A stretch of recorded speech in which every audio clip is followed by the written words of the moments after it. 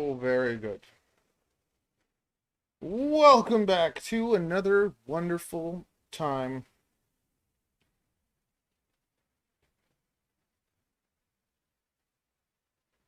I'm hanging out with Leroy, and we're having a whoop-de-doo-dah of a time. I took this tea, this Slim Leaf brand, and it's kind of like a gentle laxative. So the wife and I take them every now and then, just clean yourself out a bit. And I don't know, usually I'm okay, but it's making me feel a little icky. And then Ariel made a couple beef patties for breakfast, or goat patties. And it's like I wasn't that hungry. I should have just had one, but I had like one and a half. So that's quite wonderful. And then this morning there were not many people, and YouTube suggested that the best time for me to stream is at 12 p.m. on a Sunday. So figured let's listen to what YouTube says. So hello, welcome. If you do have any questions or anything to say, that would be very helpful. This is Leroy the Leachianus. Hello, Raven. Nice to see you. Leachianuses are the largest geckos in the world. And it's funny because lots of the time they don't seem to do very much, but this guy goes from being so calm and just chilling and doing nothing, which is nice. But then every now and then he's pretty hyper, and he hops around and misbehaves.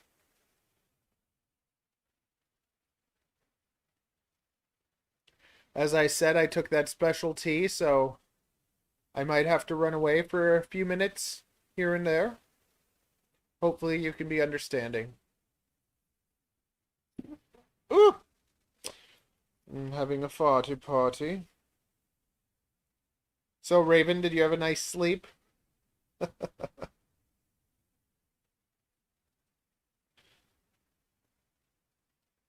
telling you, like, I have a very hard time sleeping, so I usually stay up till like 3 or 4 a.m. so that by the time I go to sleep, I can actually sleep. Because if I do go to bed early and I'm not tired, I'll just lay in the bed thinking of things.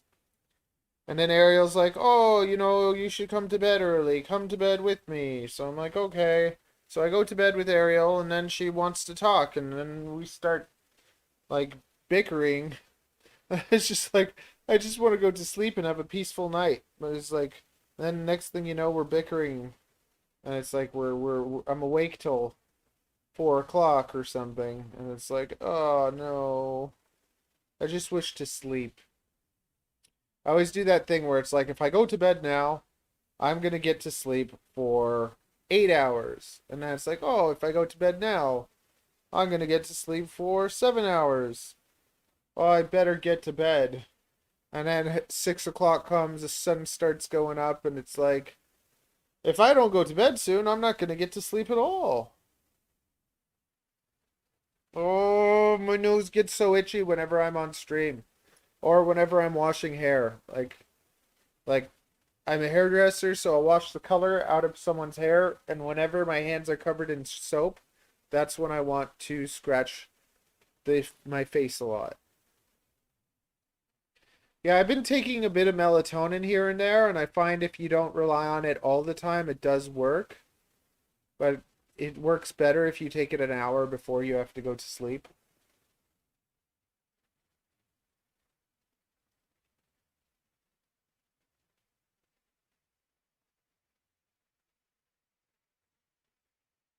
Leroy. Oh man. Also, it's extra dangerous with the tea now too, because I don't know if it's like if it's flagellance or a surprise. He was so calm, and now he just like he woke up. It's like you're supposed to be like more nocturnal. You're supposed to be sleeping right now. Just sleep nicely on me and relax. He's like, where am I gonna go? I'm gonna get myself into a whole pile of trouble. I But I really do think that these guys are smarter than crested geckos because crested geckos will just jump everywhere. These guys, they're like, huh, I don't think I can go there. And they'll think about it. They're not as like kamikaze as crested geckos are.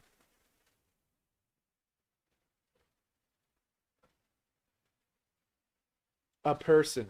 I just noticed that. Oh, I can't take sleeping pills. If I take sleeping pills, I just feel like poop in the morning. I already feel like poop in the morning without taking sleeping pills, so that'd make it even worse. I was gonna get like one of those sleeping apps where the phone like listens to you sleep and wakes you up when you sleep for 7 hours.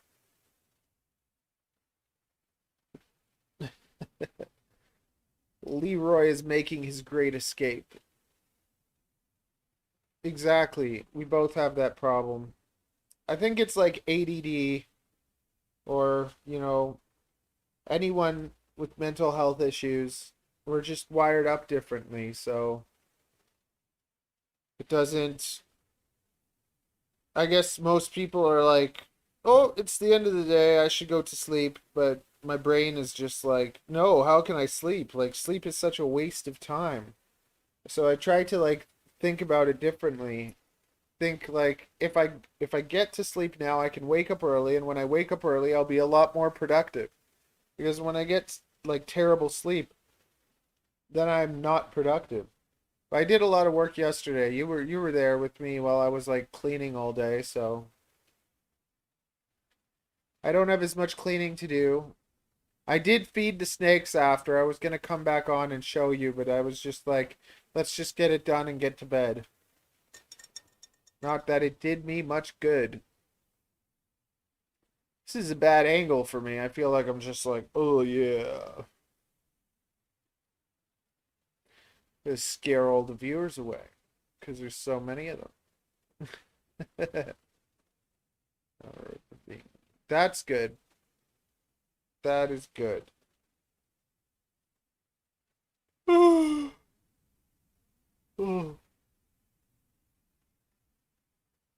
Is that your like YouTube name? A person?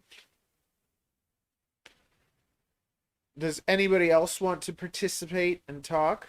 The more participation we get, the more fun the stream becomes. What? Don't all talk at once now. What did Ariel say? I don't know. I'm a solar panel powered by the sun, and the sun is people. So the more of you like participate, the more alive I'll become, the more wonderful it'll be. Don't you want it to be a wonderful experience? Hello, are you ready for a wonderful experience? Just entertaining myself and Raven, of course. Raven is a little friend of mine from who knows how long ago it was, like over a decade ago, probably. I was going through some hard times, and Raven's mom helped me learn how to cook a bit and take care of myself a little. So that was very nice. And now I get to be Raven's buddy. It's like a whole pay it forward system.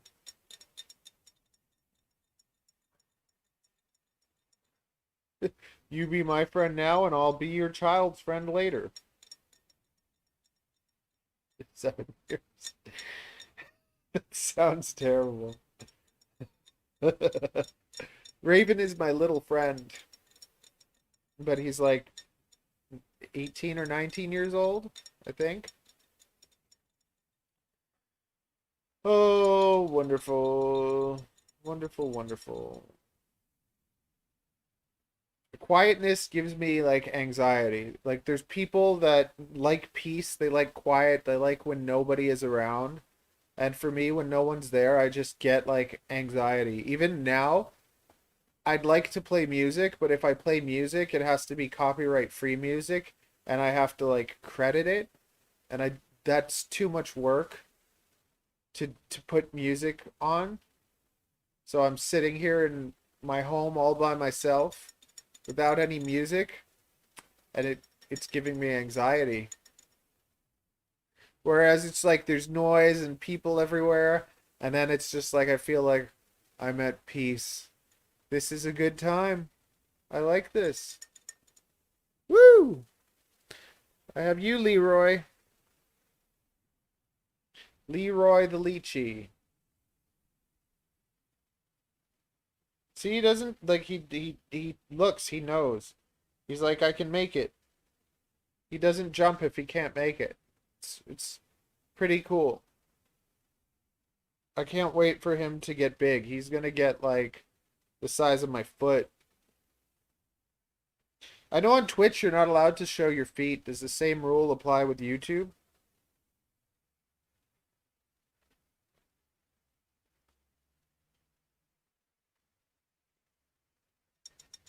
Yeah, but it's just like if I upload it and then it gives me like the strike, like you're not allowed to monetize it. Not that like I think I will be making much money off of streams or anything. I don't make any money on YouTube, just so you know.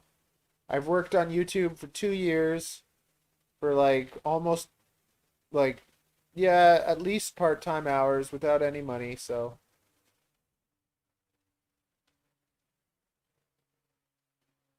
I just do it to entertain you and to maybe sell a snake or two here or there. Maybe I need to start doing like ASMR. It's like, let me gently breathe into the microphone and help you fall asleep. You're getting calm. It's so nice. Now, listen as I touch the tip of my microphone. Do you like that? Is that calming?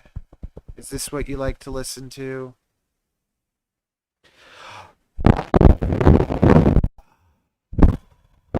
You're getting very sleepy. And you're going to relax. And we're going to have a wonderful time together as I tap the tip of the microphone. Oh my goodness. We are having a wonderful time. Leroy, lick the tip of the microphone. Can you hear my cute little Leroy climbing on the microphone? It is so relaxing. It is so nice. We're having a wonderful time. Now, we are journeying to a place of relaxation. Come with me to the island of peace. Hi, Frank. Do you want to come to my island of peace? Should give you free therapy. I'm going to give everyone free therapy. I spent a lot of my life going to therapists, doing something called cognitive behavior therapy, which is basically you have improper thoughts, so they try to tell you your thoughts are improper, so these are the proper thoughts. Example. The world is a terrible place and people in it are mostly bad, which was my incorrect thought. And the proper thought is, there are some bad people, but most people would like to make the world a better place. I'm like, that's not true. That is not true. That's a lie. And then I'm told that I'm crazy and I'm wrong and I'm pessimistic. And I don't think it's pessimistic. It's just realistic. For the most part, people are not very good. Just look at the Amazon man. Think of how much good he could do for the world if he took half of his money and helped people. But instead, he's going to just try and make more and more and more and more and more money just to be the person that made so much money. And if you see him online, he doesn't look very happy at all. Okay, the African house snake babies are a thorn in my thigh. I've been trying to feed them, and none of them have eaten yet. I've tried the paper bag method, and I've made videos about it all, but I have to edit them, so eventually you'll get to see those. But since you're here, spoilers, they haven't eaten yet. So I tried to stick them all inside paper bags and leave the food overnight. and they didn't eat that. I tried dipping them in tuna juice, which was suggested by quite a few people, and that didn't work either. So I'm gonna just have to do it the good old-fashioned way, which is basically staying up all night with hot water, playing the dangle game.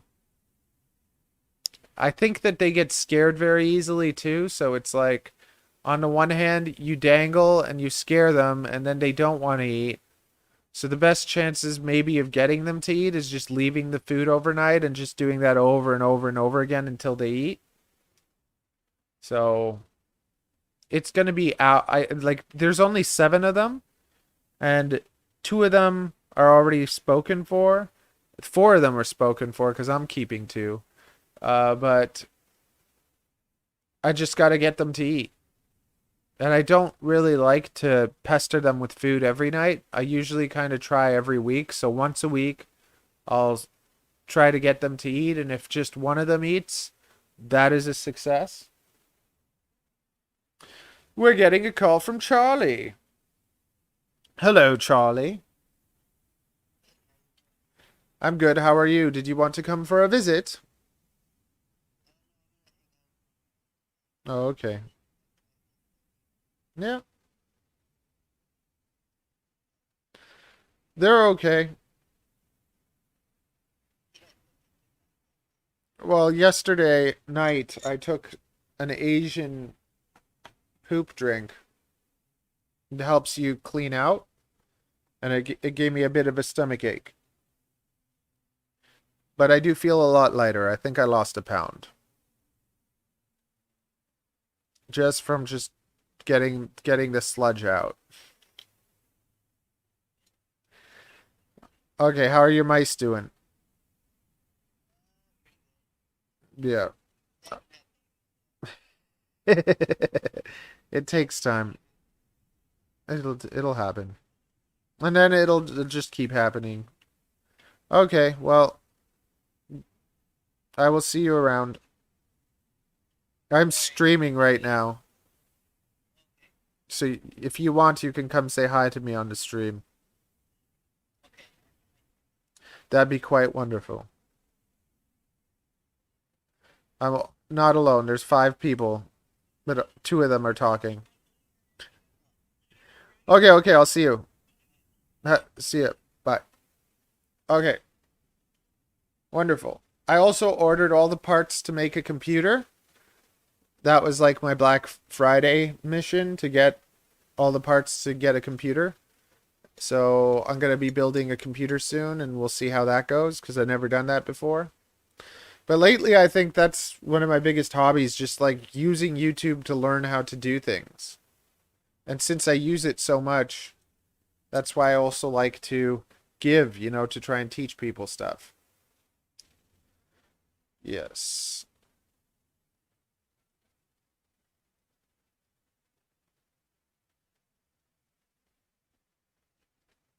Hello, other 3 people. Anything you want to talk about? Anything anybody else wants to talk about?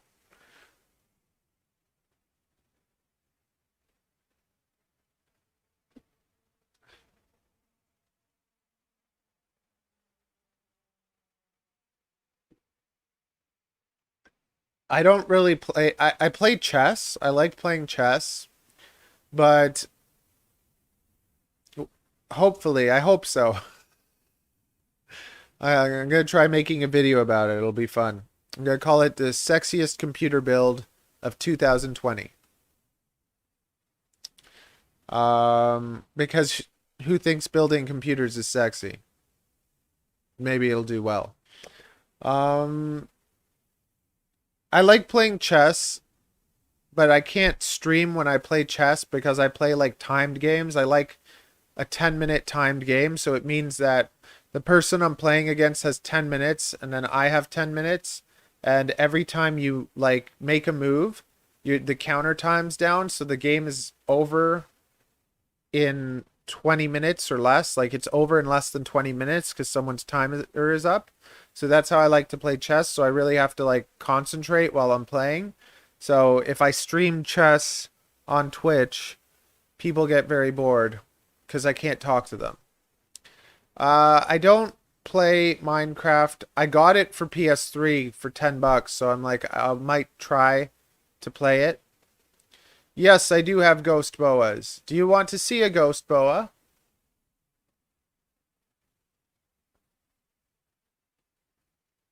Dun dun dun dun.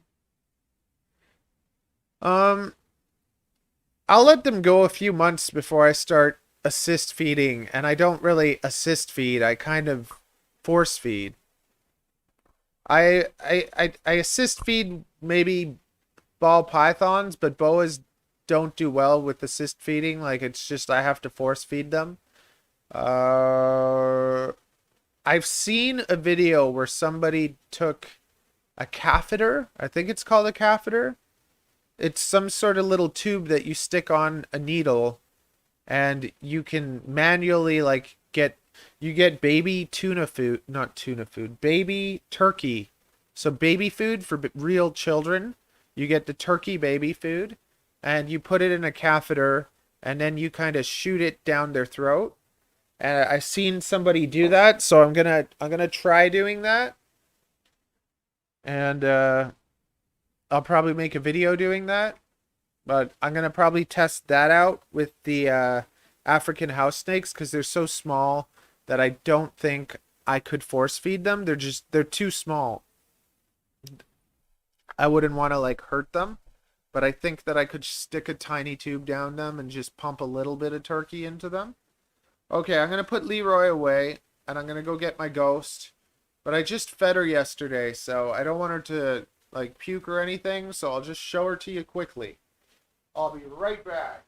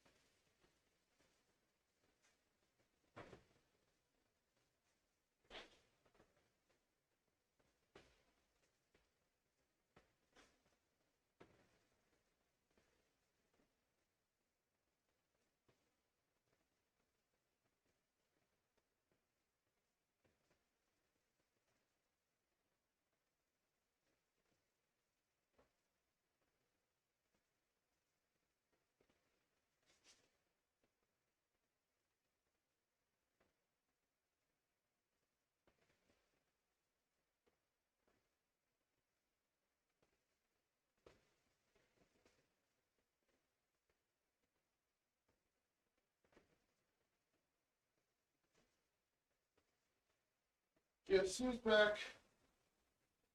Back again. Okay, so this is a ghost named Naomi. She just had a nice big bird last night.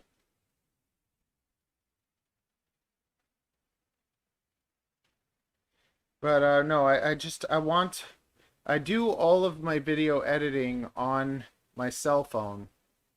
And the problem with that is I'm always like crouched over, looking down, and it's not good for me. So, and my computer is okay, but it's not powerful enough to edit 4K. It's a crazy world we live in. I can edit 4K on my cell phone, but not on my computer. So I ordered all the pieces to build a decent 4K editing computer. And I'm gonna get better at like the whole stream thing, learn how to do overlays, learn how to do Twitch properly. and all that stuff. This is Naomi, and she is a ghost. And then I also have a motley ghost. Yeah, I just fed her yesterday, so she's actually pretty chill. I would suggest for the most part that you don't handle snakes until you give them about 48 hours to digest. Yep. She was the keeper in a litter, and I had other snakes that had more genes, but she was just the brightest ghost. So I kept her. And I might there's a breeder in the States that started mixing Hog Island with ghosts to make some really crazy beautiful Hog Island ghosts. And Hog Island kind of like they're brighter snakes, kind of naturally, and at nighttime they actually turn even lighter. So there's certain like genes in snakes that like change colors a bit, and Hog Islands is one of them. So I might actually end up breeding my first snake who's a Hog Island to her. Because like I got moon glows and sun glows and basically all the same genes, and I'm putting IMG into all of them. So with her, instead of just doing the same thing and making like ghost IMGs and whatever, I'm already gonna have those. So I think I want to. She was one that I didn't keep for her genes because I'm growing moon glows, and sun glows are actually my favorite. I like them more than moon glows and snows. But right now I'm growing a IMG moon glow, a IMG snow, a like and a whole pile of that kind of stuff. So it's just like for her, she doesn't have hypo on her, so she's carrying. I'm almost sure that she is carrying albino. But when you put albino into IMG, it's a lot harder to identify them, and I'm not that great at it yet. And what I really like about ghosts is you get a different type of brightness. So like when you have albinos in snakes, you get light snakes, but they're yellow and they have red eyes. So when you have ghosts, you have these snakes that have like they have like white eyes almost, and the light skin is beige. So I want to start working towards making really light snakes don't that aren't actually visually albino. Like when you think of leucistics are not albino, but when you get into leucistic boas, like the fires, the super fires, as soon as you get a white boa, you can't really you can add other genes, but it doesn't do anything. Like they don't really look cool. They're just insanely expensive, but it's still a white snake. So with ghosts, just getting a really light line ghost, like just breeding the lightest ones and making really bright light ghosts. Yay. So those are my plans for her.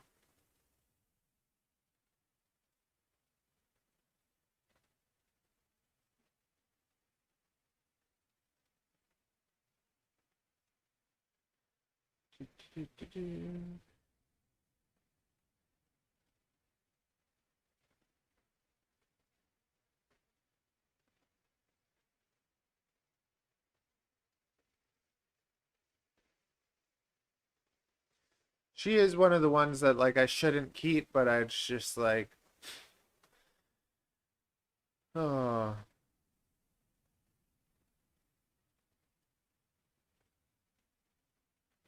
when she was a baby, she was so bright, and her eyes are white, so I don't know, it's cool. If there's anything you'd like to see or ask new people, well, there they go. They come in and they leave. I'm boring.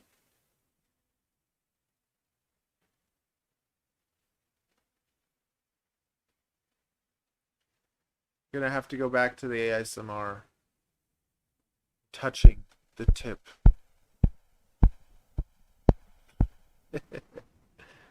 Oh man.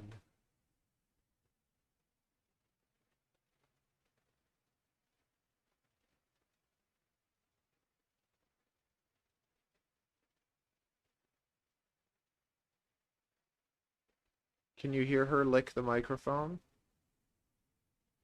Oh, she stopped. Let me show you. Stop it.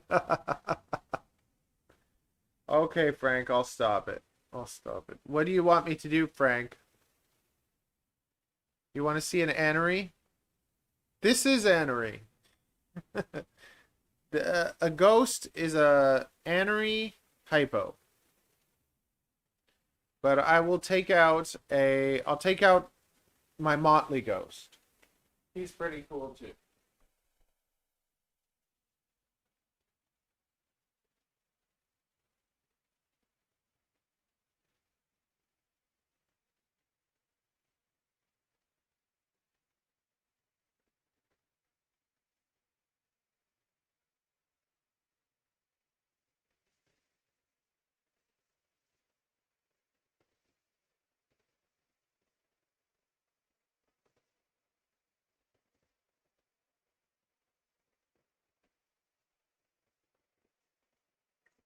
Yeah, so this is a motley ghost.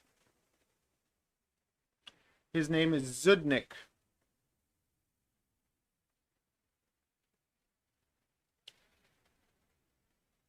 And the motley almost gives them like the anery motleys, they almost have like a yellow tinge.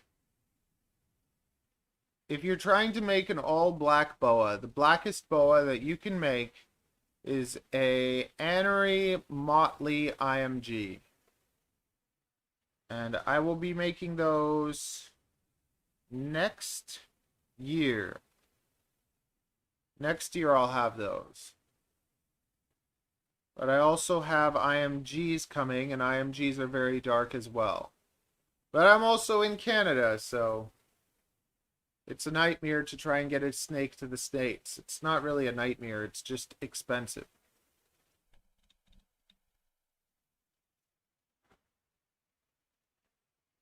Let's see Cleo. Who's Cleo?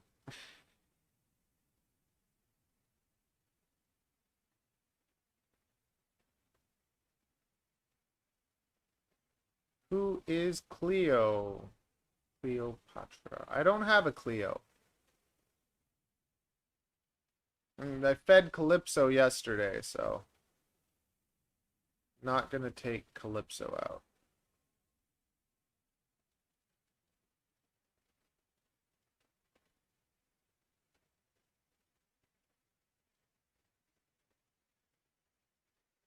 Do you want? I'll show you a cool IMG. I think I just fed him though too. You're making me play with all the snakes I just fed.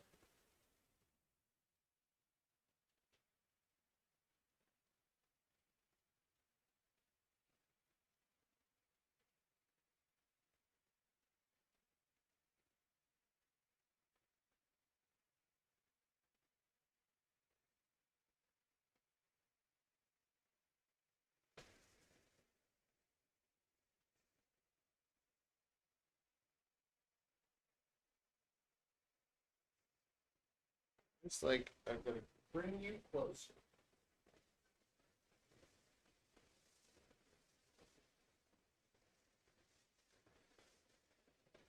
So here we have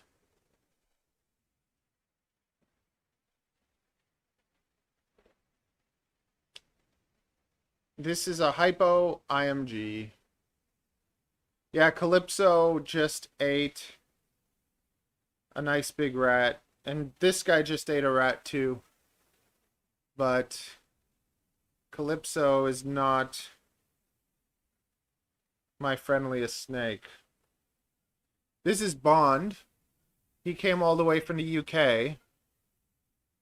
he cost he cost about $1,000 just to get him here. He's produced by a guy named Bradley Crisp, who also has a wonderful, terrible sense of humor like me and Raven. And he produced this snake, and this snake is 3 years old. And he was straight up with me. He was a little bit underfed, but you know what? He doesn't, like, when you look at his body structure, he has perfect muscle tone and everything. His spine isn't sticking out of his body, and he's pretty healthy. So he's 3 years old. I'm feeding him once every 3 weeks, and I'm not feeding him the largest meals. And he is putting the work in. So, like, he is like 2.5 feet long, and he is going to town. He is going to town on my second boa, Sophie, who, like, I've just kept for like 7 years without breeding. So now he's breeding to her. And I'm taking a little bit of a risk because he is het anery, and I don't know if she's het anery, but she has almost no red on her, so I really think that she is het anery. So I'm taking a risk because I'm kind of wasting. I could breed him to an anery, but it's just sometimes I really believe in, like, picking, like, this snake would probably make great babies with this snake. So it was like, I got him. I'm like, I'm putting him to Sophie. He might be het albino too, so I might get albinos, more albino IMGs, which I prefer just getting regular IMGs, I think, than albino IMGs, because it's just, I don't know what they are, and I don't want to sell them, because it's like, I don't want to sell them as IMGs if they're not IMGs, and then I don't want to sell them as not IMGs. Like, imagine I sold someone an albino IMG for the price of an albino, and it's just like they're getting like a $2,000 snake for like $400. I don't want to do that. And at the same time, I don't want to sell a snake for $2,000 when it's worth a couple hundred. He is Colombian. So he'll get like 6 feet. I really don't push my males. I feed my males like every 3 weeks.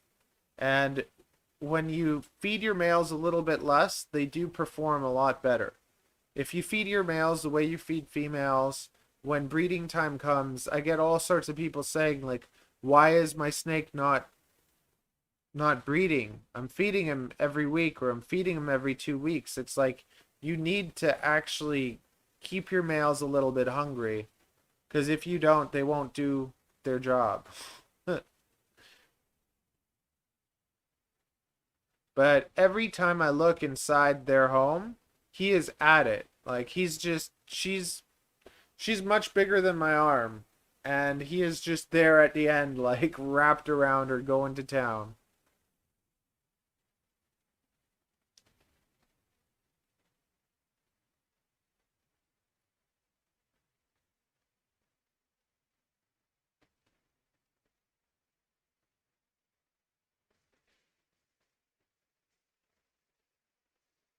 And I just fed him yesterday too.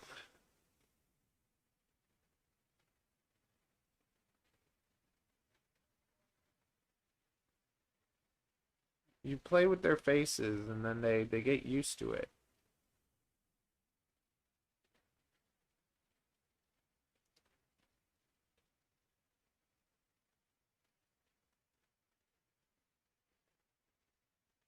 Oh my goodness.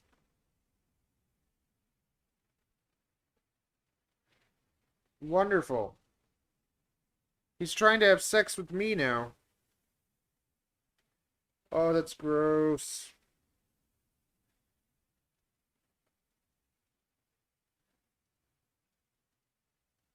Oh, that's disgusting.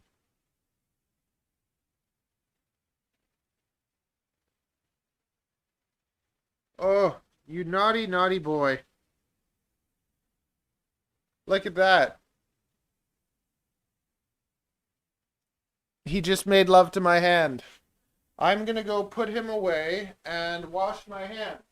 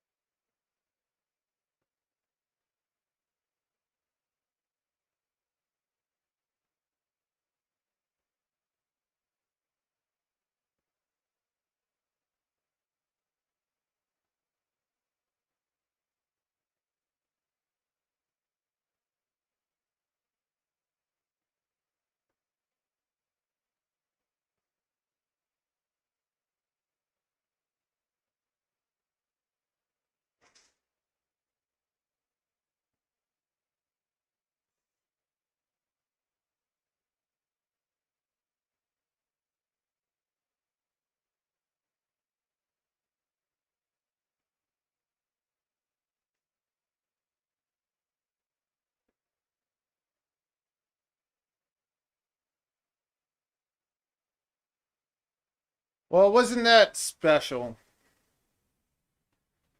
This is the next best thing to Calypso. This is Nintendo.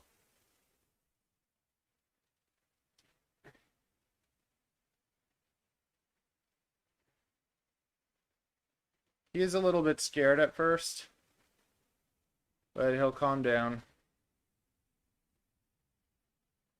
He's never been like a biter. Like when you get him, he's a little bit defensive. Like he gets scared and he'll try and bite you then, but once I get him out, he's usually pretty good. But it just takes him a while to calm down.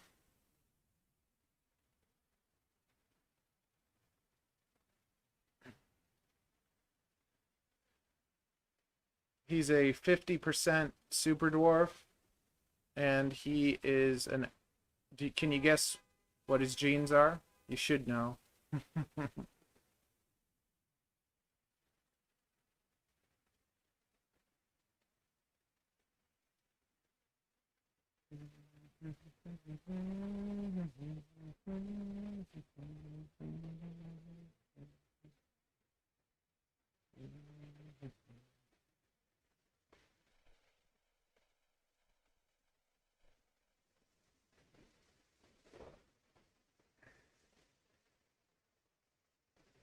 Nintendo's like 3? I think he's 3 years old. Or he's. Let me check. I have a little list where I put some of the ages in. Do do do do do do do do do do. So he's a 2017. So 18, 19, 20. Yeah, he's 3 years old.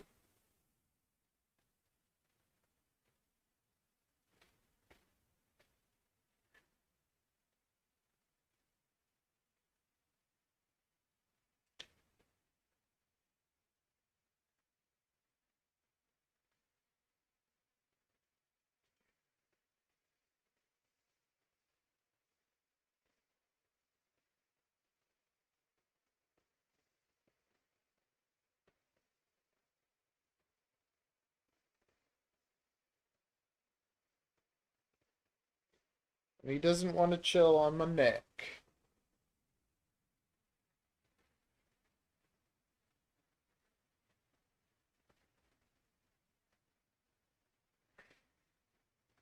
I'm hoping that he's impregnated Queen. Because Hercules, I don't know. I've never seen my super dwarfs having sex. I've seen all my animals basically doing it except for them. And they're supposed to be like, I heard retics, like they like to breed. The males want to go at it. But I got Nintendo here and Hercules, and I never see them doing any work. I see him always kind of cuddling his girl, but I never seen them locked.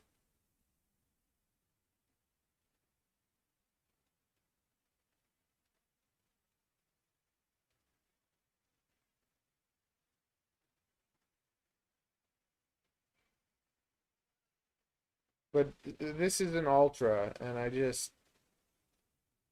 I really like bright snakes that aren't albino. In general, I usually don't like albinos because I don't like the red eyes. And ultras have black eye. Well,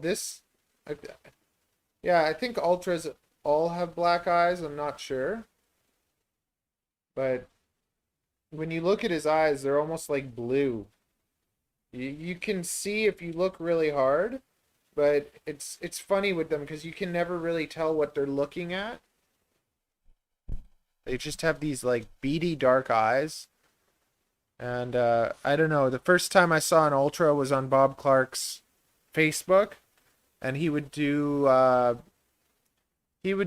auction. He still does auctions every day, and I waited and waited and waited, and there were a lot of regular ultras, but I never really saw a super dwarf. And when I saw that he had a super dwarf, I saw this guy go up on auction, and I was just like, that is my snake. I'm gonna get it.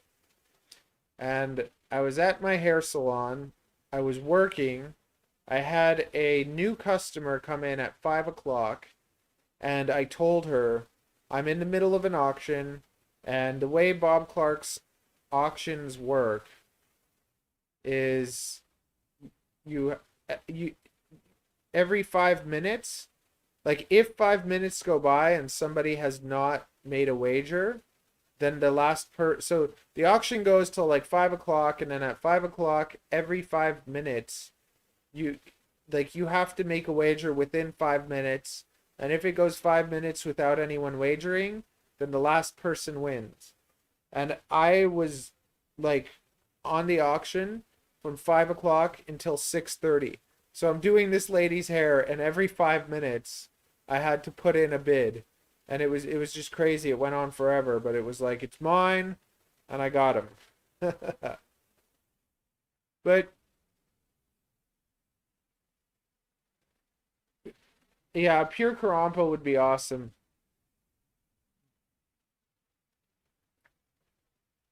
Just expensive, right? They are definitely not as chill as most other snakes. Like I always tell people that my favorite snake for people as a pet is a boa, and then my favorite snakes are the super dwarfs, but they need a lot more attention. If anything is off, they'll rub their faces off. They're super food aggressive, so it's just like when you're going to feed them, every time you take them out, you have to be careful just because they're so excited. They're like, "You're going to feed me? Yay!" And they come out flying at you. And they're not evil, they're not mean. They're just excited. Like you open up their home and they're like, "Really? You're going to feed me?" And then they're like, "Oh, you're not going to feed me. Okay, we'll hang out." But they they don't do this. Like they don't chill, they're not calm. Lots of the time they just want to go on adventures. And they kind of have like they're somewhere else. When like right now he's not maybe thinking about much. I flash my fingers in front of him and he'll be like, "Hey, what's that? What's going on?" Like they're very like hair trigger sensitive to things. And you never know what mood they're in because sometimes you just go in, they're chill, you can grab them, no problem. Other times they'll kind of fight you a little bit.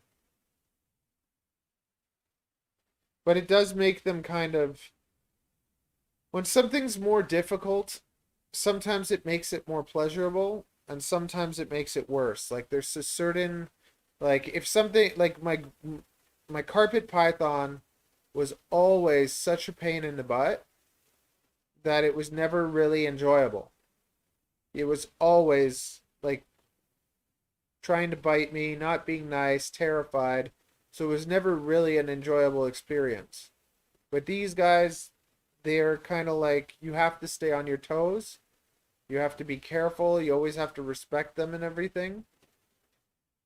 And you always have to, like every time you have to be careful. But then when you do have a good time with them, like once you have it out like this and it's able to chill with you, and when you see them outside wandering and exploring, they just got a little bit more going on, and that's always fun.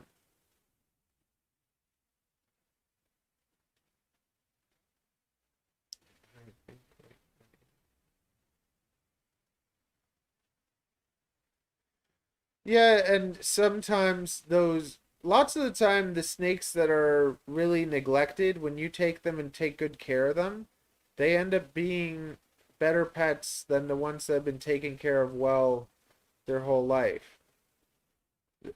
Animals know when you like an animal is being mistreated is not a happy animal. And when you take an animal that's not happy and you treat it well and you get it to trust you, you end up with a deeper relationship than with any other animal.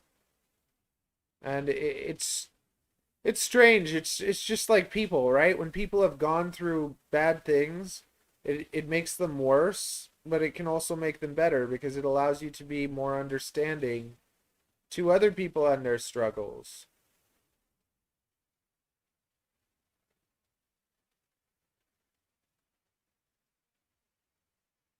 Hmm.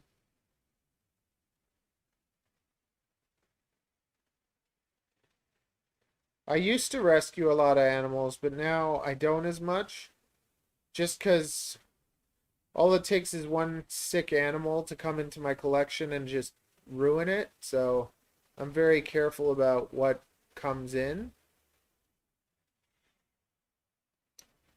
But I really think it is awesome when people do that, especially rescues and places that actually like take them in, rehabilitate them, and then get them to other good people.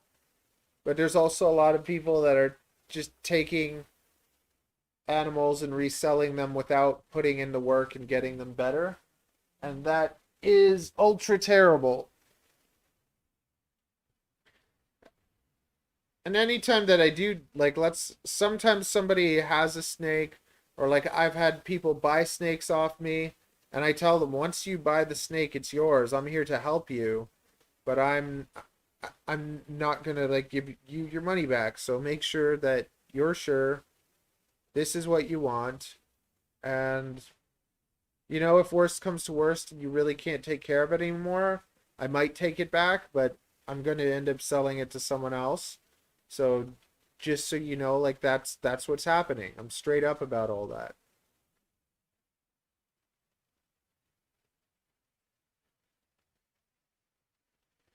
Okay, so when it comes to snakes, when it comes to breeding snakes, if it all depends if you're going to start breeding. My biggest suggestion is to get whatever you like the most. Whatever your dream boa is, regardless of how expensive it is, get your dream boa. Oh, like okay, so there's a few things. Like you could get IMG boas, albino boas. Like I'd say albinos. People ask for albinos from me probably more than anything. Moonglows sometimes, but they're a bit more expensive, so the biggest problem with the boa breeding business is I could make the most money selling $100 boas. If I just pumped out a whole pile of $100 boas, that's how I would make the most money. And so that's the best thing to do business wise. Cheap animals that are accessible to everyone. But to me, I I really don't like that. There's always people doing that. So why would you want to do that? I'm more about exclusivity. Pick the animal that is your dream snake. Save up the money, buy that dream snake, then buy your two dream snakes. They'll be unrelated. You can breed them together and then keep the best one and sell the rest to people. And that is the best way of going about it. And that's kind of how I try to do my business now. So for instance, I took an interest in crested geckos. I spent $300 on two crested geckos, and I bred them and it was fun. But then I'm just like, you know what? I'm going to do this a bit more. So I got a lily white and a charcoal, and both of them go for about $2,000 each as adults. So I bought babies and it cost me a bit, but to me, I'm going to raise those babies for a couple years, and even if their value drops to about $800 a baby, instead of me raising a whole pile of cheap crested geckos and selling 8 of them to get $800, I would rather raise these, have about 20 to 48 eggs a year, and I don't want to really produce much more than that. And it's still hard to move them, but you sell a few of them and it covers everything you paid for them and more. And then you don't have to be overrun and selling a whole pile of them for $50, $100. I always think that if you focus on something that you really enjoy, other people will appreciate it. Other people will see the quality. Because you think about dogs, and that's what I always tell people when they're going to buy a snake. Think about a dog. People spend $1,000, $2,000 on a dog, and the dog only lives for 10 years. And then it starts getting sick, it starts getting arthritis, all sorts of stuff happens to it, and they spend thousands of dollars trying to keep their friend alive. So if you're going to spend that on a dog that's going to cost you more to feed, cost you more for vet stuff, cost you more for everything, and then die in a third of the lifespan that a snake will, why are you going to spend $100 on a snake so easily? It's like, you know what? Just come back in a year, save up $1,000, and get one that like you're going to really like, take care of it really well, instead of buying a whole pile of cheap ones and collecting them like everybody else. And you don't have to breed them. You can just enjoy them. But if you are going to breed them, make it count. Like, don't get normals and breed them. It is where the most money is. It's like Walmart makes more money than Gucci, but it's just the quality. Do you want to run a flea market, or do you want to have like something special? Do you want to have like animals that people really appreciate? And even in doing that, you're making cheap ones too when you're putting fancy genes together, unless you're like got some crazy recessive genes going on.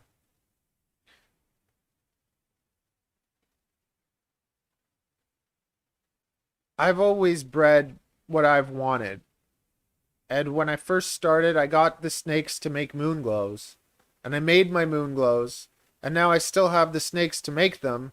And I'm not going to breed them. There's no point in breeding them. If I breed them, I'm just creating more of what I don't need, of what I'm not working towards. So I really don't like putting snakes together that I don't want anything from. Like, I don't take boas, breed them together, and just be like, okay, I'm just going to breed these so I have a pile of babies so I can sell them all. I like the idea of working on projects. So every breeding that I'm doing is working towards the next level for me. And then when someone buys one of my snakes and tries to do a project, it's going to take them 4 years to get there. And by then, I'm already 2 steps ahead of them. The other thing is, I like to keep my bloodlines clean. So I'm growing different families. So instead of raising pairs to make nice babies, which I've done once, I did that with the Sterlings. So I had siblings, a Motley and a Hypo, and that's how I got my Sterlings going. But now I have 3 female Sterlings and a male Sterling that I'm growing, and I'm most likely not going to breed them to each other. Even though if I breed them together, I can make a ton of Sterlings. I think I'd rather grow them and then breed them to like, I'd rather breed a female Sterling to a Moonglow IMG and create a snake that's packing like 6 genes. Basically, I want to take the boas to where the ball pythons are. You don't see a lot of boas that are carrying more than 3 genes.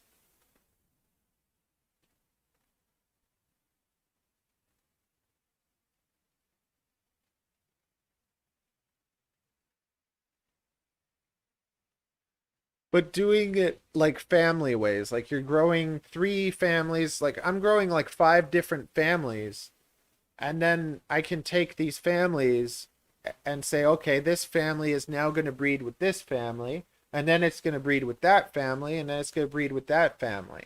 So I can go like 12 years and not have to worry about my snakes being inbred. And if I did it once here or there, like, I'm not one of those people that says you can't do it. Like, and that's what line breeding is. Like, line breeding is when you take the brightest babies, you try to breed them with the brightest babies, and you do it over and over again with the same family. But you can take the brightest baby from this family and then the brightest baby from that family and line breed in a way that you're actually not inbreeding. So it's like, if I don't have to inbreed, I'd always rather not. And that's one of the things that, like, for instance, happens with the locales. Like, you want to get a pure locale, but if it's a pure locale and you're breeding it to another pure locale, then you are lots of the time getting it naturally. So, I don't know, it's interesting. Because taking locales and then breeding them into morphs,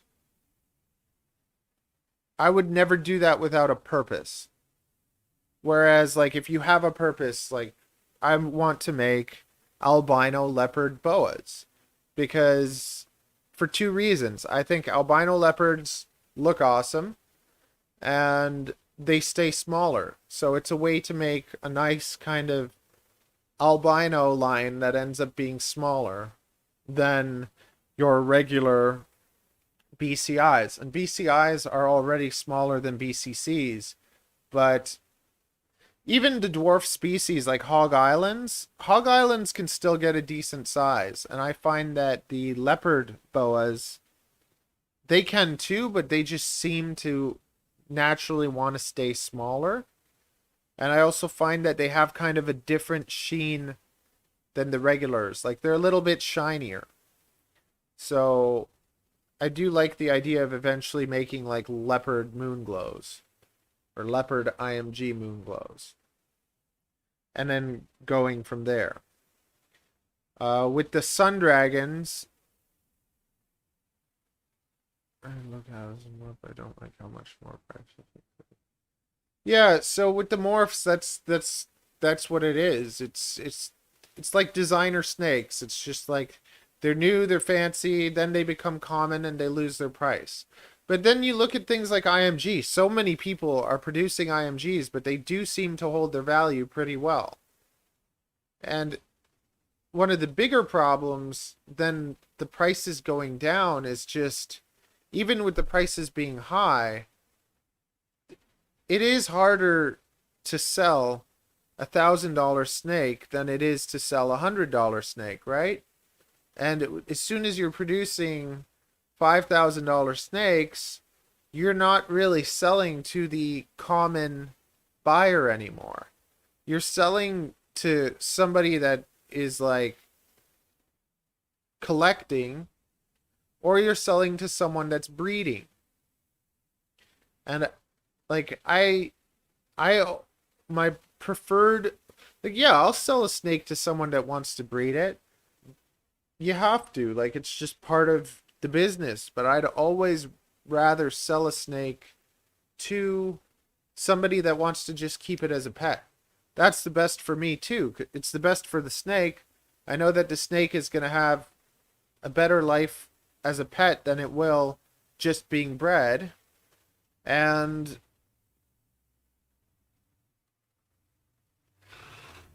also, it doesn't end up being my competition later. So I'm not selling it then to someone who is later going to breed it and then be competing with me. Not that I really care that much about competition, because I think we should all help each other more than compete.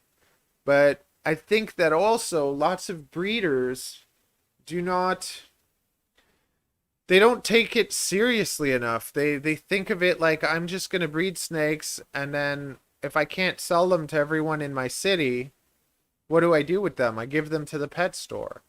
I've never thought of myself as a Toronto breeder. I've always thought of myself as a Canadian breeder. So the market that I have is all of Canada mostly, and that's a huge market. So there's lots of like supply demand for me going on.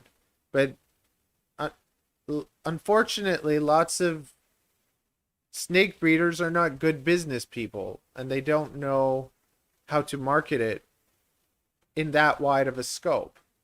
Like, even like everyone that's breeding snakes should kind of have their own business on Google, where it's just like you can find them. But people breed them and then complain about not being able to sell them, but they're not really doing anything to help that happen. Whereas education is the best form of sales. I'm here, I'm teaching you stuff. Lots of people have learned about snakes or had their first snake experience with me. So then when they get a snake, wouldn't it make sense to get one off me? And that's where you kind of get the payoff, with you're spending time to help people and teach people, and then you get rewarded for that a bit.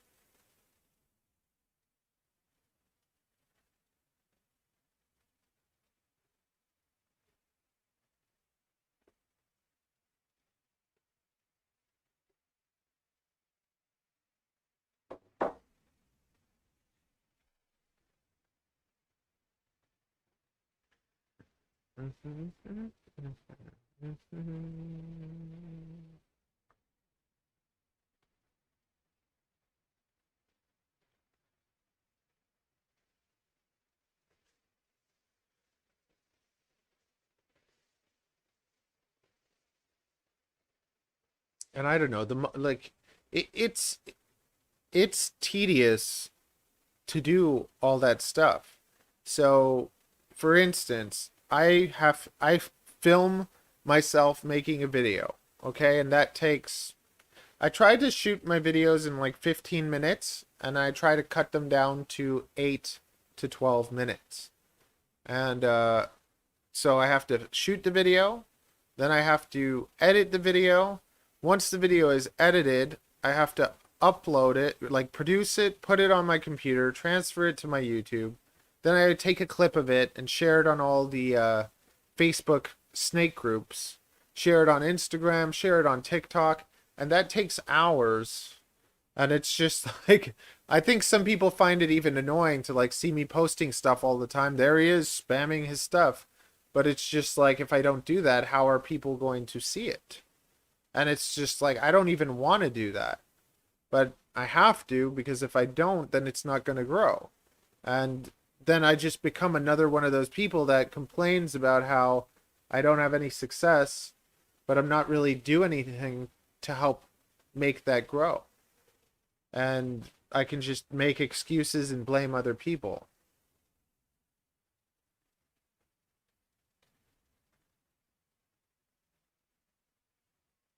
Exactly. Like, I would rather take one of my snake babies and feed it to my Crebo than to sell it to someone when it's not going to do well. I would never do that. Like, I couldn't sell someone a snake that isn't in good condition. And people that do that disgust me. And you see it happen a lot. No, there's Morph Market. So you can go on Morph Market and you can see the genes there. Like you can just look them up and see what they look like. I'm slowly trying to like I think I did a video on complete ink on codominant. I have a video I'm working on to explain recessive and then show like I'm trying to do a library of that slowly with all the animals that I'm working with, but it takes time. But I'm planning to do kind of a library of all the boa genes that I'm working with. Um, to show people, because it's like you see it, you understand it. There's World of Ball Pythons for ball pythons, but even with ball pythons, as soon as you get so many genes, you can't tell what is what.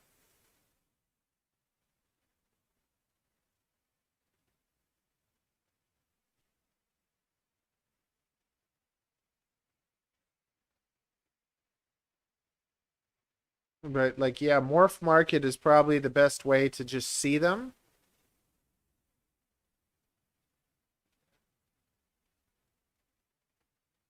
There's a guy named Jeff Rohn. Jeff Rohn is one of the original Boa guys. He goes by like the Boa file. And wrote he wrote a book with some other dude called The Ultimate Guide to Boa Constrictors, I believe. You can find a PDF online for free, and that taught me most of everything that I know about boas and how to breed them and everything. But when it comes to genes and just seeing them, there's a guy, Brian Boa goes after the localities.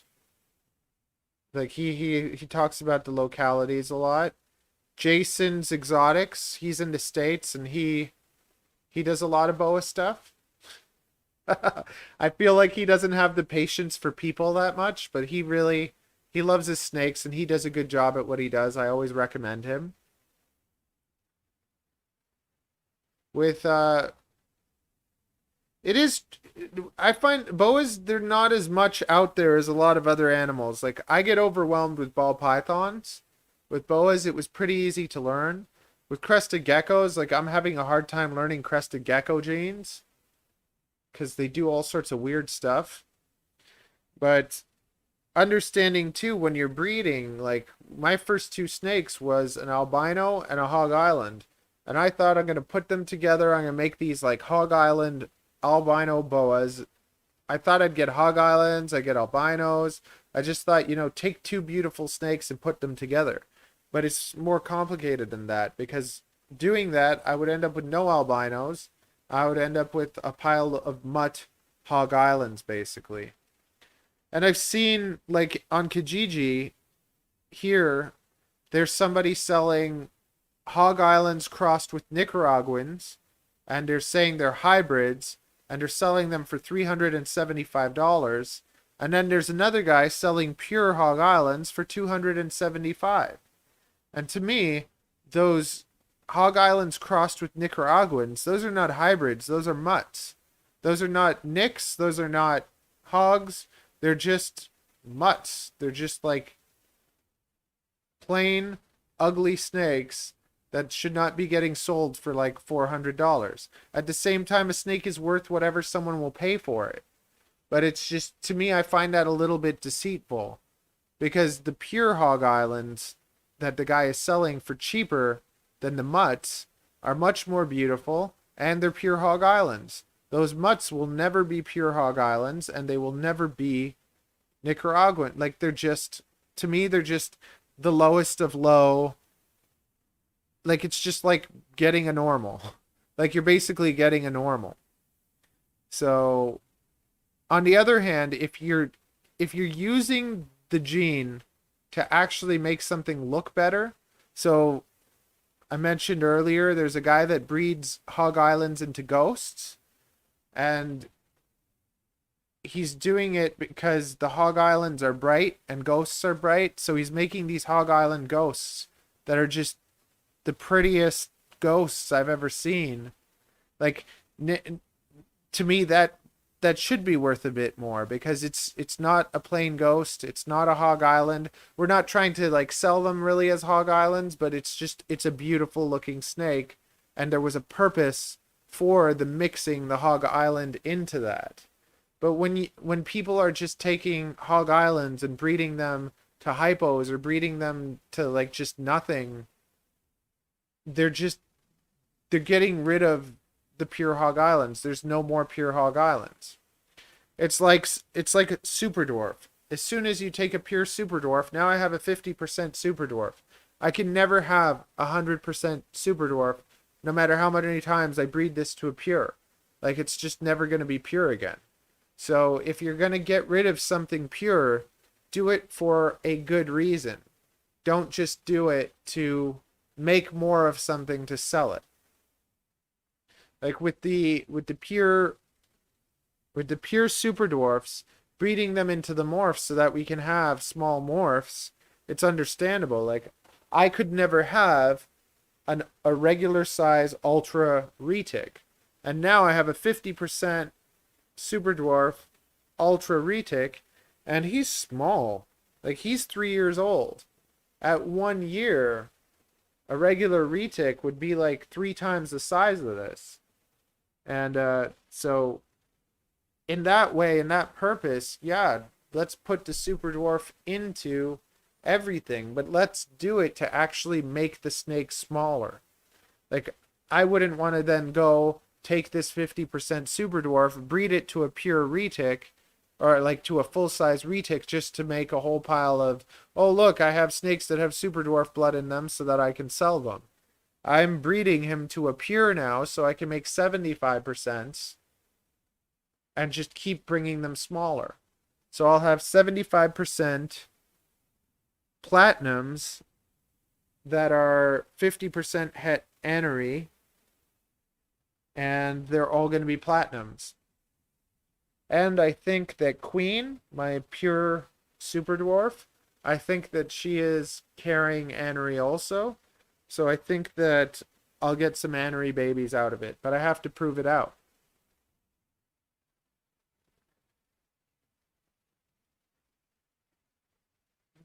But some people just, they don't put any thought or research into what they're doing.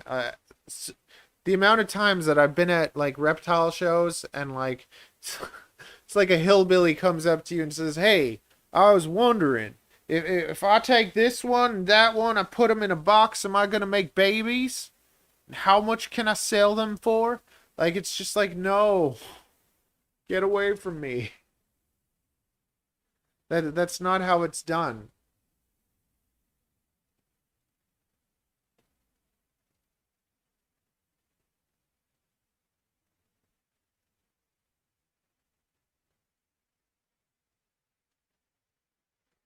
Ask me like if there's anything else you want to see or anything you want to learn something about.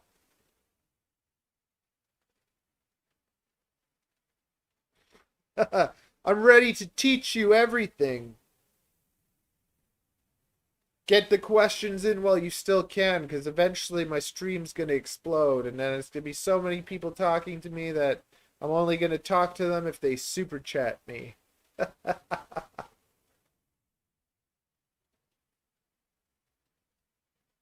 Right now, you can experience the full Matthew experience because I'm such a little unknown, an undiscovered gem, a diamond in the rough. You're basically talking to Aladdin.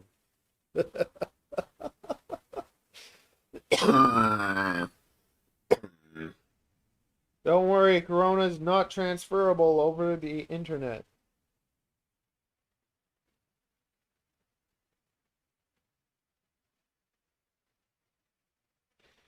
Oh, he used to fit in my hand. You used to be so cute.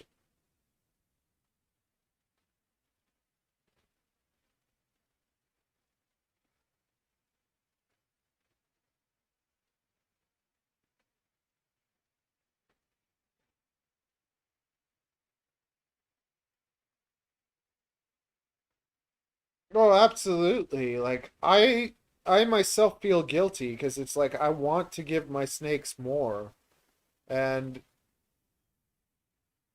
it's hard because it's just like I wish I could give them all like huge homes and give them more. But at the same time, I think about the community. There are some really good breeders, but like it's just like going to high school. For every 10 terrible teachers, there's maybe one good one that actually cares about the kids, that actually cares about teaching people.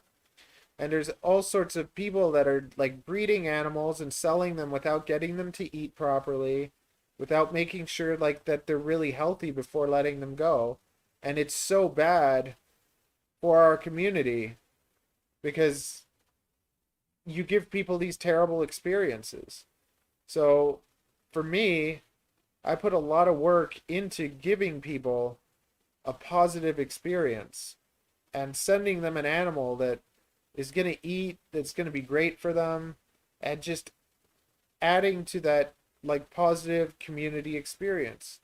And I don't care to really compete with any other breeders. I'm happy to be their friend. Like I want to hang out with them, talk to them, and learn about what they're doing. And I think that we should all kind of share our secrets with each other so that we can, do everything more successfully. And having, like, it would be nice if we get to the point where everything that you want is produced by a breeder that's really into it. And then you don't have to really get them from the pet store, and you don't have to be supporting any wild caught animals. And I think that the pet stores should have better relationships with the breeders because it's just like if there's a pet store that wants to display my animals, let's say I get my animal ready and then I say, okay, pet store, here, I'll give you three animals to display and it's going to cost you nothing. And when you sell them, give me 50%.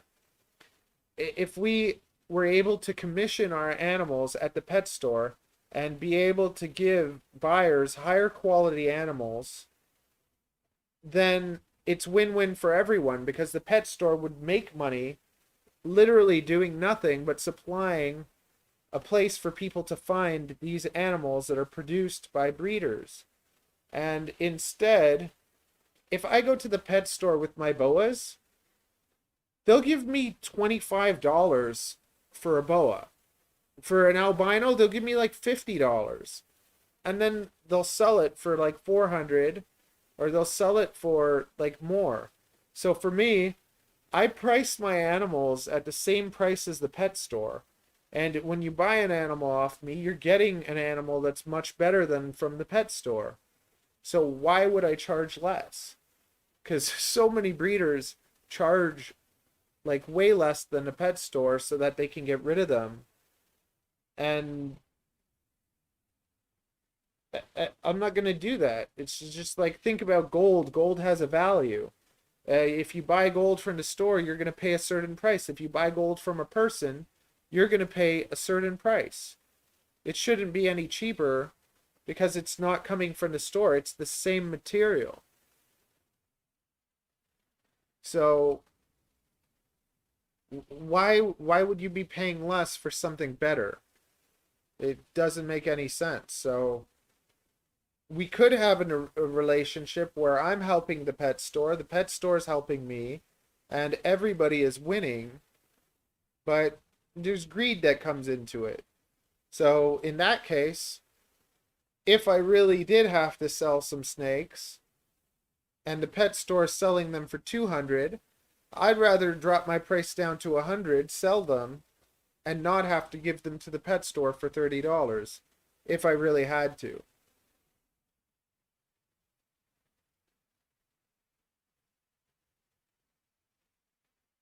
Sometimes I'm really bad with keeping up with like even trying to sell them. Like I have to put them on my website. I have to put them on Kijiji. I have to I have to advertise them everywhere. And all that stuff's pretty tedious.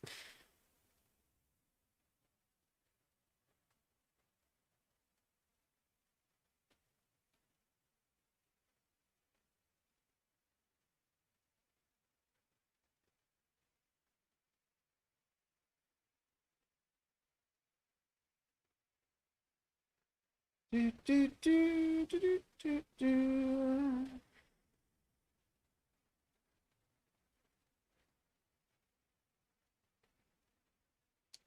No problem. Tutu. Hello, new people. Get joined in the conversation. Hello, Gabriel. Welcome back. The more people participate, the better it'll be. Hello again, Mike. What holiday?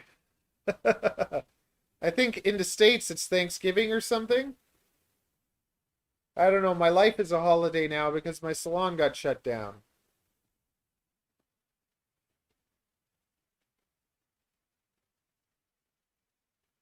Oh, he is. He's a scaredy cat, but he's a good boy. And he's a male retic in breeding season. But everyone has different personalities.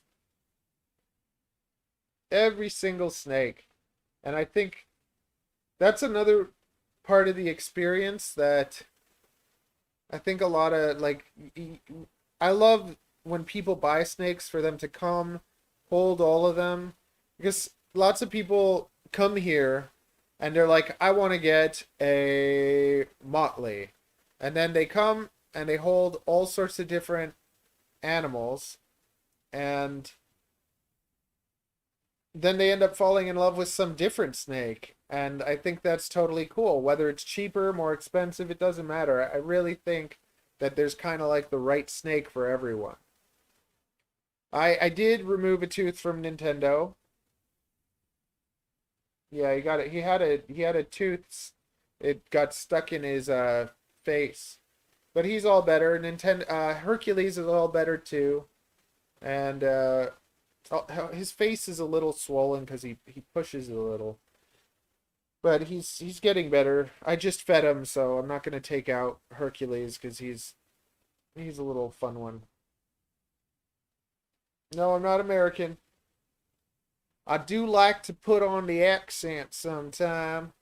How y'all doing today? I'm gonna go into the snake room and grab a nice big one for you. This is a ultra het anery.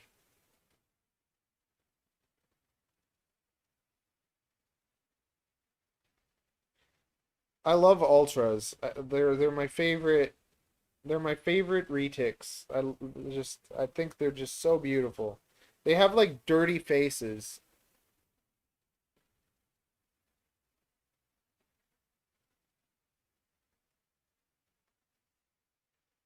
I'm gonna go get I'm gonna go get Jasmine. I'll be right back.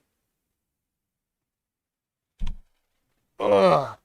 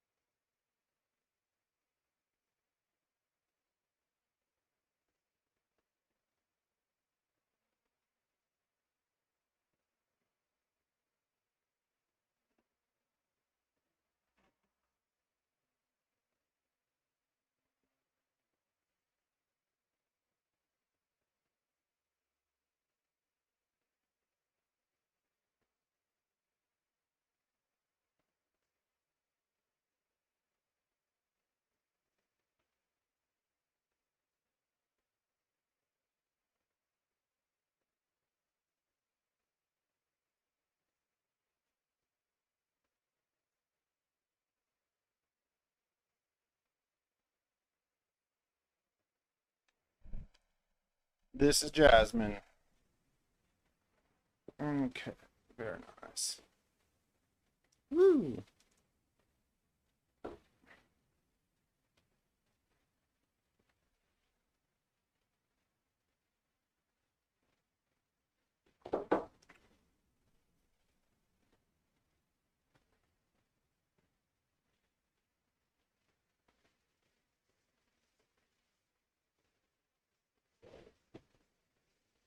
She's a little bit nervous.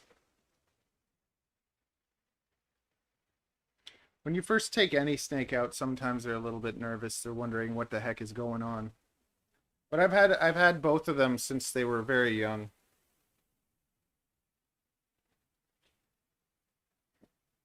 I think that yeah, her and Hercules I had from the time they were almost born. Like I got them from the breeder after they just had their first few meals that they had to have.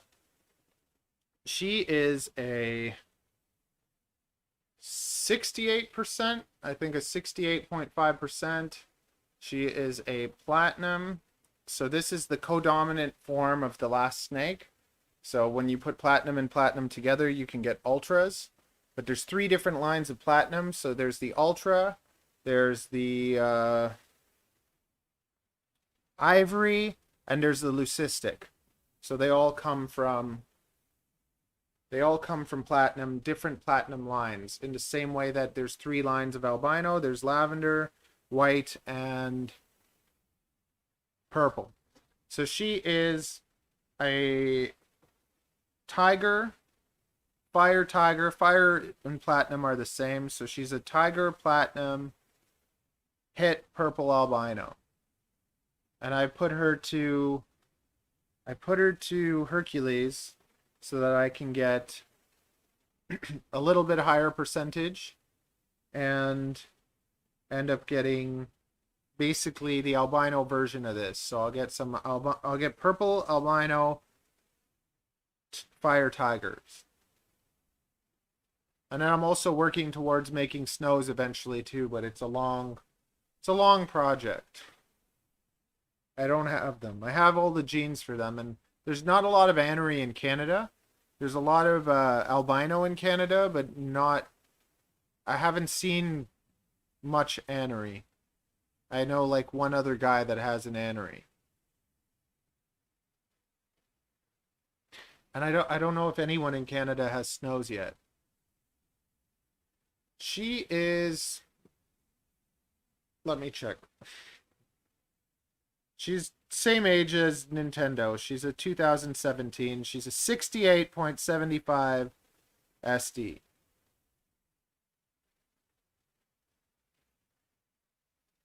But she's much bigger than Nintendo. And she might have eggs in her right now. She's also in shed right now too. I don't know if you can see all the flaky skin under her.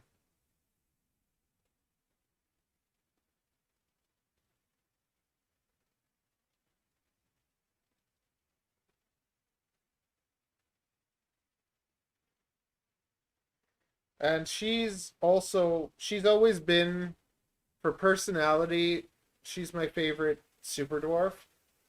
She's just she's always been kind. And back from the time I had her, I never really hook trained her. I always just took her out because she was always nice. But as she's gotten older, she has gotten a little bit more food crazy. So I'm really careful with her. I've never taken a bite from her. I'm gonna play with her face and then she'll bite my hand for the first time just for you. As long as I don't get blood on the couch, I'll be okay. But it's just like if they can be sweet, she's sweet. Like she'll hang out with me, relax. We'll go outside, sit outside on the grass, and I'll just stroke her. And like Nova's my favorite boa constrictor, but it's like if I just had to have one pet and one snake that I just kept, it would probably be Jasmine. Even though Calypso is my favorite, like I think Calypso is my favorite for how she looks. She's just a gorgeous snake, but she's just not that nice. And Calypso is just she's a strong character, but she's such a sweet snake. She's just a kind snake.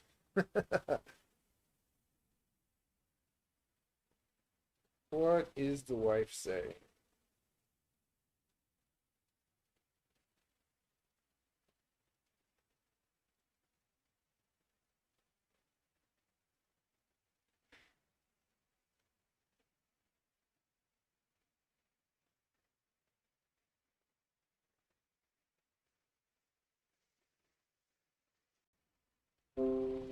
Okay.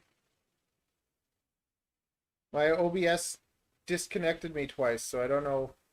I don't know what's going on. I think we're back.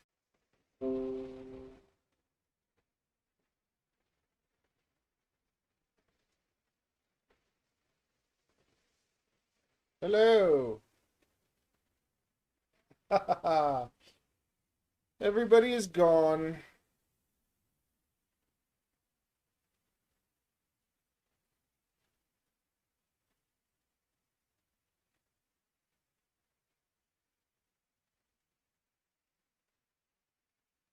Hello, Raven.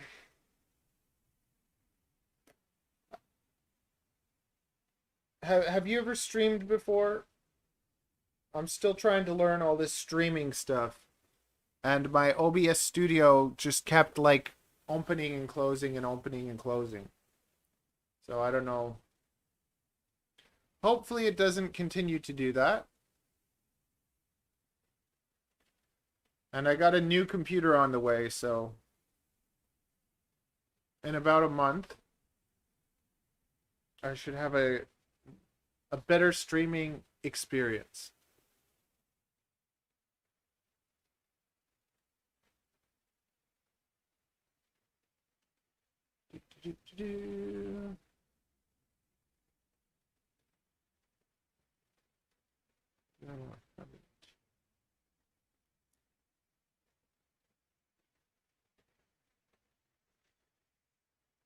So is today then an American holiday?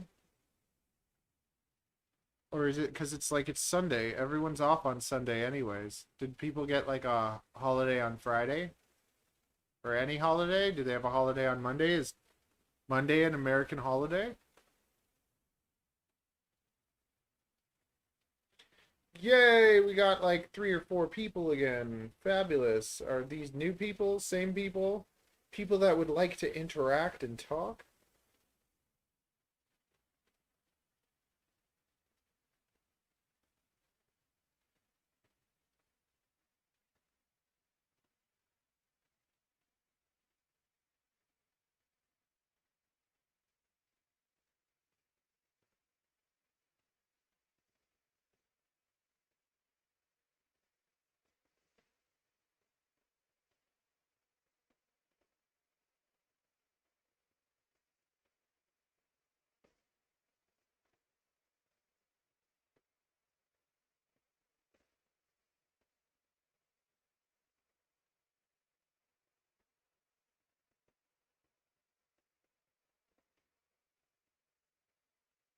Me neither.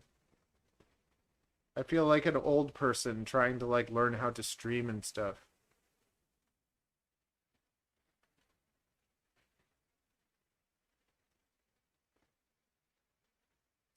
I think I do enjoy YouTube streaming more than Twitch streaming though, because on Twitch I'm usually just there cleaning stuff.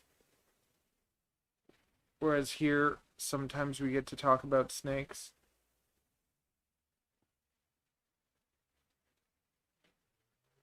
It's just like Ariel is at work, Avery is at her grandma's, so I'm home alone, so I figure might as well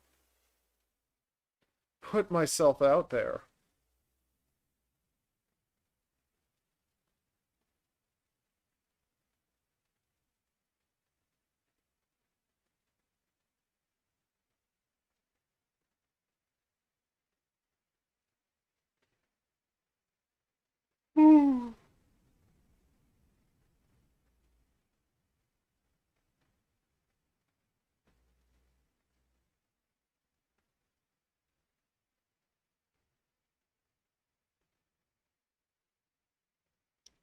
I also need like 700 hours of watch time before I can actually get monetized.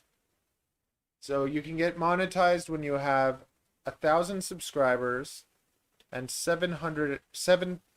4,000 hours of watch time.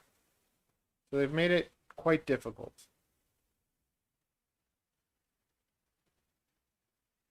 And then also because I don't just post reptile stuff, because I post hair stuff and other things, I think it actually ends up hurting my channel's performance because the YouTube doesn't really know what the heck I'm doing. Like, what is this guy doing? Is it a reptile channel? Is it a hair channel? So it doesn't really boost it as much because the people that want to see snake stuff don't want to see my hair stuff, and the people that see my snake stuff don't, or my hair stuff don't want to see my snake stuff. Uh, Free neck massage.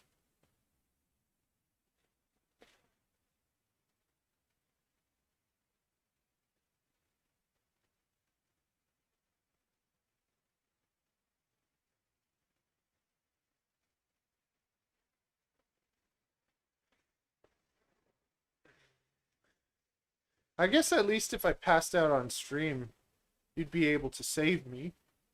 I don't know where he lives. He's on stream and he's choked and not breathing. I don't know what to do.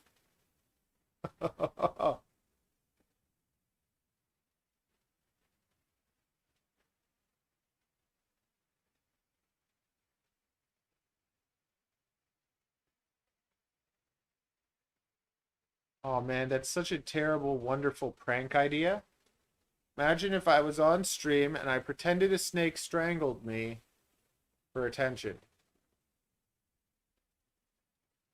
That's a way to go viral. Oh my goodness, he was like hanging out on stream with his snake and it choked him. But very bad for the industry, very bad. We have to do something about this. We have to regulate everything. These snakes are dangerous. They're man-eaters, man-eating monsters. But it's just like these snakes are so much more chill than your average house cat.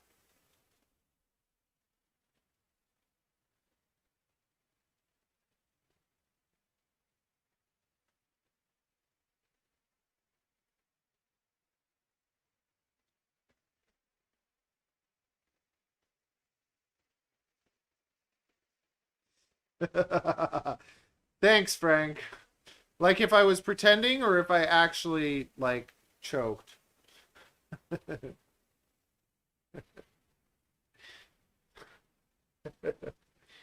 Oh man. A lot of people probably be happy. They'd be like, "Oh, finally.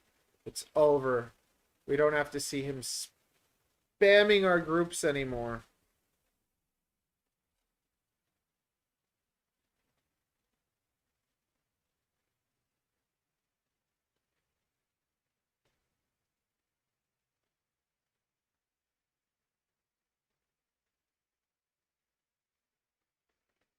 It's okay. Me and a person also have a twisted sense of humor. Like, okay, so like I'm not autistic, and my buddy here is like like slightly on the end where it's like most close to normal. And but it's like you think about like making a joke that an autistic person doesn't understand, and then they'll make a joke that a normal person doesn't understand because they think it's funny, but it's not funny because it's like terrible or something. But they have that kind of dreadful sense of humor. I have that same sense of humor too. My humor is really bad, and having a channel and never like you get to see like a touch of my humor, but I don't like go full me most of the time because it's just I can't. I'm naturally a very kind of inappropriate person, and I don't want to share that like there's no reason to share that. I like to have fun and stuff, but I try to keep everything appropriate for children, because it's like one day my daughter's going to be like watching these videos, possibly, who knows? And there's a person that I want to be, even if I'm not that person. Like, I guess I've always maybe wanted to be normal. I remember being at the psychologist's office and they're like, if you could have any three things, what would you want? One was to like fly, one was to do something else, and one was just to be normal. And it's so funny because it's like now I wouldn't really want to be normal. But yeah, it's different. Like right now, no one can really feel how they feel about anything, anyways. Like everybody has to be politically correct and pretend that they don't feel things that they do. Like you're not allowed to have an opinion anymore. Like watching Mulan, that was the worst Disney movie ever made. And they tried to make it like correct or something, but it just straight up was one of the worst Disney movies ever made. They didn't have one of the songs. They didn't have any of the songs from the original except for like that "Who is that girl I see?" But they don't even have the singing. They just had like the tune from it playing in the background all movie because they couldn't come up with any original songs and they couldn't even use the songs from before. It's just like they spent 200 million on a movie that was absolute garbage. The original Mulan was $90 million and just kicks the pants off of that new one. That new one was just like, what a waste of time. What a pile of horse dung. And it's just like anyone that watches it that says, oh, well, like, I liked it. It's like you're lying. Yeah, that's what I usually say is, I don't usually think before I speak, but when I do, I don't usually say that much. I do try to be nice, and I try to never be mean to anyone unless they're mean to me. And then still, I try not to be mean, just because it doesn't do you any good.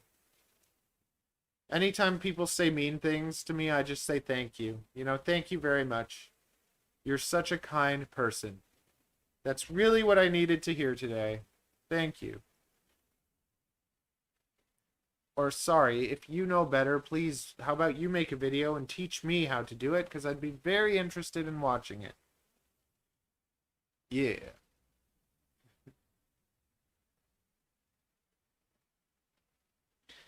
But it's true. Honesty hurts.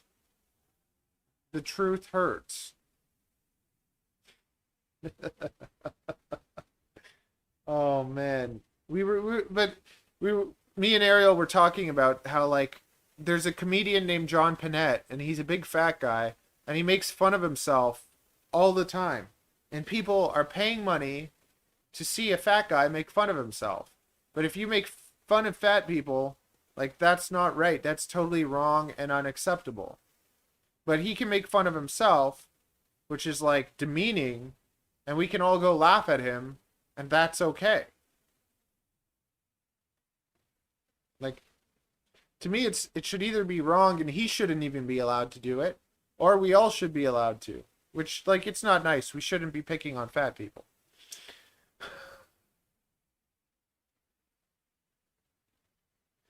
But then if we see somebody put on something or like oh, I'm not even going to say anything. I'm not going to say anything. I can't say anything about it because it's just like, no. Oh, man. I could say I'm getting fat and I need to work on that. And if I told somebody, does this make me look fat? You should say yes. You shouldn't say, oh no, you look fabulous. That looks wonderful. You're so beautiful. Mind you, beauty is subjective. You know, one out of every so many people is really attracted to things that other people aren't. And that's good for them. It's just like art, you know, anything could be art. I could take a poop in a jar, frame it, and say that's art. And then have a whole pile of people like, oh, wow, You're so creative. That's so artistic. I would have never thought of pooing in a jar. And I would be there saying, like, are you serious? That is poo in a jar. That is not art. It's poop. But it's just we live in a world of like fantasy where it's like people want to imagine that things are not the way they are. Thank you, Frank. Yes. To me that's the kind thing to do. It's the right thing to do. But it's like, how can you make fun of mental illness? Because we both deal with it. It's a coping mechanism. But people don't have those problems feel like they have the right to judge us, and they don't understand. And that's the hardest thing, that being a child that would behave like an idiot to blend in with most of the people that I see, it's just like, and then they look at me like I'm the stupid one, but it's just like I'm just reflecting your behavior lots of the time. And Ariel and I were talking about that too. When you think about Ace Ventura, when you think about Jim Carrey and Ace Ventura are two different people. And Ace Ventura is a character that he invented to entertain people, to make them laugh. It's amazing. But imagine then later, every time people see Jim Carrey, they don't want Jim Carrey. They don't want to see Jim Carrey. They want to see Ace Ventura, and they want him to act and behave that way. And after a while, it would get annoying. It's like, I was acting. I'm not Ace Ventura. I'm Jim Carrey. And it's just like, then he has problems probably with people seeing him for the person that he is. Or you think about Robin Williams, and he was a funny comedian that suffered from depression, and all these rich people that are constantly trying to kill themselves because the person that we pretend to be often isn't the person that we really are. And that's difficult. It's difficult to go through a life where everybody wants you to behave and not actually be yourself. Yet everybody, like the whole world, oh, just be yourself. Just, be proud of who you are. But then you are who you are, and then you get pooped on. It's very difficult and frustrating because it's just they're telling you to be real, but as soon as you're real, you're in trouble. We're encouraging you to be creative, but if you're creative, we don't want you. That's school. Like school has a system, and it's designed to make us just do what we're told. Very difficult. Yeah, it doesn't. Money doesn't either. Lots of the time people think, if I win the lottery, all my problems will be solved. But most people that win the lottery end up in worse debt than before they won the lottery. Because, like, if you work for $1 million and you end up making $1 million and someone takes it away from you, you can probably make another $1 million. But if someone gives you $1 million and you spend it, you're never going to get it again. Because you didn't work for it. You didn't learn how to manage. And when you give people all that money and they don't know what to do on it with it, they're just selfish and they waste it on stupid things, and then it's all gone. Just like me and my animals, I invest almost everything that I make off my animals into other animals, so I haven't really made that much.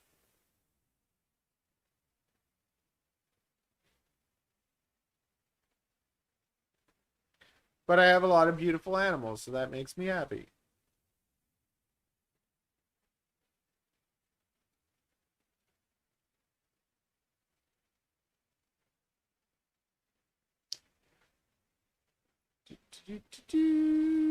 What a swell time we are having.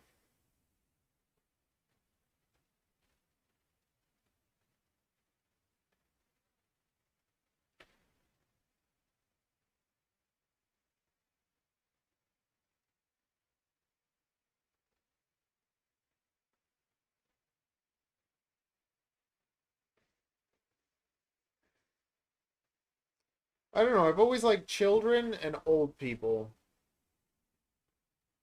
I find a lot of people my age take themselves way too seriously. And Ariel always gets mad at me because most of the time I don't like wearing normal clothes. Like I prefer to be naked. So most of the time I wear a wife beater and a pair of shorts. And lots of the time I just put those on so that I have clothes on. Because if I'm not online, I'll just be prancing around. I always worry that one day I'm gonna go to the washroom and get nipped. Um, what else? But it's just like I just want to be comfortable. Is that so terrible? I don't feel the need to have to impress you with the way that I dress. I think that if you have to use clothes and possessions to impress people, like what does that say about you? Just want to keep it real.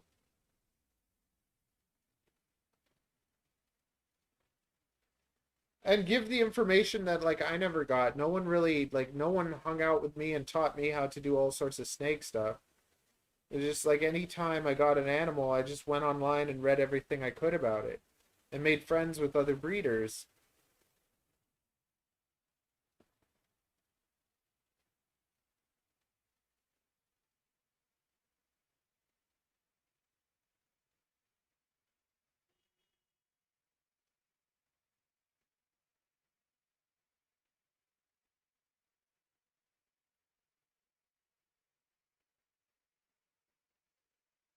And some people think that like we shouldn't be able to have fun with our animals, and I also think that that is ridiculous.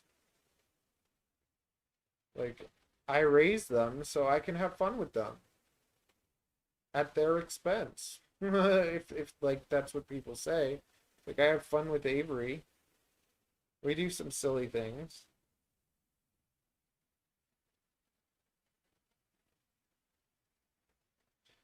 I guess some parents just never played with their children. Uh,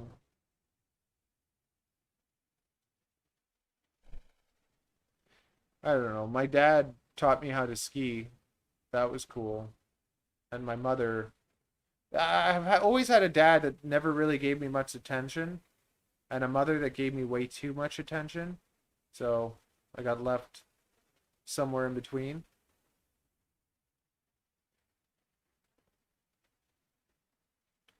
Deep conversations with Snake on Head.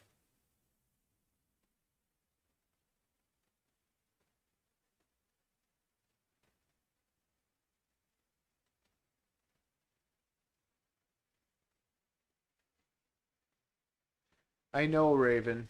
I know. I think that anyone that's kind of a little off in the head have a similarity. It's like we're all connected to each other. I think as soon as I hang out with someone and I know they have mental health issues, like I can tell. I'm like, "Oh, this person's suffering from anxiety. This person's suffering from depression.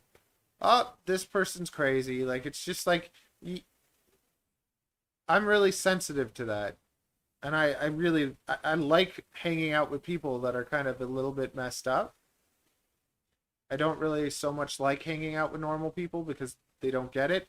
I do like very quiet, shy people because they will sometimes find me entertaining because they'll hang out with me and they'll just be so like, this guy is insane, and I'm like, yeah, I'm insane and it's fun. You should try it. I'm gonna go get a banana because I'm hungry, and I'm gonna go pee pee, and I'll be right back. Hopefully. Hopefully my nightmare doesn't come true with Jasmine.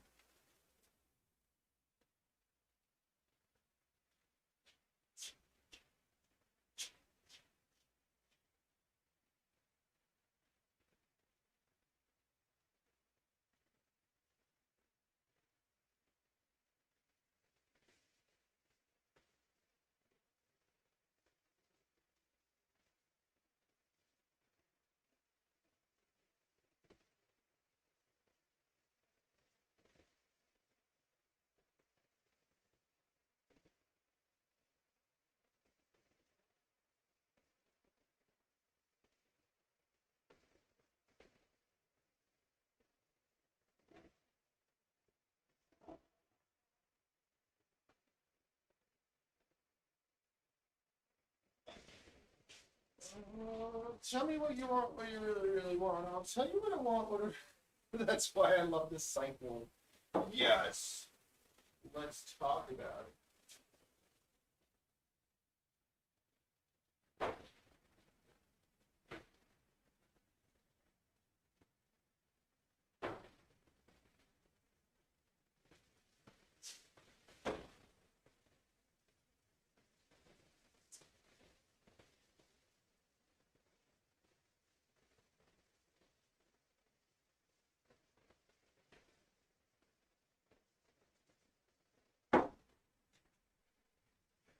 We're back, everyone. We're back.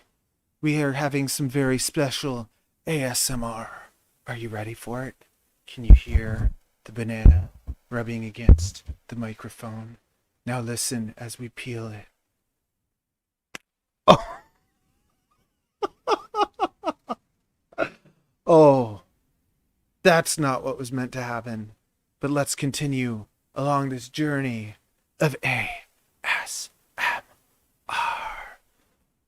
I'm peeling the banana, and it's blossoming into something delicious. Now, nobody watch me, okay? I think I end up on the worst of Twitch ones. Like those videos where they show like the worst streamers and the most boring things. Like, I get on that. Now just don't look.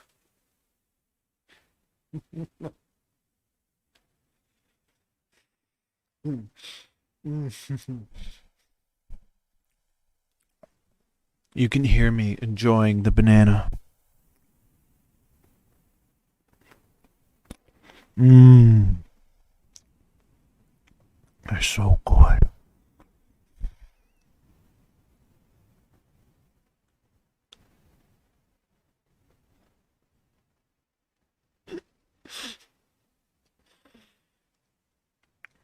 Okay. We have 6 people. We have 6 people. Yay! Why can't we have 6 people talking in the chat? Is this not enough for you? What do you want? You want me to start dancing or something? I don't want to start dancing.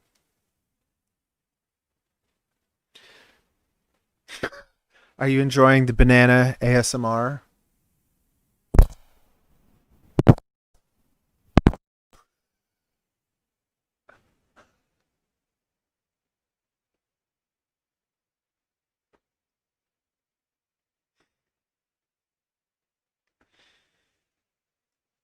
Yay! Mini cat. Congratulations. Tell me who did you buy it off of?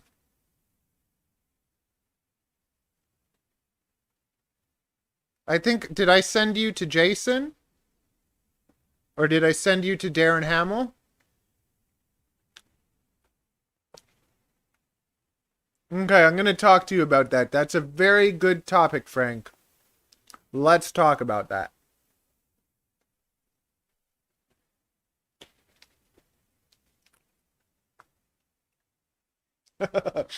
I should probably like start a new stream so that I can like start talking about actual snakes. Because anybody watching these things is going to be like, what the heck am I watching? Okay. Let's get this mic on properly. Let's get it here. This microphone, if I'm not really close to it, it doesn't sound very good. Okay, so Grant. From where? Or do I know the person? I don't know if I know them. Did I send you to get a call, Cricket, or what was our backstory, Minicat? I forget. I'm sorry. There's just so many people talking that I get you all confused. So, even you, Raven, like you have a different name on Twitch, a different name on YouTube, all this wonderful stuff. So, let's do this. Superdwarfs. Here is the truth about superdwarfs. Superdwarfs do not usually stay under 10 feet. If you do not have a Karompa, it is not going to stay under 10 feet most likely. Okay, maybe if it's a male, but Like I have a 75% super dwarf that I feed once every 3 weeks, and she is 9 feet, and she's like, what is she? She's like Kalatoa, but also my lines are not like Garrett's. Like I don't know exactly where my snakes are. Like I buy them from people and I trust those people I buy them from. But there's like, for instance, Chuck Royale produced a pile of 83% that he says are 83% albinos, but there's no like back story. There's no proof. I like to have that back story. Otherwise, it's just like, okay, so now there's all these 83% that people have, and then they're going to breed them and say there's more 83%, but there's no proof of it. So it's like I like to have that backstory. I like to have the proof, or at least I like that SD number to be believable. And Chuck's a good guy. This snake came from Chuck, so I don't want to talk bad about anyone. I'm just stating kind of like the facts. There's no proof. So it would be nice if you're getting something off someone that you have like that backstory, that proof, and that they're not afraid to share that with you. I know as much as I can about each of my animals and where they came from. I don't keep track of when they shed. I don't keep track of when they crap, but I keep track of when they're born, their parents, and like all that stuff if I can. Queen, my pure super dwarf calico, I traced her all the way back to being like 12 years old. I found the information from when she was born in the forums back in the day before internet was like popular, and I actually like traced her back to some of the first breedings of super dwarfs in captivity.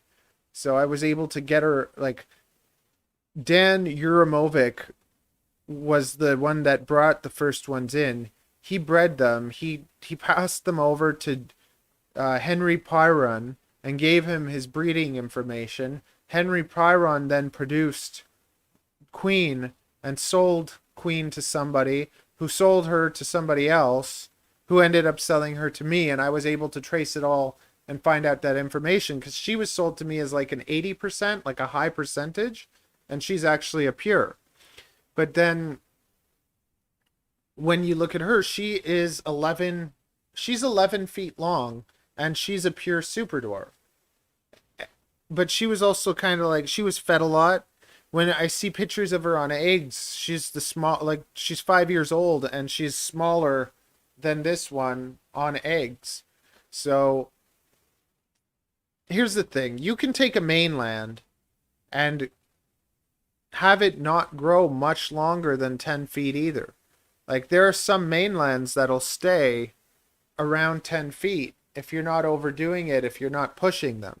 But they have that potential to be pushed, and you can push them to like 15 feet no problem, maybe even like 20 feet if you're really pushing them. With super dwarfs, they kind of want to be, I think, around, let's say they want to be around 8 to 10 feet, but you can push them to like 12 feet or more. You're never going to be able to push them to hit like 20 feet because the genes are going to kind of like stop them in that way. But like Garrett is someone I like to talk to, and I consider him kind of my friend, but he always says, oh, this is the size of a ball python. And yes, his Karompas might be the size of a ball python. This snake is not the size of a ball python, though. This snake is 3 years old, and it is 6-7 feet long, and it's not the size of a ball python. So it's just 90% of super dwarfs out there are not the size of ball pythons. And all of these ones that are 50% to even like 75%, they are big. Okay, 75% and higher, you could say close to ball python, but they're not. They're more like boas. Like this is longer. This is going to be longer than a boa, but it's also leaner. Like it's just like she's getting into her adult size and she's getting thicker, but she's still a long animal, and it's not a beginner snake. And even with her, she's the sweetest one I have, but it's just they're not as tame as boas are. and they don't. I feed most of mine every 3 weeks. I'm not pushing them. I'm not trying to make them bigger. I'm not trying to grow them fast so I can breed them. And lots of people are buying these super dwarfs and they're trying to grow them quickly so that they can breed them.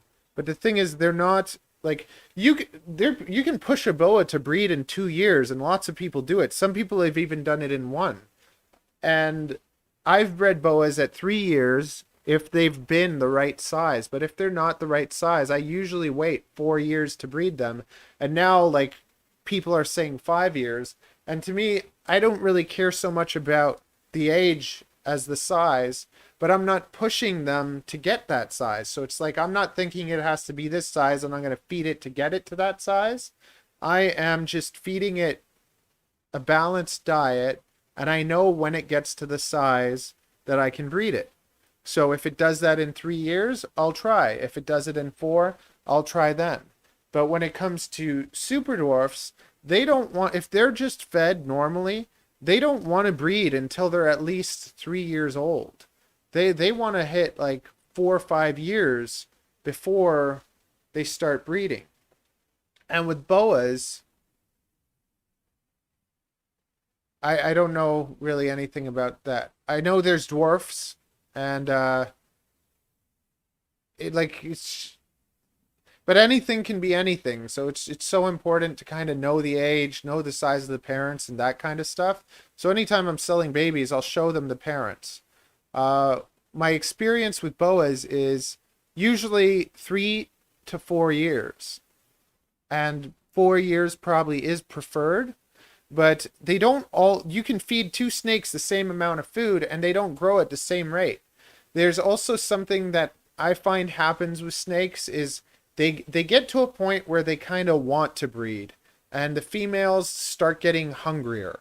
It's like they become like feed me, feed me, feed me, and when they start doing that, that's going to be when I'm going to try breeding them. Like Jasmine this year, I think that she's developing eggs. I'm not sure, but I think that she has eggs growing in here.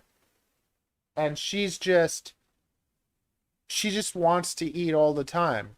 And all retics want to eat all the time, but there's just, if you're paying attention to your animals, you can see their personality and you can tell when they're in a mood. You can kind of tell what's going on. And that's one of the things I find most fascinating about snakes, because they don't talk to you the way a dog does or a cat does, but they do talk to you like in a different way. I can look at a snake and I can almost tell what mood it's in. I'm not saying they love me or they're capable of love or anything. I'm not doing that. I'm just saying, like, I can see a snake and be like, this snake wants to come out. This snake wants to eat. This snake is not in a good mood right now and it doesn't want to be bothered. This snake is kind of sleepy. Like, I can see a snake and know what's going on. And as you're spending time with more and more, just keeping them and observing their behaviors, I think I'm really good at getting animals to breed. And I don't do temperature drops. I don't do anything except food intake. So with all of my animals, I feed them basically maintenance feeding. All my animals, I want to keep them just maintained. I don't want to overfeed them. If I overfeed them, they're going to be like, they're not going to be as strong. They're going to be more lethargic, and I'm going to have more crap to clean, and it's going to cost me more. So people that are just overfeeding their animals or feeding them too much to try to breed them, to me, are kind of going against everything. I like to feed them maintenance diets, and then around August, start giving them more food, give them a pile of food, and then around September, start trying to breed them. Giving the males less food, giving the females more food, because hungry males perform better with snakes and in real life. But yeah, with boas, I can just see it and be like, this snake, it's ready to breed, or this snake, it's not ready to breed. And I'm never really bummed out about it. I'm never like, oh, I need this. Because the moment that, like, if I was a snake, let's say I'm just a snake breeder and I have no other business and that's all I do, and I'm relying on these animals for my livelihood, I think it puts you in a bad place because you're looking at all these animals with what you need from them, what you expect from them. And to me, I don't need anything from them. I don't expect anything from them. I'm just taking care of them. And if they breed, that's a bonus. It's just like, it's kind of like a gift. It's like they're saying, hey, you know what? You've taken good care of me. Now I'm going to produce some babies for you. And I like it to be like that. I like it to be kind of a respectful situation where I do good for them and they do good for me. I don't ever like it to be, I got you and you have to do this and like this is what you owe me. It's not that kind of relationship. It's all about giving. I give them and they give me. And I feel like I don't give them as much as I'd like to. I do want to give them more. I want to give them bigger homes, better homes, and get better at keeping them. And then, but at the same time, I think bigger usually is better, but then I've also seen snakes where you put them in a bigger home and all they're trying to do is get out, and then you put them in a home that's what I'd say is too small for them, and they seem to be more happy or more content. Also, like the cohabitating thing. So many times I've seen snakes that are just not really nice to be around, and you put them with another snake, and then that tames them down. That makes them calmer. So how do you explain that? And some people will say, "Oh, well, it's because it's being bullied and it's not happy." But if it's eating properly, good condition, it's not rubbing, it's not doing the things you don't want it to do, and it's doing everything you want it to, you can say whatever you want. That snake is in better condition. That snake is happier. I judge the snake by its development. How does it look? How's its like body? Like all that stuff. And when you take a look at all of my snakes, their scales are in perfect condition. Like their bodies are in perfect condition. If there's anything wrong with them, I'm on it and I fix it. And I wish that I had like a vet friend that I could share information and like we could teach each other, but it's not the situation here. Like there's a couple vets and I don't want to go to them because I honestly believe that I know more about the snakes I'm taking care of than they do. And I do some things that some people will look at and be like, oh, you shouldn't do that. But if you think about it, before there were vets or before there was any of that stuff, everyone was dealing with the stuff themselves. And the biggest thing that I wish that I had access to would be like I could take a swab of my snake saliva and send it to a like school or like a vet and just have them check it for me. Why can't I do that? Why do I have to go into an office and give a doctor $100 something just to look at my animal? I think that is absolutely ridiculous. And so anytime that I have a problem with my snakes, I reach out to other snake owners, to people that have been breeding snakes for like 30 years. And those are the people that I learn from. And then just like, okay, if I have a pimple, what do? I pop it. So if my snake has a pimple, I'll pop my snake's pimple for it. I won't go to the doctor and be like, my snake has a pimple. I don't know what to do. Well, I know what we'll do. We'll charge you $100 for this visit. Then we're going to charge you $100 for the anesthesia to put your snake to sleep. And then we're going to charge you another $100 to pop your snake's pimple. Congratulations, $300 and your snake is all better. Oh, and I've seen that too. I've seen people take a snake to a vet and then have the vet tell them their snake has some sort of disease and they have to euthanize it. I've seen that happen. So it's just, I refuse to do that. I can't. I can't do it. I had Annie, my motley anery snake, which I rescued. Like it was in the worst condition. out of all the snakes I rescued. I rescued her. I got her to health. 5 years down the road, I've bred her. After she gave birth, she had a like it was like a wart on the side that was getting bigger, and I asked a breeder, like a well-known breeder, and he told me, "Oh, don't worry about it. It's just a skin tag." And then one day I look inside the snake home, and it's just covered in blood. And I have two females together. I do keep some of my females together, and I thought that she got bit, but I'm just like I have cohabilitated some snakes for like over 5 years without any problems, and that's been because I always separate them to feed them. And if there's any issues or anything, I can separate them, and never have I had these snakes bite each other. So I thought, oh my goodness, maybe I did do something wrong. Maybe the snake got bit by the other snake, and it didn't. It just that like the pimply kind of thing popped, and there was just it was gross. And I brought my buddy Charlie over, and I disinfected a knife, and I cut that part off of her in the bathtub, and then I disinfected it with Benad Benadryl or whatever. I put some polysporin on it. I put a band-aid on, and I filmed it all, but I didn't post it because I'm just like, you don't need to see me cutting into a snake on YouTube. But she totally recovered, and now she's as good as new. If I would have had to take her to a vet for that stuff, it would have just been a nightmare. And if I have a pimple or a wart or something, I probably just cut it off myself, and I wouldn't need to be put to sleep to do that. And I did that with her in my hands, and she didn't bite me or anything. So I don't know. That's my kind of stance on that. But then I'm a little bit emotionally disconnected.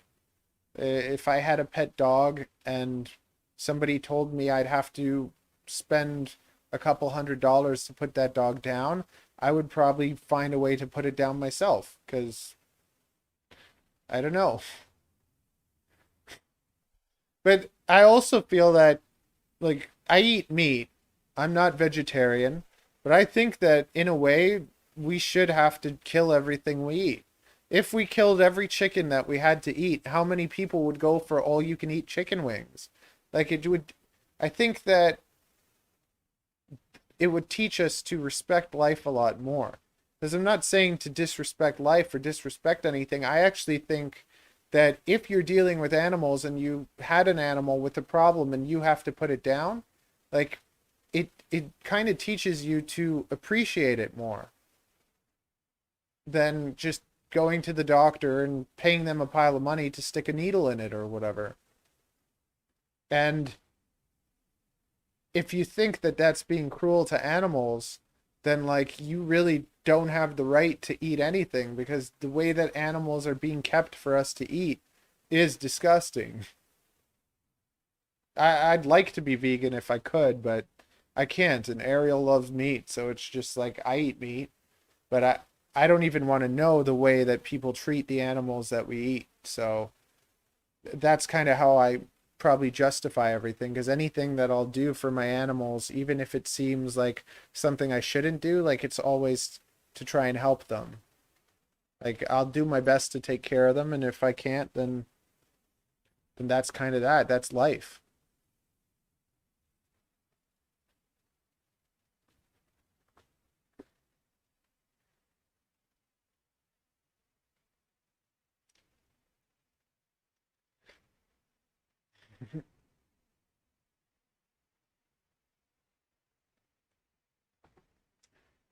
Okay, seven people. Anybody new? Anybody else want to ask anything or talk about any other topic?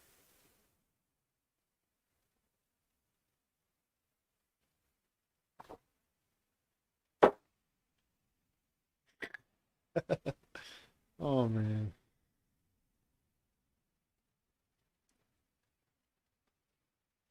I'm gonna close the window a little bit because it's getting cold in here.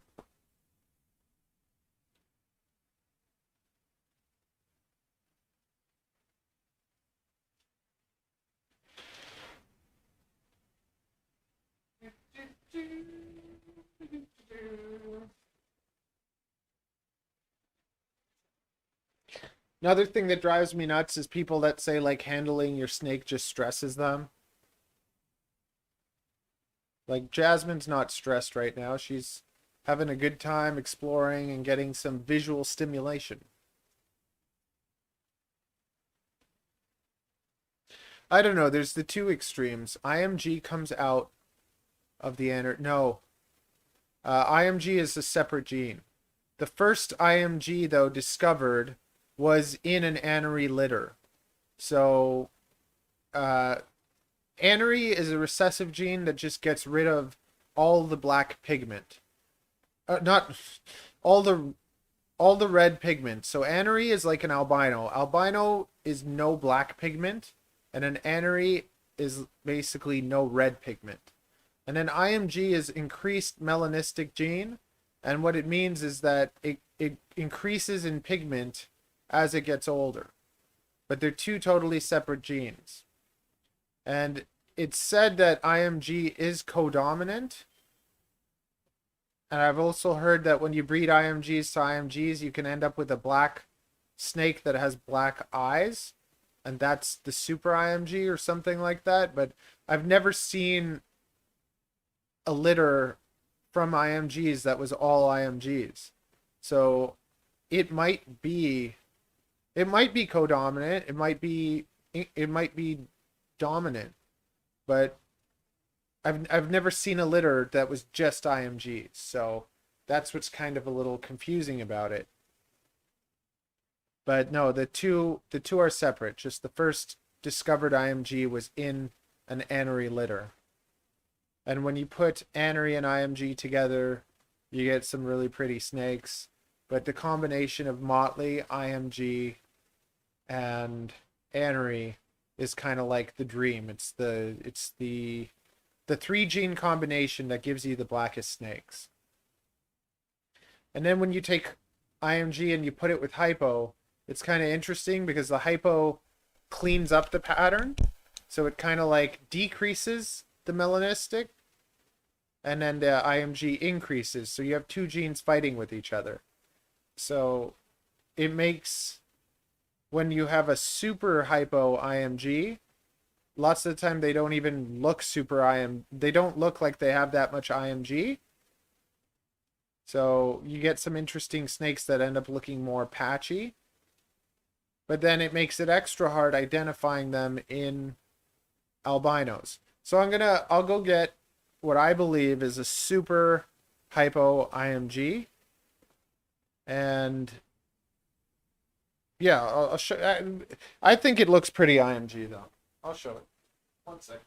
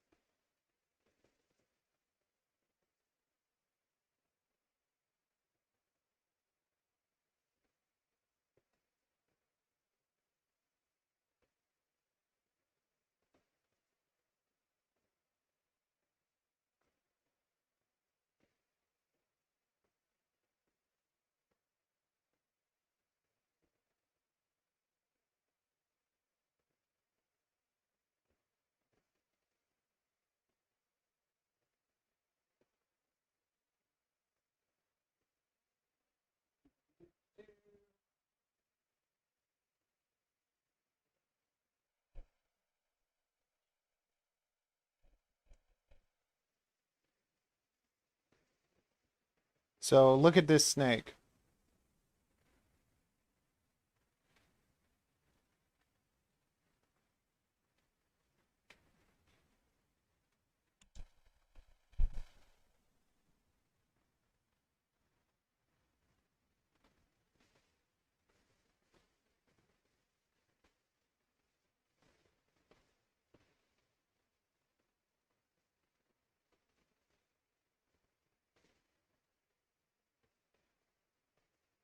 You can't see how orange it is. It's like it's insanely orange.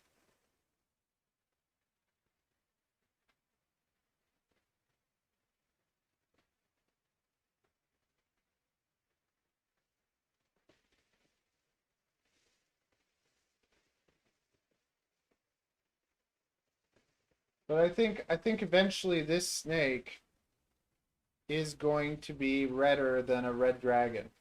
Because red dragons look really orange and red as their babies, but then as they get older, they just kind of fade out the way albinos do.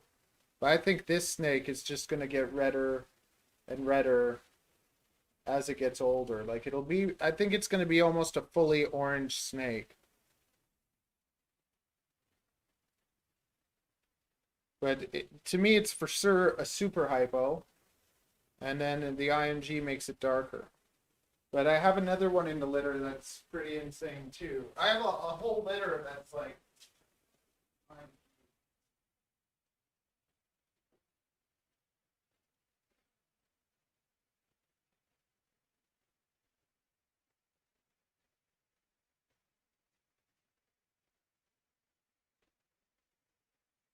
and to me, these snakes to me just kick the pants off of Moonglows even like, and I have a Moonglow one too. But when you look at the color, when you look at the color on these snakes, like you can't even see her face. Like her face is like it's like translucent. It's like pink and orange and all sorts of colors. And they just ate too. So I just fed them last night. But you see how calm and those colors like to me these are the prettiest snakes I've ever produced. And they're just sunglows or sunglow IMGs, some of them. I don't know which ones are IMG and which ones are just sunglows. But to me, like when if I'm selling this as a sunglow, I'm selling it for $650. And to me that's a deal because you spend $1,000 on a boa and it's not going to be as pretty as this. So, and then if it is IMG, then it goes up a couple $1,000. But it's just like I haven't really seen boas that look like this.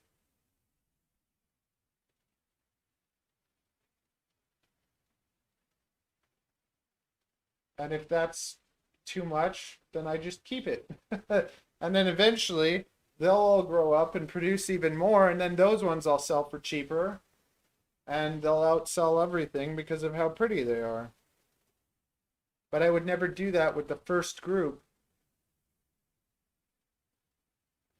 Yeah, so if it isn't IMG, then yeah, I sell this for 650. And some people think that that is too much, and some people sell their sunglows for like $400, and that's fine. But to me, you're not gonna find a sunglow that looks like that for anything less.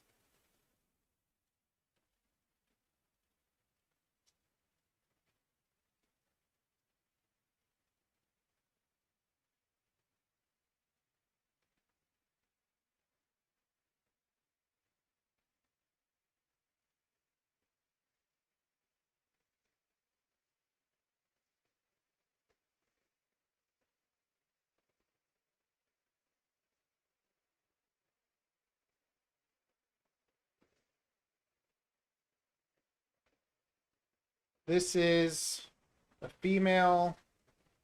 This is a female Moonglow IMG, I believe.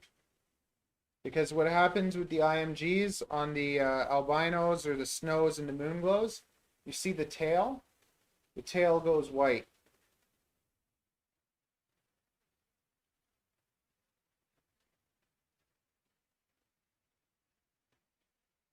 So this snake's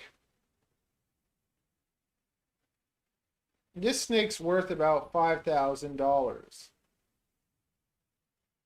But I actually find the other ones to be prettier.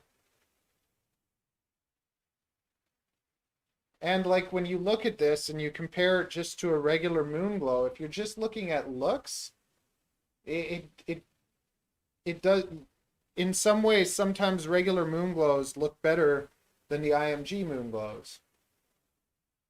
But I think that this is a super it's a super hypo IMG moonglow. But I have to prove it out. And I can say whatever I want because I'm not selling it anyways. So I'm keeping a whole pile of these crazy snakes. I'm gonna prove them out, and then I'll probably sell some of them. Because I don't want to sell them as something that they're not. And this is the big problem with the IMGs and albinos. Like some IMG albinos look extremely IMG, but some of them don't. Or some of them kind of like it's something that I still have to learn, and it'll probably take a while until I can just really pick out each one.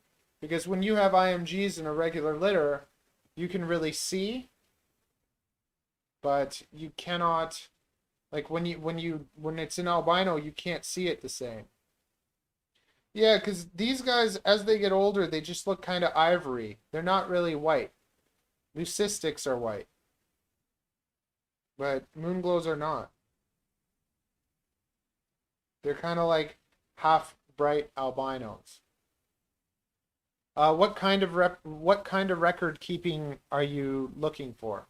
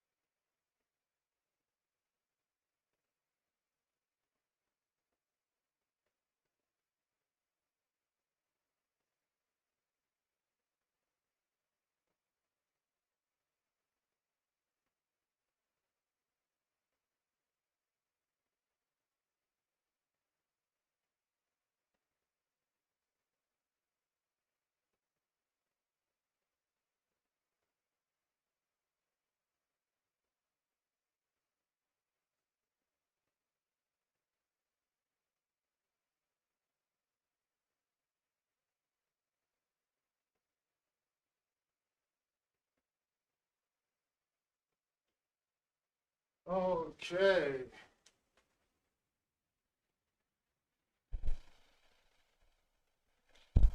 Okay, so here we got my favorite boa, Nova. She's their mom.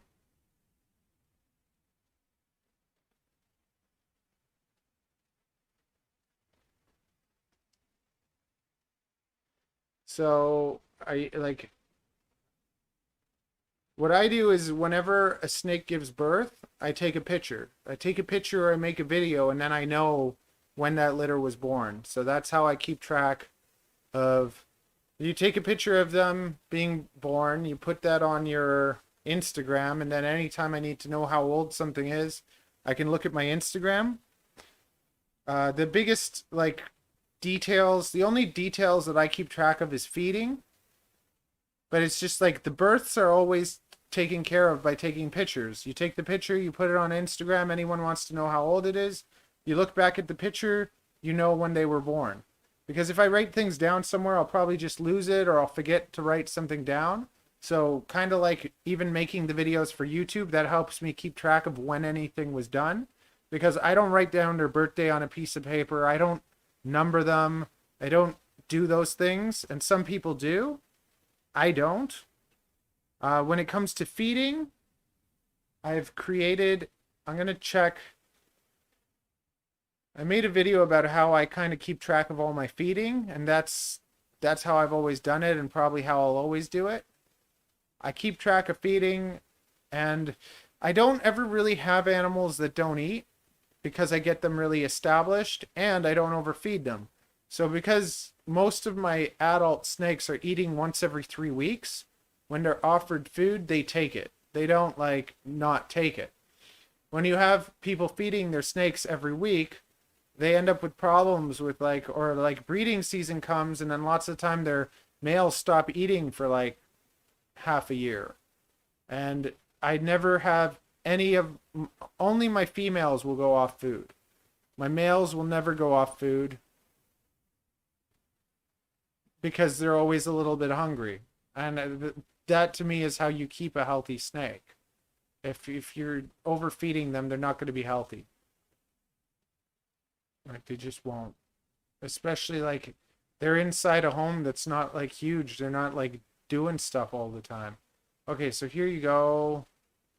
This is going to be for feeding. So you save that. You save that and that shows you how to keep track of feeding. With bloodlines, it's just I know who bred to who. I remember, like I know this is their baby. So I'm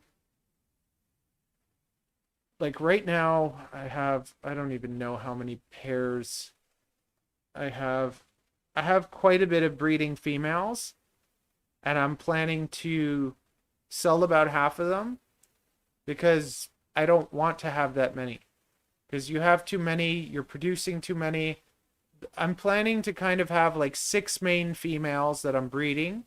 I'm going to breed 3 of them and give the other 3 a year off and then breed the other 3 and like kind of switch them every year so that I only have about 6 like female boas that are producing, and those 6 will be like top of the line boas, and just kind of rotate 3 and 3 or try 4 because you try 4 and maybe 3 will be successful. But because I'm so like on the ball with the feeding schedules and the breeding schedules, if I plan a pair to breed, they will breed for me. The only reason they won't is if they're too young, but understanding those food cycles makes a big difference. So I have a video in my Boa Constrictor playlist called Breeding Boas, and if you follow those guidelines, you'll have success. Unless you have like basically a weird animal that doesn't want to breed. Like you might get a male that doesn't want to breed, but most of the time the reason that males won't breed is because they're not hungry. They've been fed too much and they don't want to breed. But if you keep males from the time they're adults on a 3-week feeding schedule, you can feed them all through the breeding season. You can feed them basically every 3 weeks their whole life, and you're going to have an excellent performing male. But if you're feeding them more than that, or even like overdoing the meal, then you're going to end up with more lazy males. And I like having little males. I like having little males that get the job done. They're easier to deal with, easier to handle. Everything about them is better. And then with females, like she bred for me. She's like 4 years old now. She had a litter from me last year, and this is her year off. So I'm not breeding her this year, even though she makes beautiful babies. And I could breed her if I wanted to, but I'm just not going to. And I'm keeping her small. Like, she's not a huge animal. I'm not going to try feeding her like crazy so that I can get more babies out of her. I'm feeding her once every 3 weeks also. Like, my adult females get fed every 3 weeks, but lots of the time my males get a medium rat every 3 weeks, and my females get a large. And then as they get older, maybe they'll get an extra large. And then when breeding season comes, I start feeding my females every 2 weeks. So I'm not even feeding them weekly. I'm feeding them bi-weekly as the breeding season comes. And then sometimes, August comes and I'll feed like all my female breeders, I'll feed them larger meals, and I'll feed them like a few, like maybe I'll go 2 weeks and feed them two in a row, like not two back to back, but like one week I'll feed, the next week I'll feed, and then I'll give them like their time, and then I start introducing the males. But I stopped feeding the males in August, and I put the males with the females in the end of September. So they go like 2 months without eating before I put them in with the female, and that's usually what gets them going.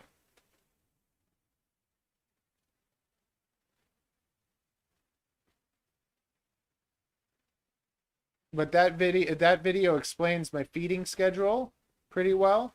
And then the breeding video, like, I didn't keep anything from anyone. I shared everything. So the information's there, and that's what works for me. And I always say, like, you have to kind of find what works for you. And all of us do things a little bit differently. I've always tried to kind of think of it like common sense. Like, if these people are doing this and these people are doing this, then I want to do kind of something like this. And I like to be a wealth of information for people. I like to help people, but I don't like people. I don't like to think that I know it all, because I'm always learning. And if you're always learning, you're always getting better. The moment you know everything, you're never going to get better at anything. And I just want to keep getting better. Yes.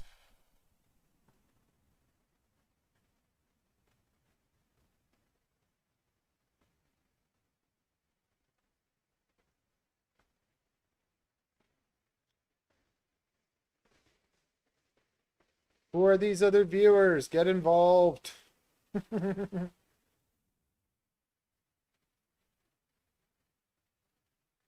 No, no. I'm good. It's one of the selling points I always tell people. A snake like this, they can't strangle you. They don't have enough strength. Even if they do it at full force, it just kind of feels nice. Free massage.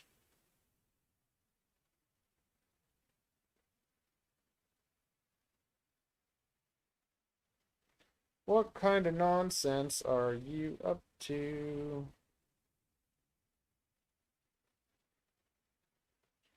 Yeah, she was from my first litter.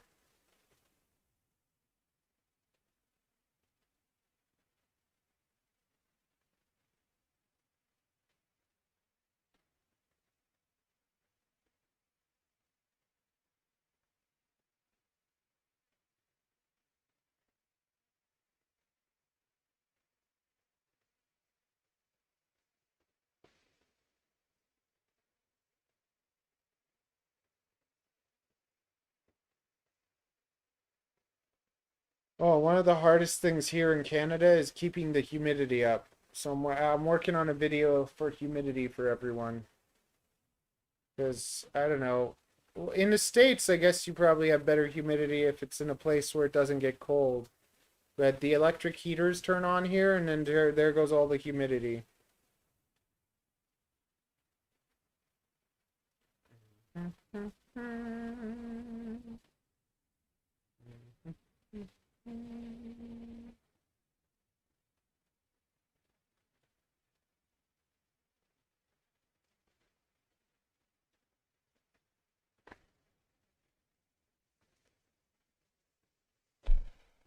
Uh-oh. You don't want to hold on to me.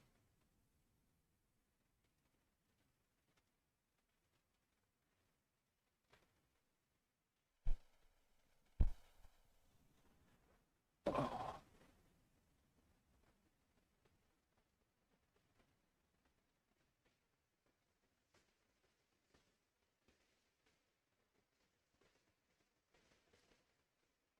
No, I'm neither a master beater or an Uber driver.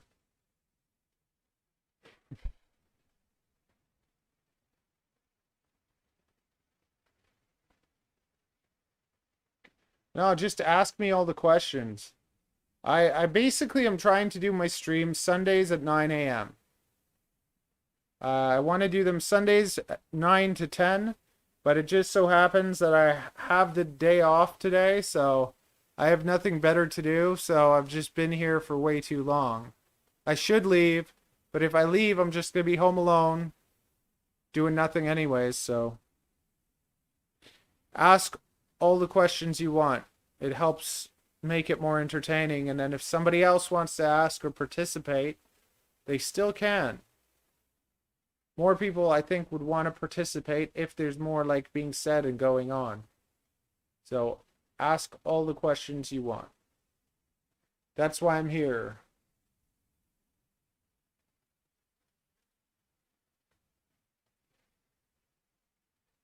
Plus, I need to get like 700 hours of watch time. So for some reason, people like watching streams. It's like people watch them more, which I find weird because it's like I'll spend countless hours making quality videos for people and then they don't. I wash every day or two. If I have a sweaty day, I take a shower. If I don't sweat, then I might go an extra day. That's how I like to decide.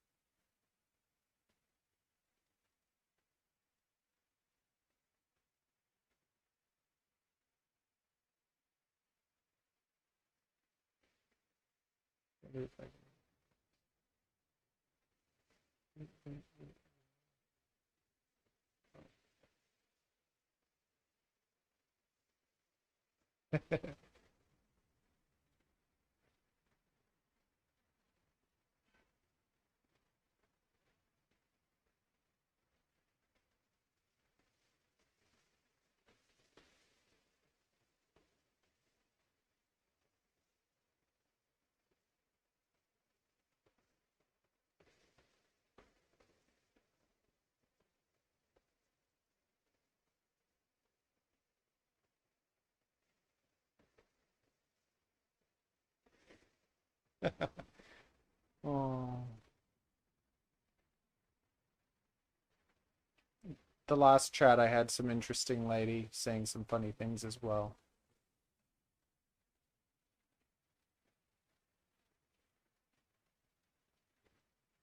As long as it adds to the entertainment, wonderful. Otherwise, we'll get rid of you, Red Balloon. We'll get rid of you.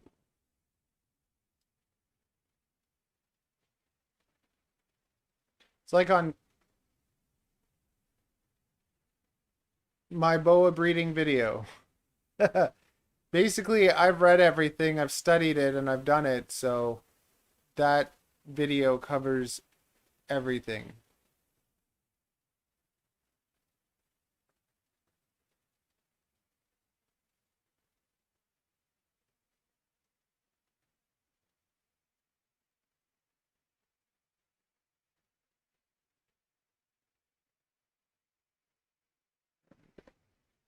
Oh, very nice.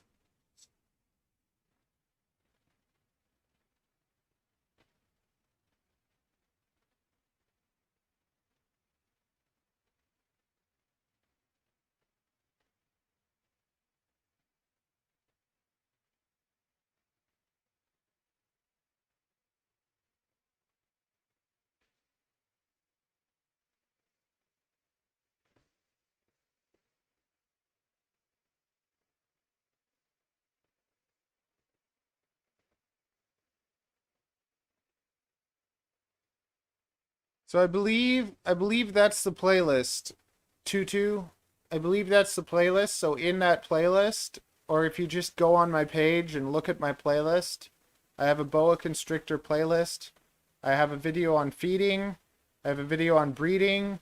I have a video on the basics of them. There's a whole pile of boa related videos. Also, you can see them being born, like what I do. You can see me feeding the babies. So I go through everything and I'm slowly going to be adding more.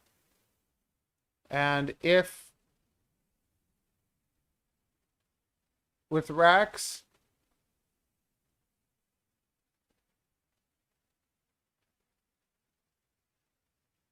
you got to figure out kind of what works for you. There's all sorts of different options, and if you're in the States, it's easier to buy stuff. I build a lot of my things, and I also have a video on that inside the On the Bucket playlist for like babies. I build my own baby racks. And if you have limited space, you should have limited animals, right? So if you don't have the space, you do kind of less. Like I don't have the biggest space either, so I have a third bedroom and I do all my snake breeding out of there and the whole bedroom is like full. So now even though I'm not at capacity, so I have space, so I could get more snakes, get more animals and put them there. Instead, I'm actually trying to sell a pile of my breeders and have more space with less animals because I want to kind of upgrade their homes and give some of my female breeders bigger homes. Like I want them to kind of all have a level that they can go on, a perch they can climb on, and kind of like stuff like that, just so that they can do more than just sit around doing nothing. I think that it's better for them to be able to get some exercise.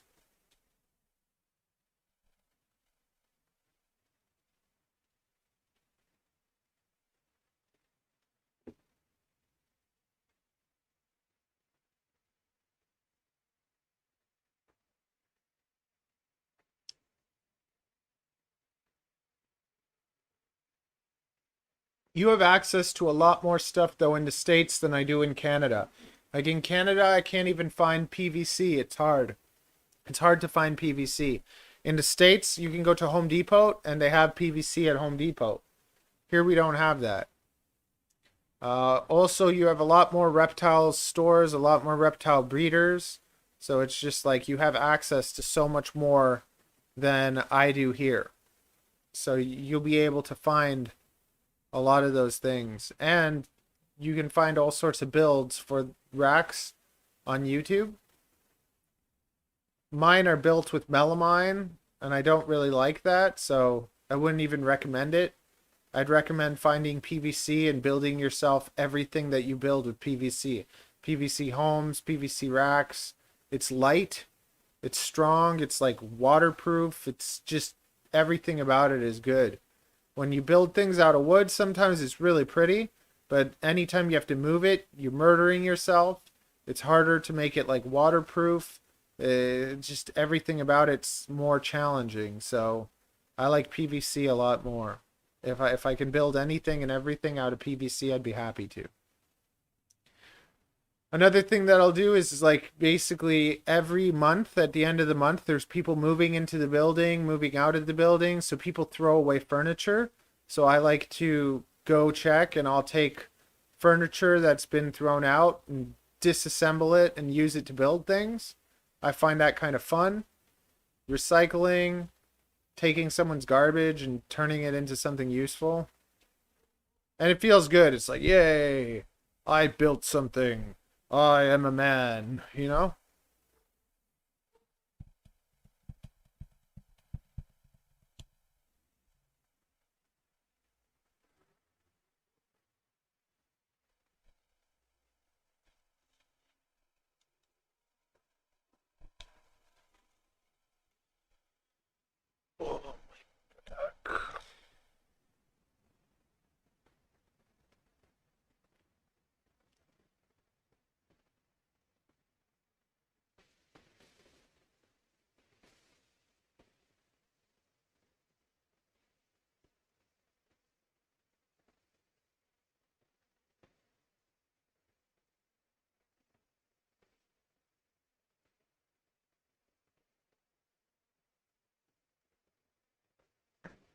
There we go. That's better, I guess.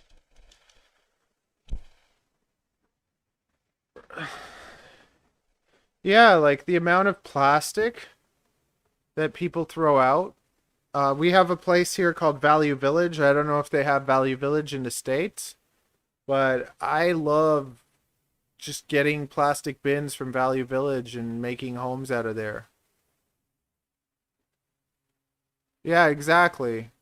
Yeah, I've seen uh Garrett Hartle's friend did that.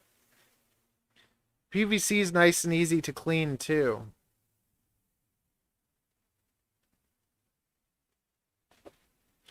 My wife would kill me if I stuck stuff into the ceiling.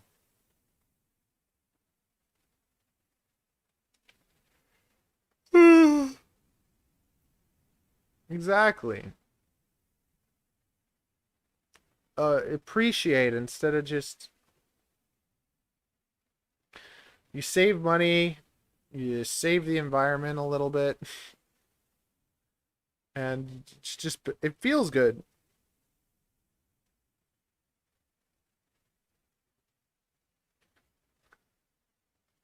Awesome. Did you know Value Village is owned by Walmart? That's kind of almost a crime because people just give them stuff and then they sell it, and the prices are going up because it's become more popular.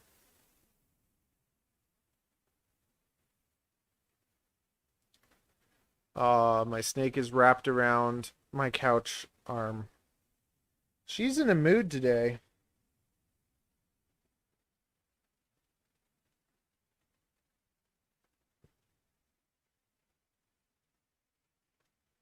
Come on, baby girl.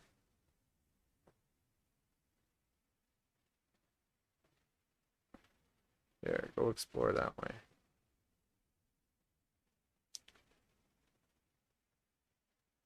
Oh, I can get it, but it's just it's tedious. I got to do all the research. And for you to ship it is too expensive.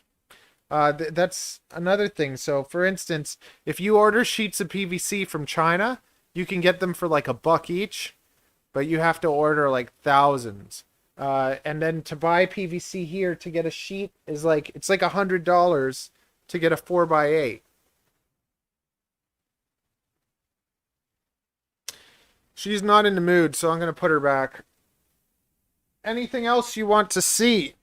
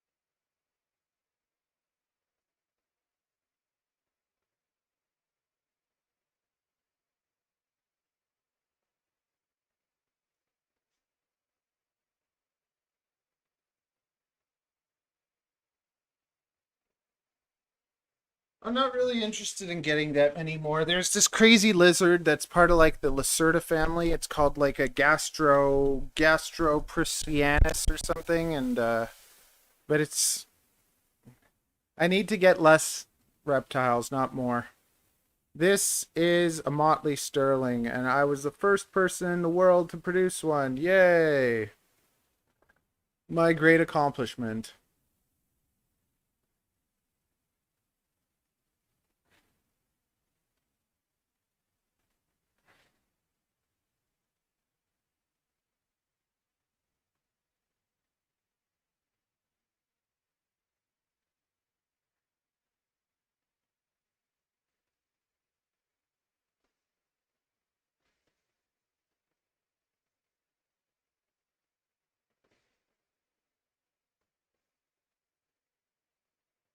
And she doesn't want to sit still.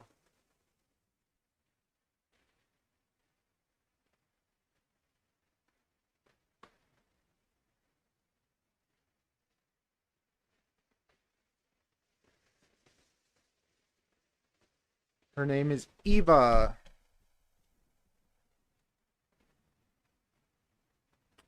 I have too many animals, so I need to downsize to give more attention to the child than all the animals.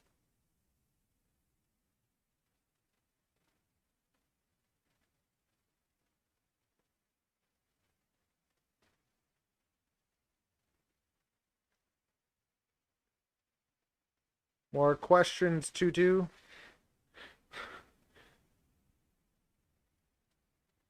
Yay, focus on the snake.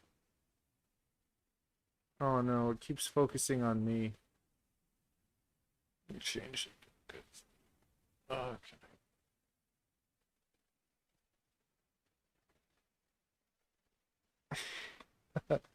Yay. No, it keeps going back to me. The largest one is Queen. Queen is 11 and a half feet and 35 pounds. I would bring her out, but she's just, anytime you take her out, it's basically a workout. And she might be pregnant, so I don't want to mess with that.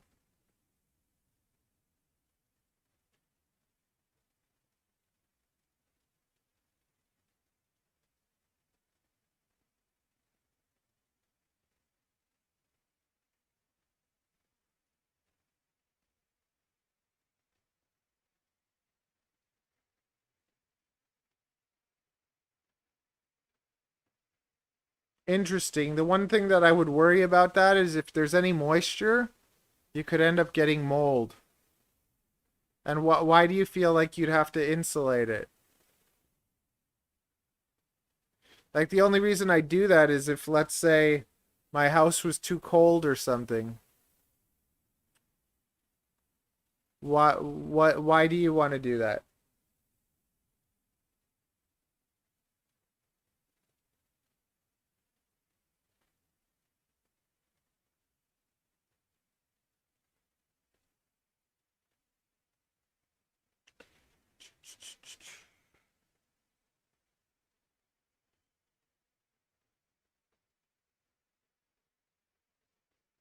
Um, I use I use belly heat. I would use radiant heat panels, but I feel that radiant heat panels take more moisture out of the air than belly heat does. Because the radiant heat panels, it heats up more like air and space. And my reptile room is so dry naturally that I don't want to do anything that will add to that dryness.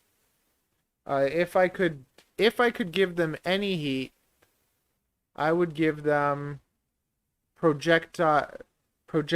There's heat projectors. They're new, and they're really cool, but they're new and they have them really small. They need to start making bigger ones. That'll be cool. Uh, Insulating. Well, like I said, that would work if it was a colder place, but if you're somewhere that's warm, then you're not going to be using as much electricity anyways. The only way that that would actually help you save electricity would be is if you live somewhere cold and anytime that it's heating the home is losing the heat.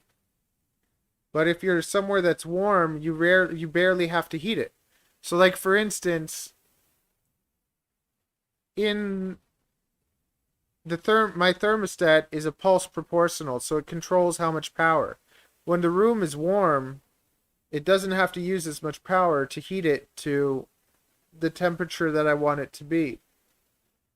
And actually, my room is warmer in the winter because my apartment gives me heat automatically that I can't control. And that actually ends up being a problem for me because the heat is on all the time. My place is so warm, and I have to add a humidifier that's running all the time to counterbalance the dry air from the heat that's being produced.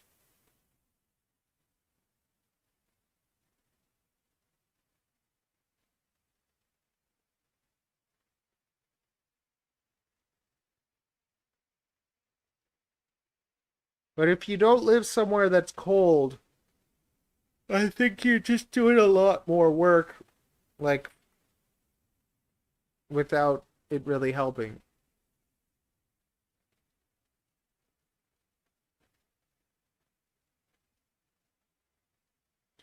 And I think that you get into a lot more electricity use when you're using lights.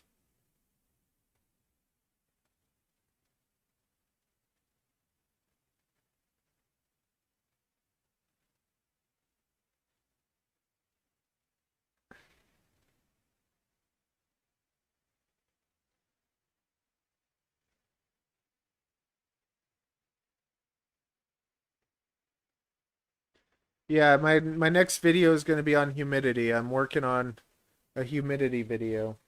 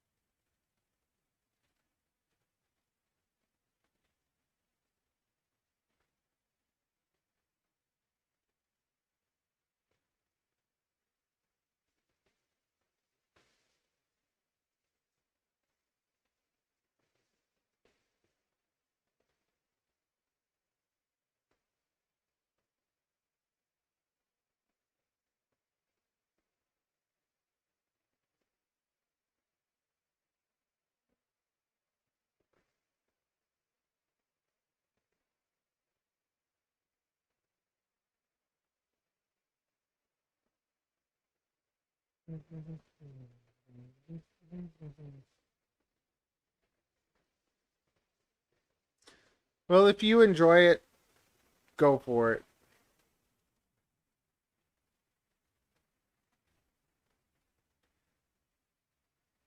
I like to keep it simple. And it's just like, even with people in substrate, I don't know how I really feel about substrate because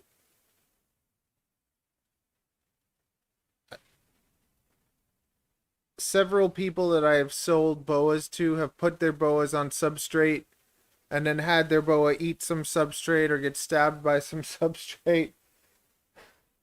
So it's just like I've seen bad things from it.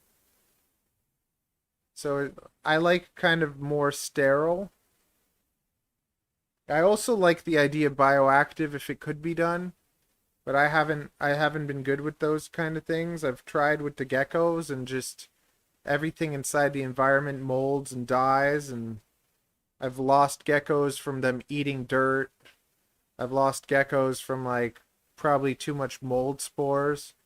So, and I've kept geckos totally perfectly healthy in sterile conditions. So, it's hard. I have a friend down the street that totally kind of does things the other way, and she feels the opposite. She's like, "Oh, I could never do it if it wasn't bioactive." Because with it being bioactive, she doesn't have to like spray as much. She mostly just has to feed. And for me, like I have to clean all my gecko homes like every few days and spray them, and it doesn't really hold the humidity as well. So it's a lot more work for me to do it kind of my way, but that's what works for me. So I actually want to go spend some more time with her and learn how she sets up her bioactive and how she does everything, and then kind of try doing that myself. But trying to do all these things on your own without having any help, there's a lot of trial and error, and you can make a lot of mistakes. So lots of the time, I just keep it simple and try to do things the best that I can do them without having room for mistakes. At the same time, it doesn't mean that I wouldn't like to kind of do that other stuff, but it's just like I don't know it, I don't understand it. So I'm not going to pretend that I do. But people really go to the extremes with this is what you have to do, this is what's right, and if you don't do this, you're wrong. And there's so many different way of doing things. And like you look at my animals, they're calm, sweet animals. So that to me, I'm doing something right.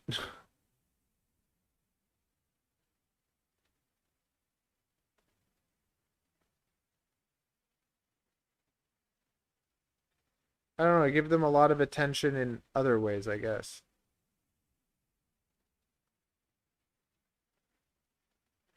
Do, do, do, do.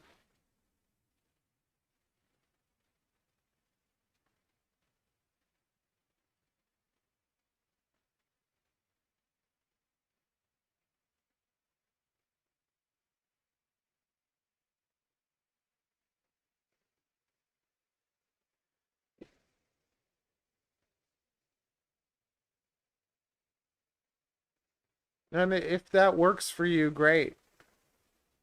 Like, if I had substrate and I fed my snake, I would bring it a rat on a platter.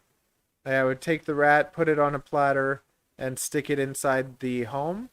I wouldn't lay the food on the substrate just because something could get ingested with it. Because you'll also get people, oh well, like in the wild they're like this, in the wild they're like that. If you look at most snakes that you find from the wild, they're not in perfect condition. They're damaged, they have parasites, they have all sorts of other issues. So I kind of don't like the comparison of the pet versus its life in the wild. Because the moment that you're taking this animal out of the wild, breeding it, having pets, it shouldn't be compared. Like you don't compare a dog to a wolf. You just like you know that you have to take care of them. In the wild, they don't feed themselves either, right? So should we not feed them? Should we take our snakes to the park and let them get their food for themselves?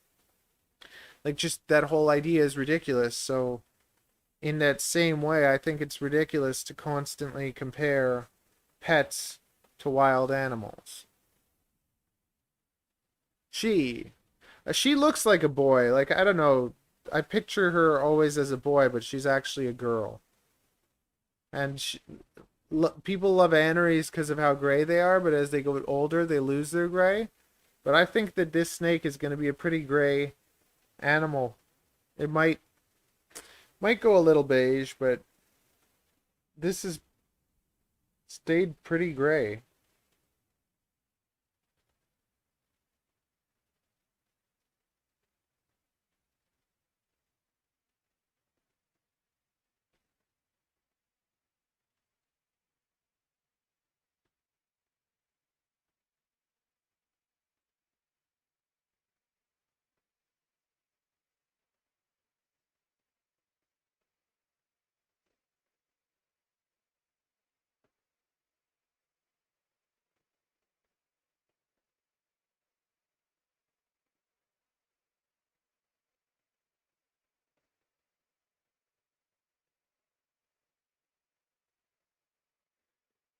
It is funny though, because there's like the fanciest things that you produce and the more expensive things that you produce, and lots of the time I'm spending time with animals that are just like whatever, like the animals that I like the most for their personality.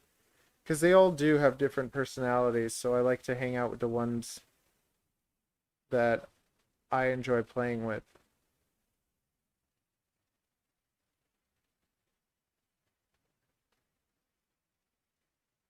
They're all like that. Like I couldn't get most of my snakes to bite me.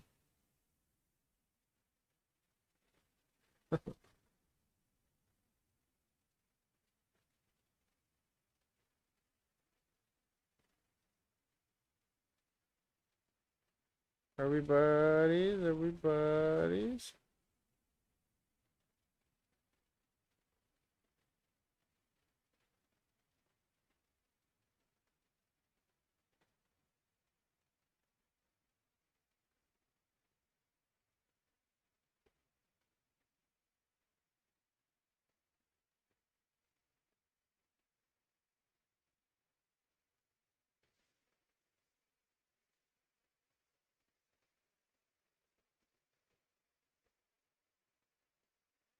Yeah, I think that most reptiles are really I think that it's amazing the possibility that we have with these animals that lots of people don't realize.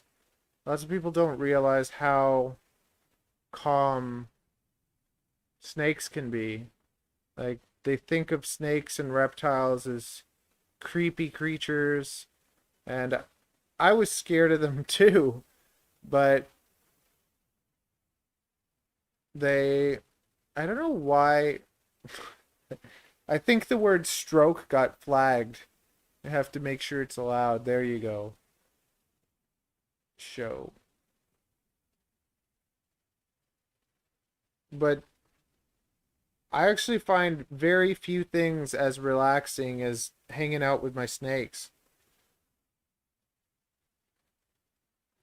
I go into the park, watching them explore. It just brings you joy.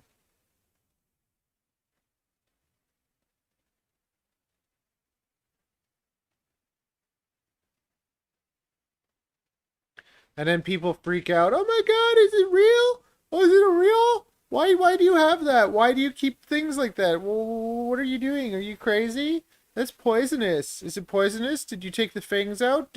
Is it real? Is it real? Is it real? Haha. Hello, Kevin. Welcome to my never-ending stream.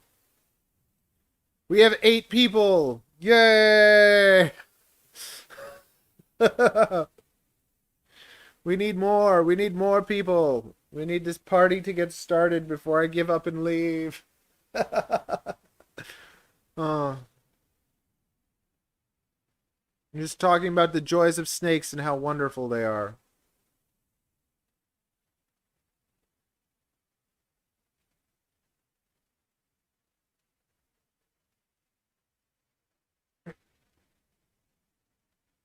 High definition 3D tattoo. Yes. Yes, Frank. I think you made that comment on the video when I said that. That was you. I just say no. Lots of the time I say no and then I feel guilty for lying.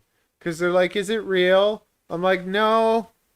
And they're like, it is. I'm like, yeah. You're not so smart, are you? That's just not nice, but it's just when 100 people ask you if your living, moving snake is real, it's just like, are you real? Are you real? Is your friend real? Like, no, no, it's just a battery operated scarf that I enjoy carrying around. Okay, Kevin, participate. Ask some questions.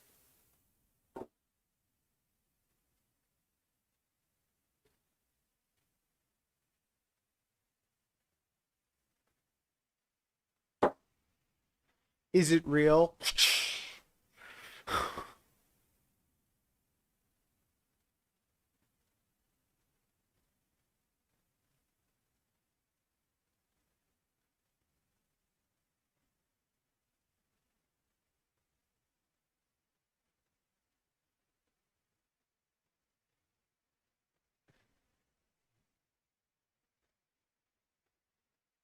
Oh, the best is when I take my snakes out, I bring a big backpack. And when I go eat somewhere, I'll put the snake in the backpack and I will eat. Then I'll come out of the restaurant and I'll pull the snake out of the backpack. Or sometimes inside the restaurant, I'll pull it out of the backpack on the way out. And people will just be like,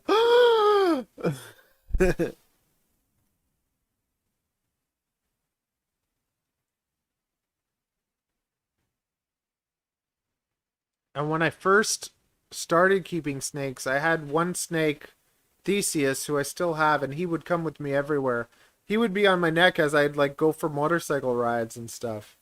I haven't done that for like 8 years. And then this summer I was hanging out with Aphrodite and she was so chill. I let her. Yeah, I made a couple videos already on trying to feed them, but I have not had success. It has not been good. Spoiler alert. I've put them in paper bags. I've put their food in tuna juice. I've put their food in tuna juice inside paper bags, and none of them have eaten yet. So I think I'm going to have to go to the old school method of heating water and dangling little bits in front of them. Hopefully eventually they'll eat, but I've heard from some groups that like some of them haven't had their first meal for like 6 months. And I find that kind of unbelievable because they're so tiny. Kevin likes the monkey faces. Oh no.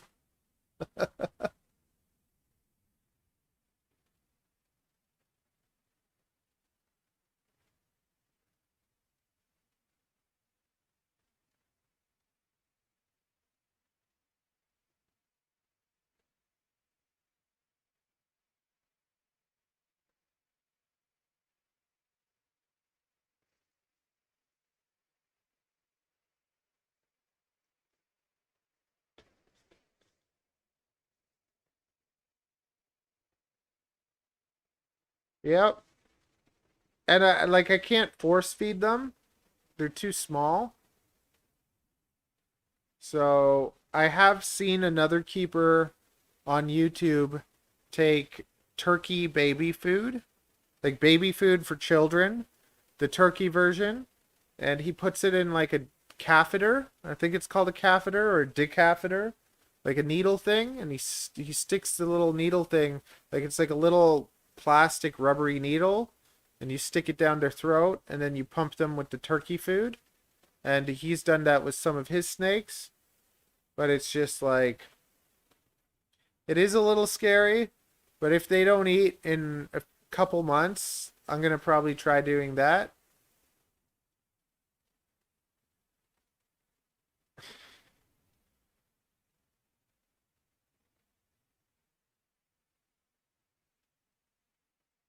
And then make a video about it as if I know what I'm doing. I don't know, it's weird. Some snakes they got to get that food in them and like it has to go through that process before they start wanting it. And I think that in the wild most of them just die. So keeping so many animals alive through like breeding and stuff is pretty it's a pretty amazing feat in itself. Because having like a whole litter of, for instance, 20 to 30 boas, be fortunate if even one makes it. But then through captive breeding, like 90% of them will make it. So there's way more of them, which is awesome. But then sometimes also I think that then some weaker animals also survive.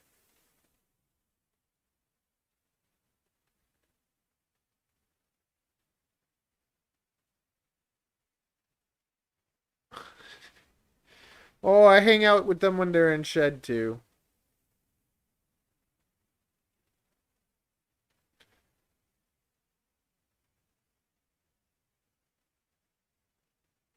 I have one nasty one that's in shed right now, Spirit. She is nasty.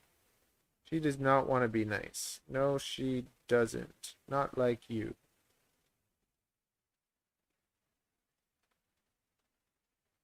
We're buddies.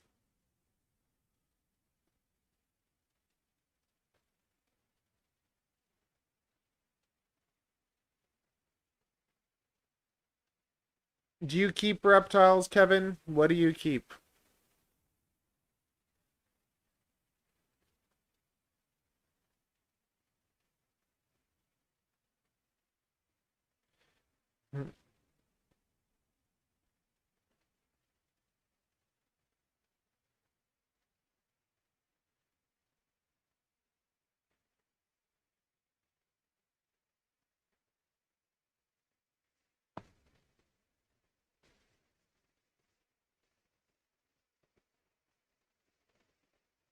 I think I have four of these guys.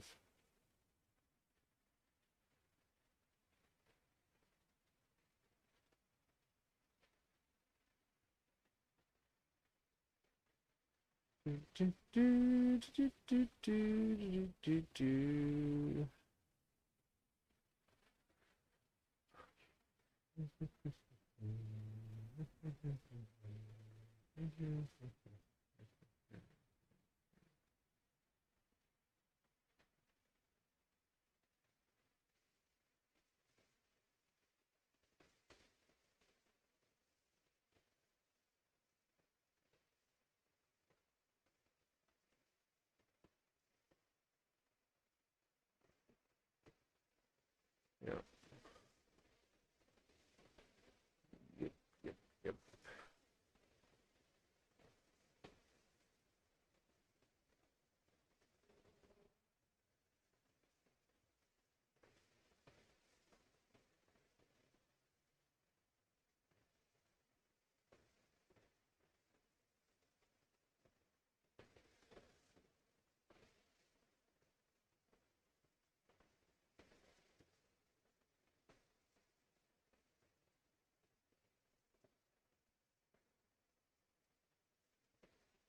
Your ex gave away all your crested geckos?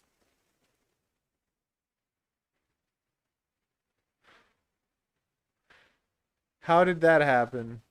That sounds terrible. Iguanas are so cool too. I can't give them what they need, so I try my best to not keep any animals that I can't care for properly. Like whenever I get an animal, I try my best to make sure that I can care for it. And if I can't care for it, then I can't buy it. Otherwise, I'd have sugar gliders. I'd probably have like a caiman.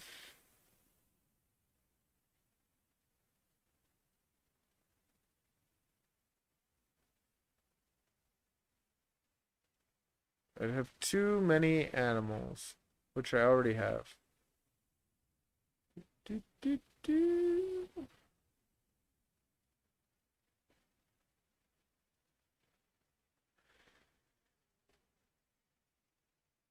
Oh, let me show you a cute cresty. Oh, getting old.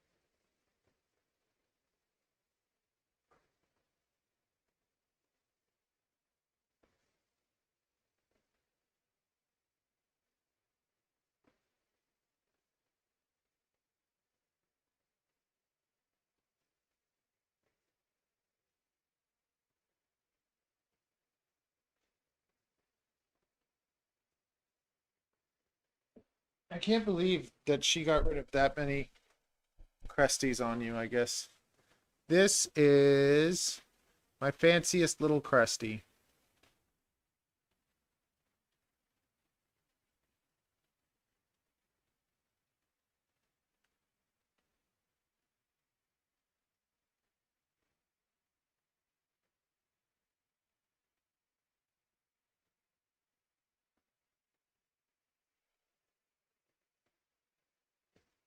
No jumping. You They have no sense of like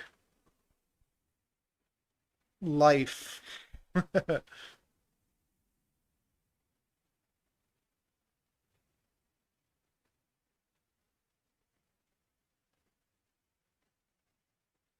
How many Cresties did she give away?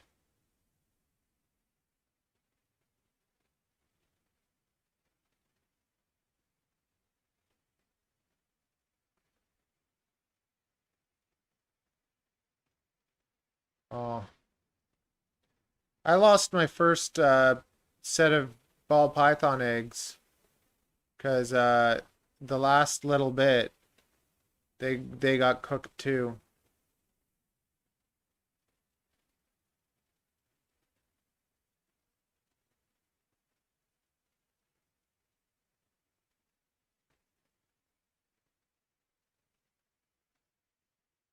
I'm really excited for this one to develop. Her dad, I mean its dad is from a one of the original lily whites to be brought into Canada. You watching me? Come on. Jump here. Jump here. Don't jump here. Hmm.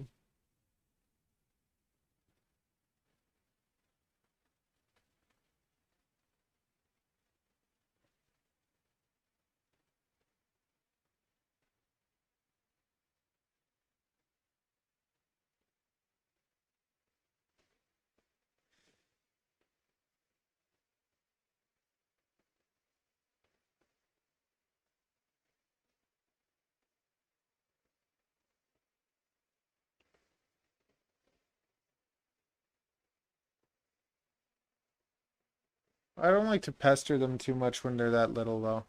So I'll take out one of my other little dudes.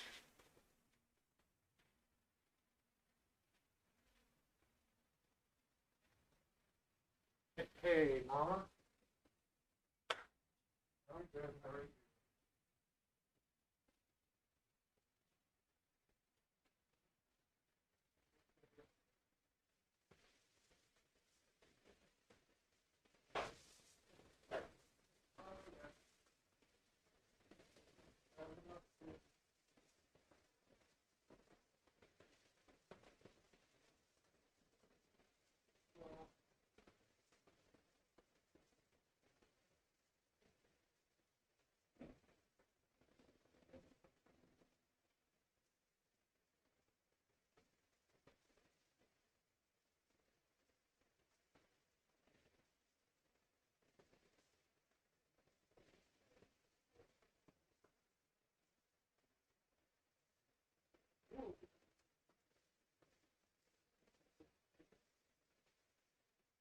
They picked me up. Okay. Okay. See ya. Okay. So this is my newest little addition, which I never really planned to get, but it happened.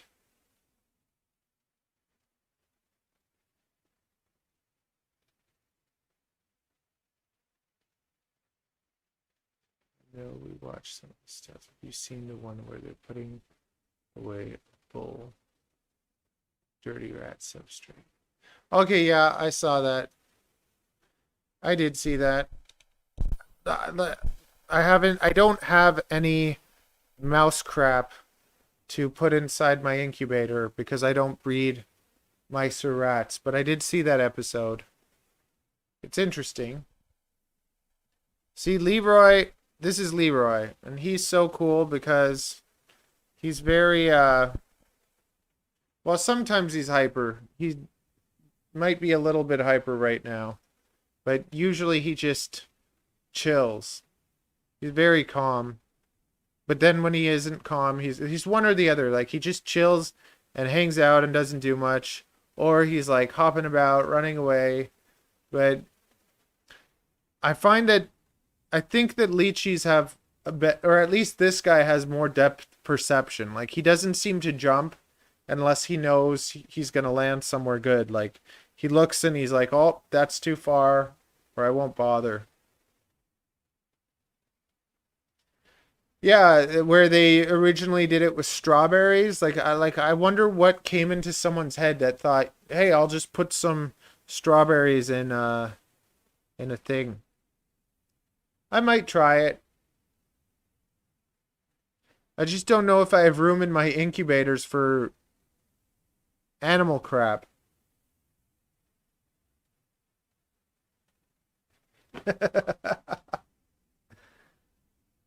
And I'm allergic. Like I'm allergic to rats and mice and all that stuff.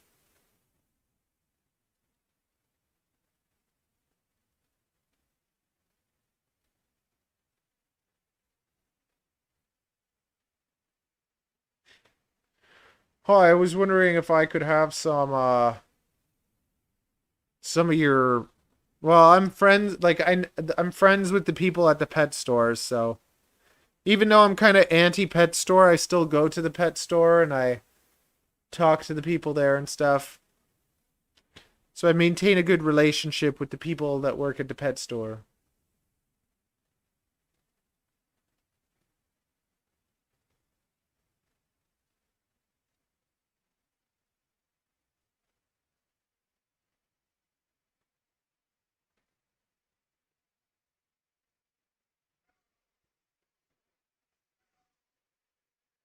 Do I wonder, do you know what concurrent viewer?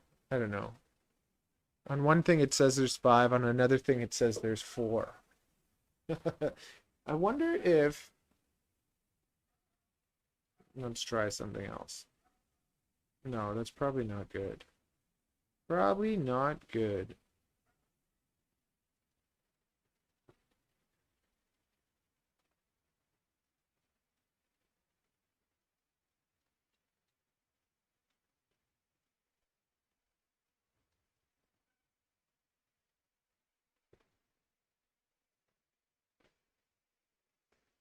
Leroy.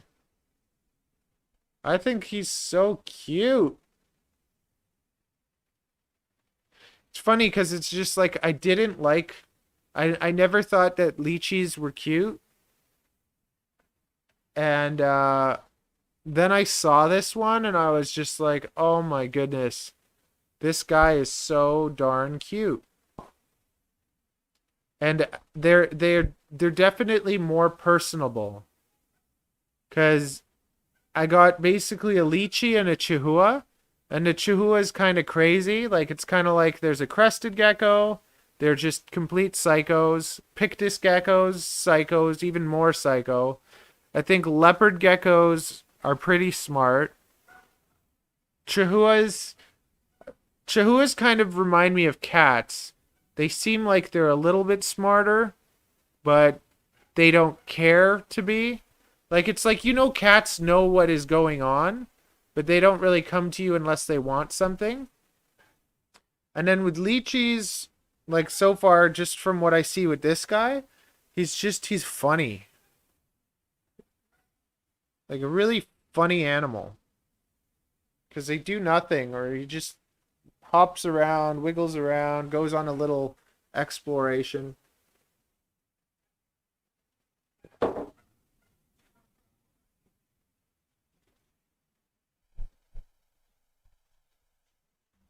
Yeah, he hung out on the microphone for like an hour this morning.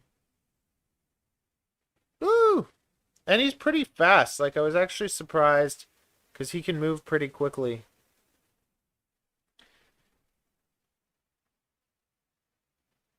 He's like, I'm gonna go. See? Like he didn't jump. He doesn't take like leaps of faith.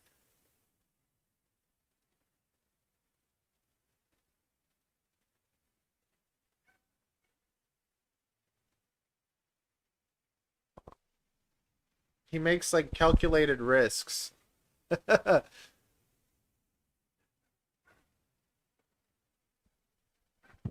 There you go, buddy.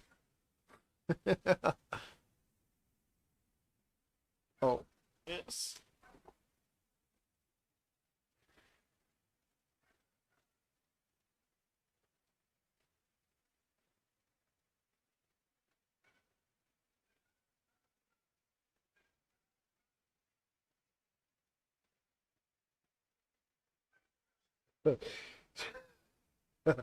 Here's a good one. So, my wife's sister married a dude named Dan, and he's really nice, and his wife, my sister-in-law, is a little nuts. So Dan is saved on my phone as poor Dan because he has to deal with my sister-in-law. But I've been invited over to my mother-in-law's for dinner, so we can see if I can fetch a ride. Hello, dearest Dan. How do you do? I was just wondering, would I be able to hitch a ride with you to Susan's?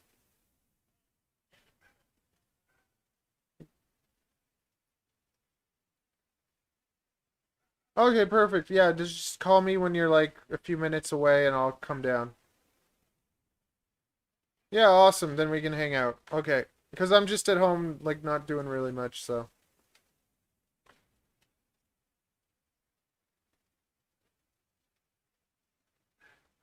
What?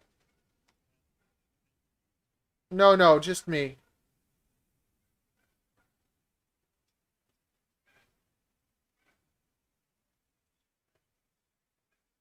Was it fun?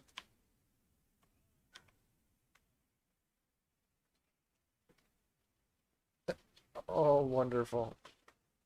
Okay, so yeah, just let me know when you're coming and then I will get ready and come down and we'll get to hang out. Yay. See you, buddy. Oh, the poor man. He's nice. She's crazy.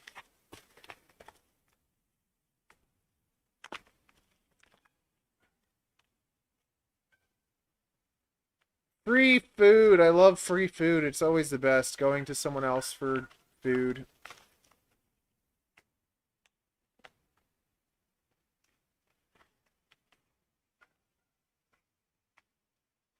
I'm terrible at cooking. Ariel's amazing at cooking, but like her food is so unhealthy. She's basically like the American dream. Like yesterday we had like some sort of meat. The day before we had fries with chicken wings. Then like steaks, ribs, like just all the meat you can eat. All the meat you can eat. Yes, yes, yes, yes. Hello, welcome. Last time I saw you in the morning. It's Nathan. Yeah, Nathan, if you're free on Sunday, you should come visit on a Sunday.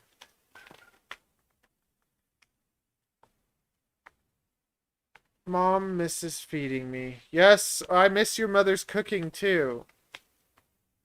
So, I went through kind of a dark period in my life, and a person, his mother, kind of like gave me some cooking lessons and fed me a bit. And oh, you gotta love anyone that feeds you, you know? Except for my father. So my dad like my dad makes a good living, okay? Like he does well. He's not like rich, but he makes like I think a little over 80,000 a year. And he's one of those people that just keeps track of every penny he spends and very logical, but not super nice. Like people that meet him think he's very nice cuz he's friendly, but he's he's a tightwad. So Yes, let's plan next Sunday. Come over next Sunday. Uh, so what my dad would make me, Spider-Man. Okay, so here you go. Come, baby. Okay, so my dad would make me a sandwich for lunch every like I shouldn't complain because my dad made me a sandwich, but it was just like he'd get one of those fresh buns from the bakery, he'd get a pile of those like buns. So he'd cut the bun in half, he would put butter on it, he'd slice a couple pieces of cheese, pickles, and coconuts. So I had this sandwich every day, like my whole school life. So it's just like every day I'd have the same bloody sandwich with an apple, and I wanted like I hated sandwiches because of that, because I just couldn't stand it. It's just the same thing every day. It was too much. Privileged white folk. No, you tell the wife, you don't talk to her, you say we're doing this and that's that. We're gonna go visit Matt.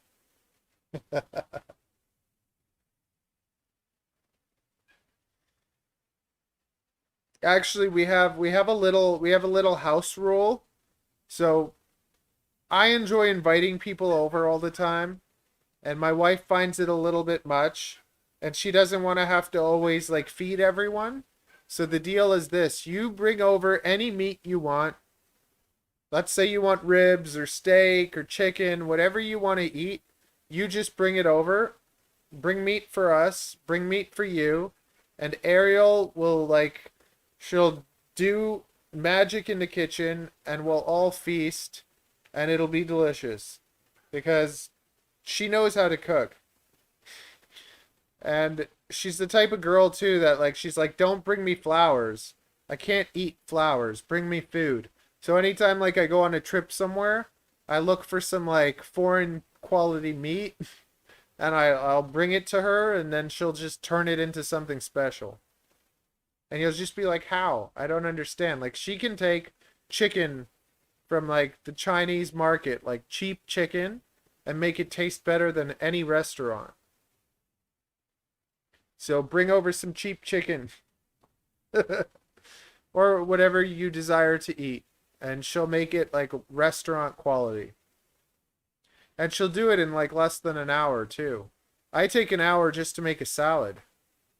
So then she's like, why don't you do anything? And I'm just like, if it takes you 15 minutes and me an hour, like, why would I do it? It's terrible. But the other thing is, if I ever was to cook dinner for Ariel, she wouldn't eat it.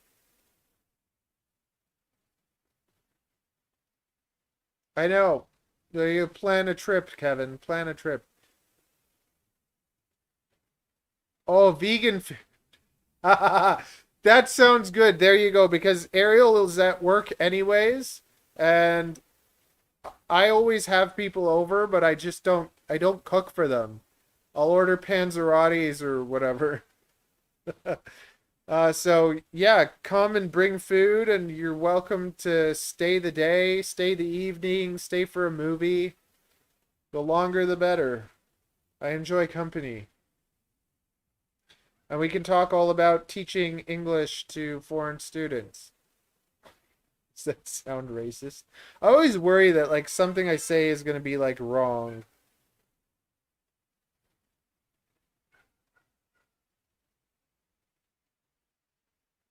Did you hear that? He called them Asian people. West of Ottawa. So you're actually Canadian. Yay! I need to grow the Canadian viewership and I don't know how to. I think I post in all the Canadian groups and people just get sick of it. They're like, oh, it's him again. Oh, it's him again. Oh, it's him again. Instead of like, oh, look, he just worked to like teach us something. Thank you for providing us with content. That sounds wonderful. Feel free to bring ingredients and come cook. You're Canadian too. Actually, we got all Canadians here. We got Nathan, we got Raven, we got Kevin, We're all Canadian now. The Americans may have ran away or they're just not talking anymore.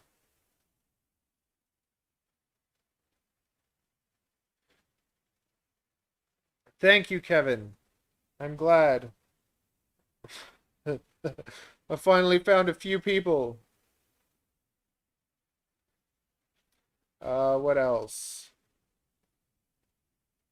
Yeah, see, now the stream's becoming a little bit more fun. Next thing you know, we're gonna have 20 people, and then I'm gonna get picked up to go to my in-laws for dinner.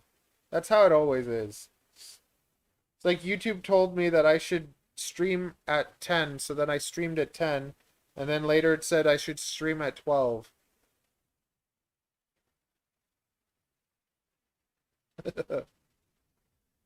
And Frank is here. Frank is American.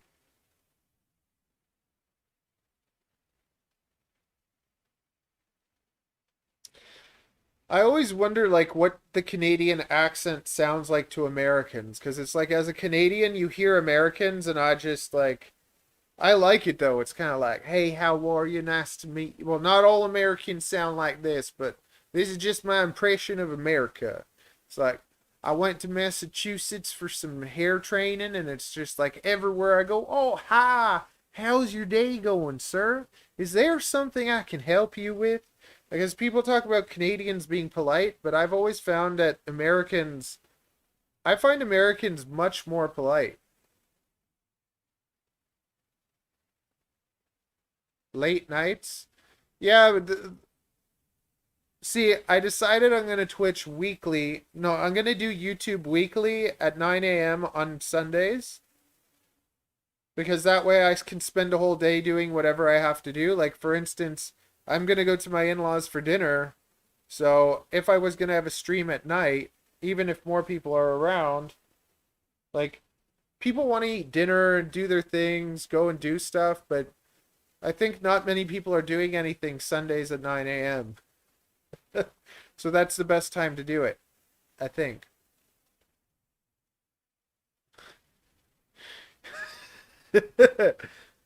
I don't and that too, like I don't think I say a or like do the Canadian stuff much. I do notice that I say sorry a lot, even though I'm not.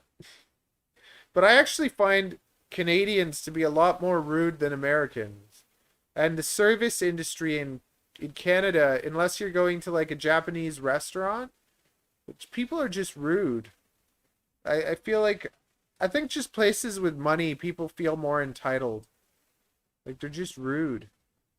Yeah, I've been bit by snakes very many times. Hello, Eric, and welcome. Where are you from, Eric?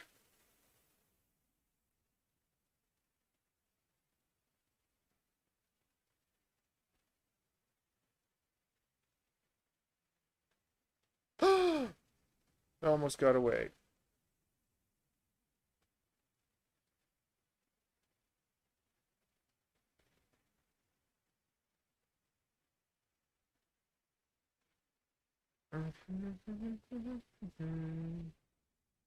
Yes, they are. Unfortunately, there are more nasty people than nice people. But you know what? It also requires more effort to be nice. Ah, very nice.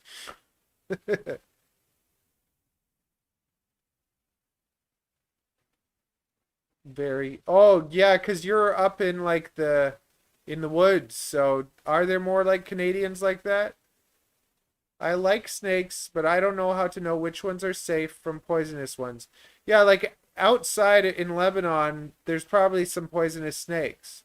So you have to be careful. But here, there's only one type of poisonous snake in Canada, and that's the Mississauga rattler. Maybe there's other ones. Don't take it as like whatever, but we have Mississauga rattlers around here, and other than that, there's nothing really poisonous. Also, Canadians are not allowed to keep poisonous reptiles, so I don't keep any poisonous snakes, so they're all safe. But lots of poisonous snakes kind of have thicker, like they have like arrow pointed heads, even though all snakes kind of do, but Like, more poisonous ones have these pits that are carrying poison in them. We have 10 people. See, look, we're going to have all these people now, finally. And then I'm going to have to go for dinner. Such is life. Okay, so let's end this on a high note. How about I go get my biggest snake? I just hope she doesn't crap on the couch. But I'm going to go get my biggest snake for you. Now we have 8 people. It's going down again. We had 10 people. It was like the highlight of today. I'm going to like, Ariel's going to come home. He's going to be like, what happened? Be like, I talked to 10 people on my stream. Yay!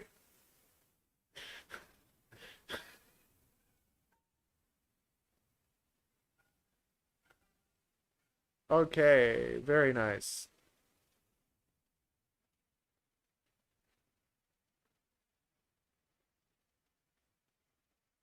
Yeah, so poison dart frogs. Let me tell you what's interesting about poison dart frogs.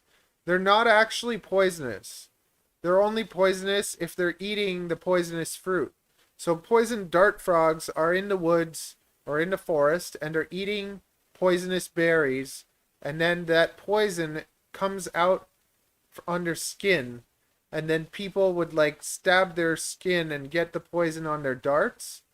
But in captivity, we're not feeding them poisonous food, so they're not actually poisonous. Yay, I got to teach you something today. If you haven't all liked this video, like it now. Okay, I'm gonna go get my biggest snake.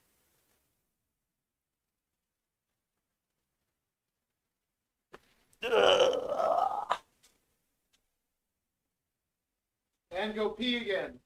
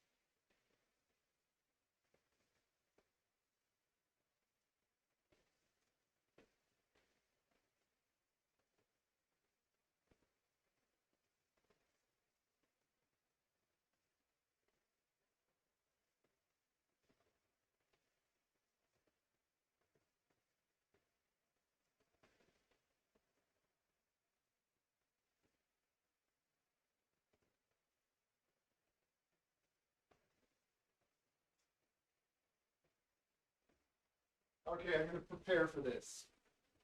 Because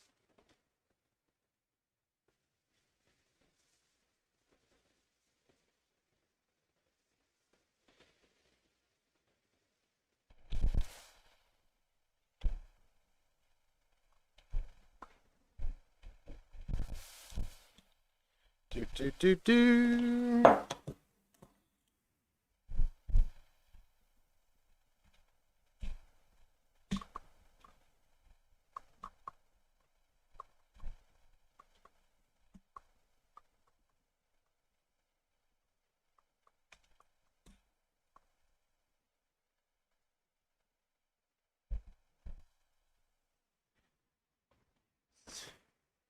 Hmm. Hmm. Hmm. Welcome to the show. No. Matt, it's not funny. You're so sore. Okay.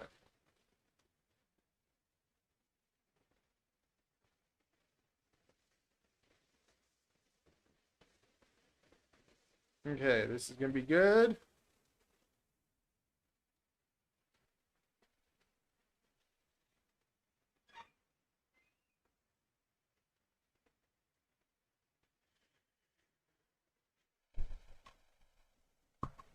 I'm just preparing because I'm not going to be able to adjust any of this when Queen is out. Okay, so I'm going to hold her. You're going to see her. And she's not going to crap on the couch.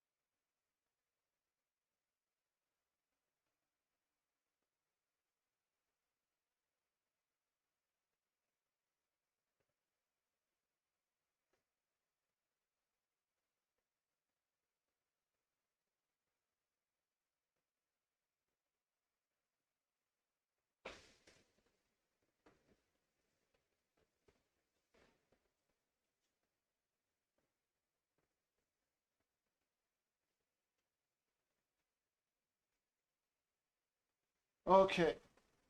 Ugh.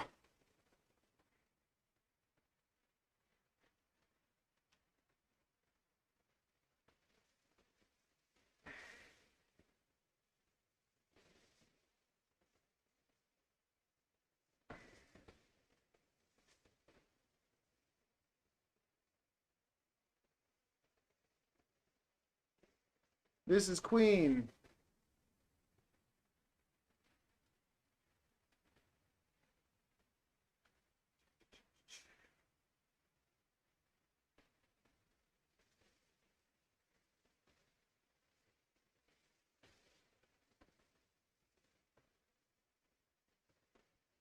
And holding her is basically a free workout.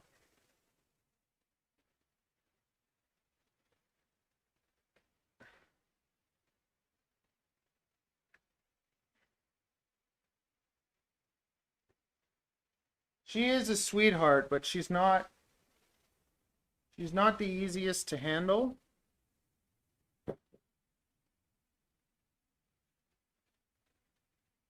Like at this point, at this length, you can't take like I can't take her out. I can't go to the park with her. I have to take her somewhere like remote where no one can see her. Because if I take a snake like this to the park, I'll get in trouble. And it really sucks because she's such a sweetheart. But she is a handful.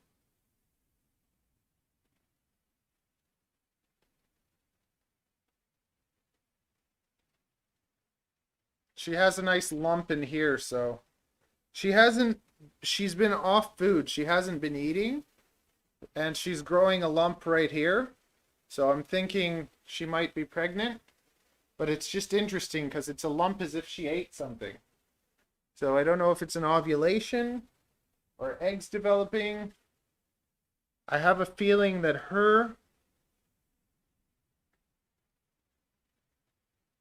I'm almost sure I'm going to get some sort of retic eggs this year, but uh, I almost hope that I don't get all three of them pregnant.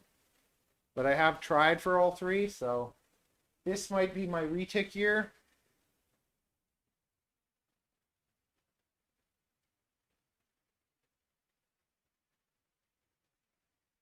Woo! Come on, girl. Sometimes I can get her to kind of like balance nicely and stay on me, but she likes to explore.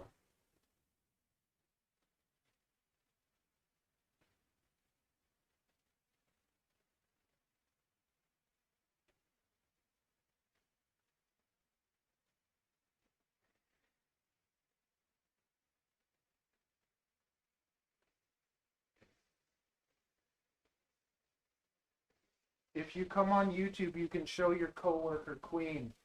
I'm showing Queen right now. There, the wife can join us perhaps.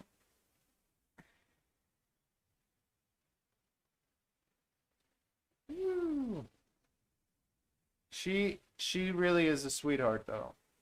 If she wasn't, I would have sold her.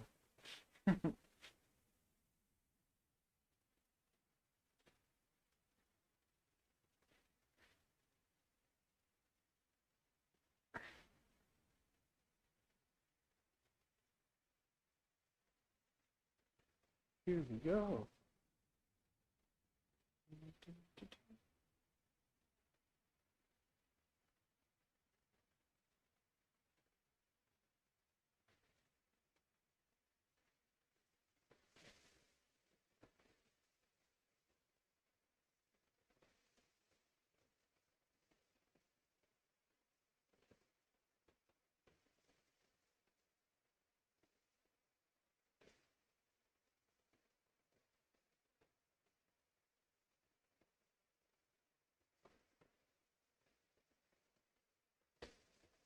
I remember the first time I held her, I was so scared.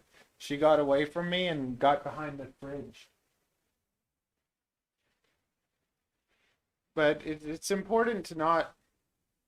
It's important to not be scared.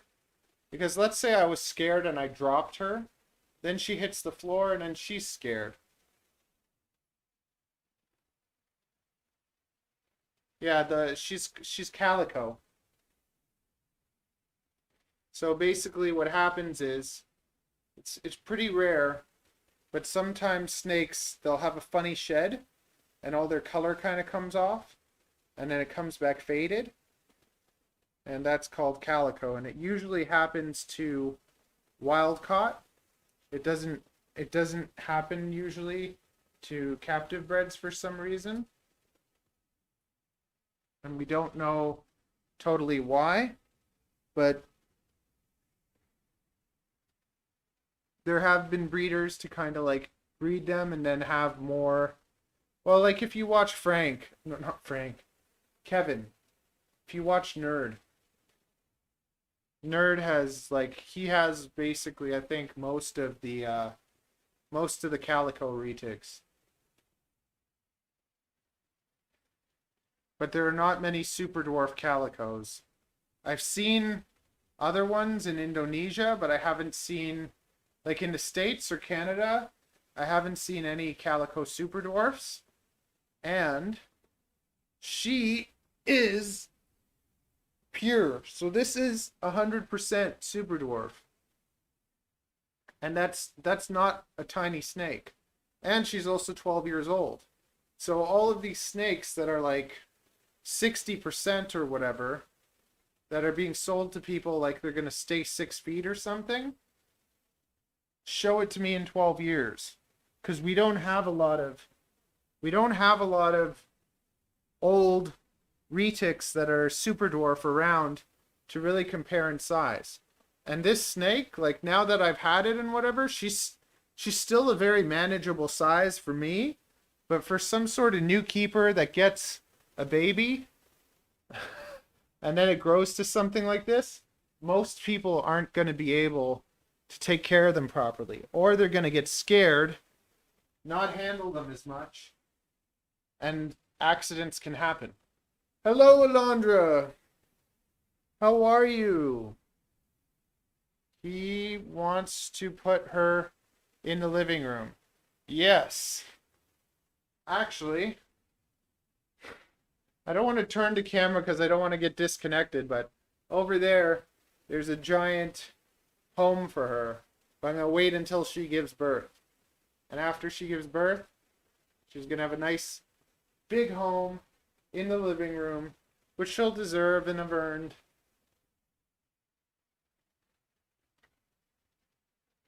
And the first baby I sell, I'll take Mama out for a nice dinner. How's that sound, Mama? And you, Alondra, you know you want one of the babies. Yeah, I know.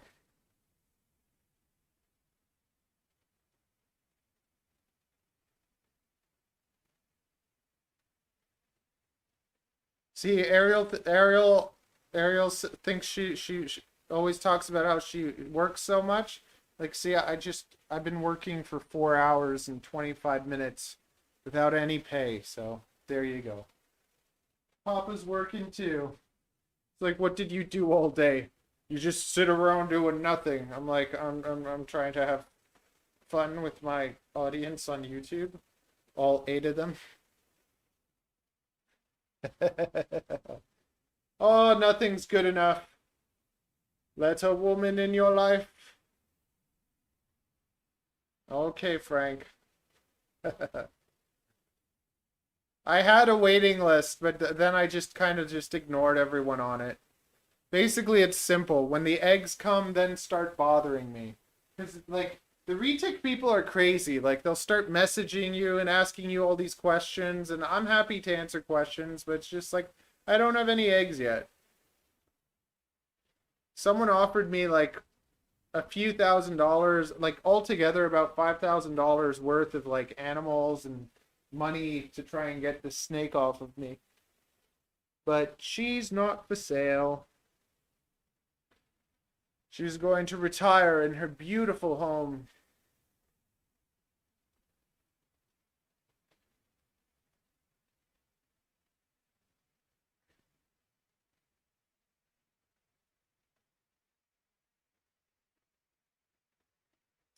But she's such a sweetheart. She really is.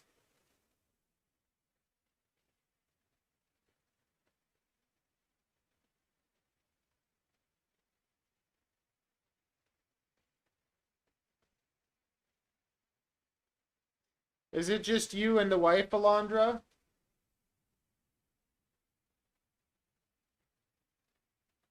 Oh my goodness, she got me in the jugular. Ah! No, no, Garrett would like her too, though. Garrett was actually the reason that I bought her because it's a funny story, but I was looking for a pure Superdwarf, so I messaged one of the other Superdwarf breeders that's here. Chris, he goes by Strictly Scales. He's a great guy. And he sent me to Chris Dyer, who is at Niagara Exotics. And Chris Dyer basically sold this to me as a paradox. So he thought that she was a paradox. And he told me she was like 9 feet, okay? And I sent a picture to Garrett, and Garrett was like, that looks calico. And I'm like, what's calico? And then I did the research, and I searched all the forums, and I found out that she is calico. And, like, I have pictures of her from before she went calico, so she looked just kind of normal. And now when you look at her, she's like, her it's all like faded. She looks really faded. And she has those white scales that are just like pure white. Anyway, so then Garrett was just like, just get her. Like, you should get her. So I was just like, you know what? If anybody knows anything about the super dwarfs, it's probably Garrett. So I got her, and I paid for her basically before she came. And the guy brought her to me. And when I saw her, I was like, holy cow, that is a big snake. That is not 9 feet. But she was just so beautiful. So I took her home and I said a little prayer. I was like, dear Lord, if she is not the nicest animal I've ever had, like if she's nippy or anything, I'm going to sell her like right away. But if she's super nice, then I'll keep her.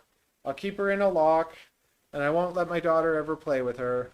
And basically, she is a sweetheart, and she's not mean or anything. She is bigger than what she's bigger than what I'm comfortable with. I've learned to be comfortable with her though. And I wouldn't want anything bigger than this. But I also think that Chris fed her like she was a regular retic. Like, I don't think that he tried to keep her smaller. So she was fed really good, and she's a good size.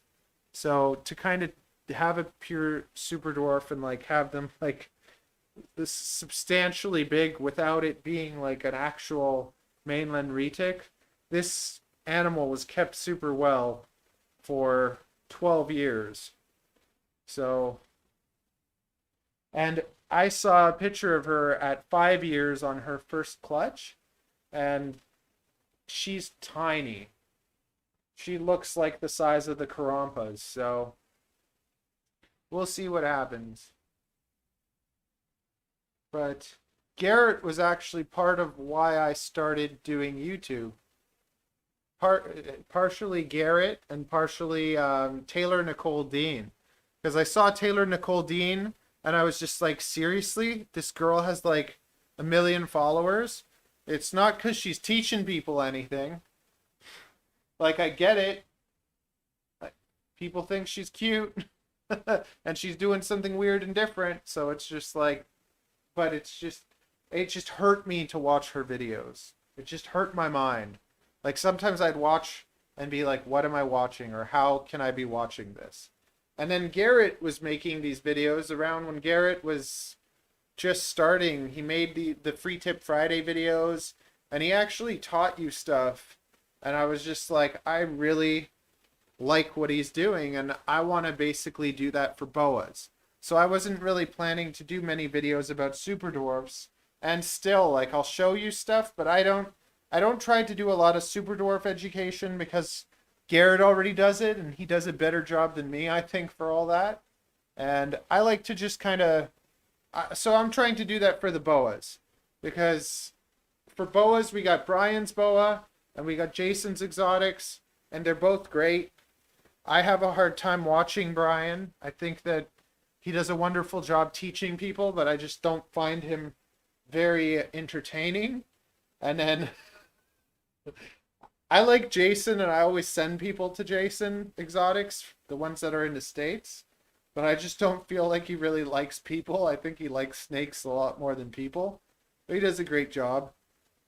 So I try to kind of like fill that gap. I try to be kind of like that idiot that's not an idiot, because I like doing stupid things and behaving stupidly. And if you're smart, I think you can realize that that doesn't mean just because you behave like an idiot doesn't mean you are an idiot. Okay? So I like to have fun and act silly and not take myself so seriously.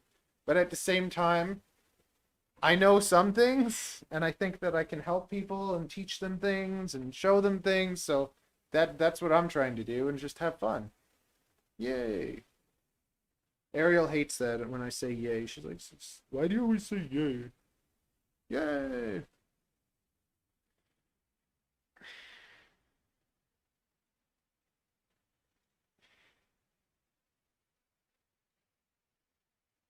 Oh, absolutely. Like, first of all, I don't like to say bad things about anyone. I just don't. Taylor Nicole Dean is like, it's a hard one. Even Brian Barchuk, like, I have nothing against him. I think that he has grown our reptile community more than anybody. And we all have our errors. Like, no one's doing everything perfectly. But yeah, what Brian's doing is great. And he has the localities, and he can teach people about the localities. I don't really have that many localities. And I don't know, I tried to share with you the stuff that I wanted to learn and the things I find interesting and the babies. Oh, that's my buddy Charlie. So I got my buddy Charlie into doing YouTube videos and all that stuff too.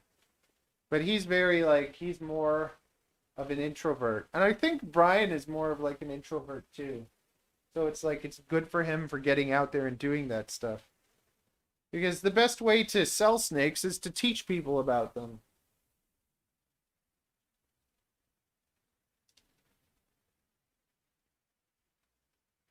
Woo.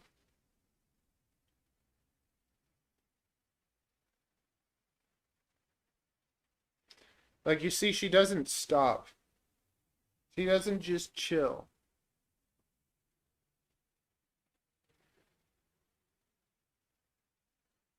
She doesn't want to be a good girl. Avery always says that. I've been a good girl.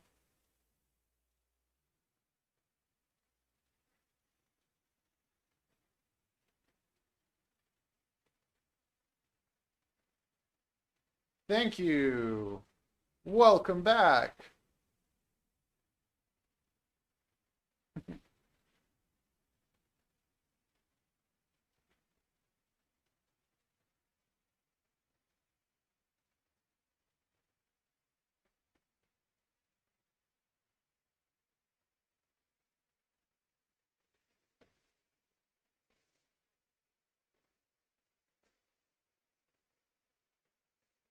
She's always up to something.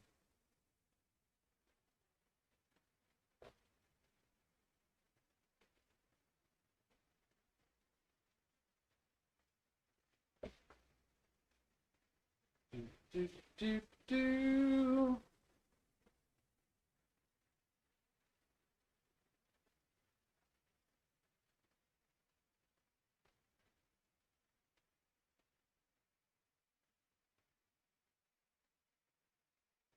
Thank you, Frank.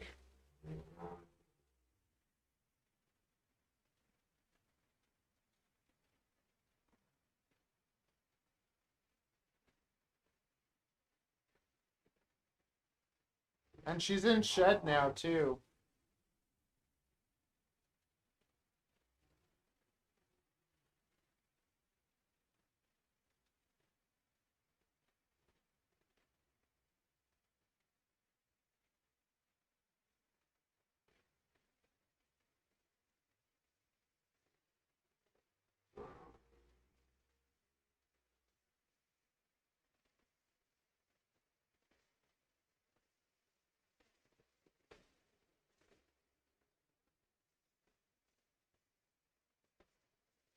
Oh, retics for sure.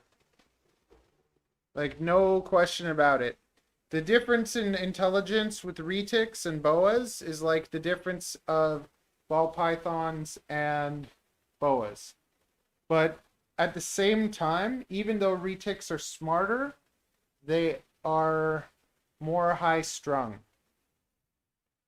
So they're smarter, but they're also kind of like more hyper. So it makes them kind of stupider. Like a boa doesn't freak out when you open its home because it thinks you're gonna feed it. But retics, it's just like you open the drawer, they're like, food, I'm gonna get fed. Yay! And like they're very they're very aware. And boas are very aware too. But retics, it's like that next level. It's like, bam, I'm here. They see what's going on very well. They plot. Like boas don't really plot. Retics, they plot.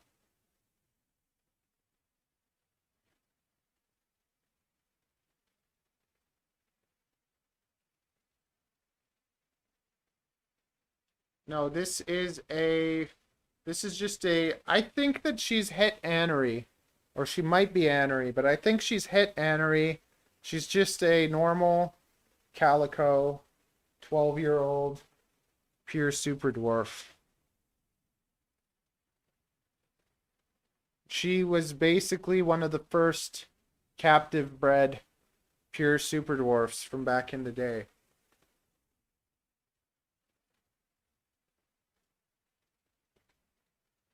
Henry Poiron, he owns A1 Pythons. That's the name of the guy that basically bred her.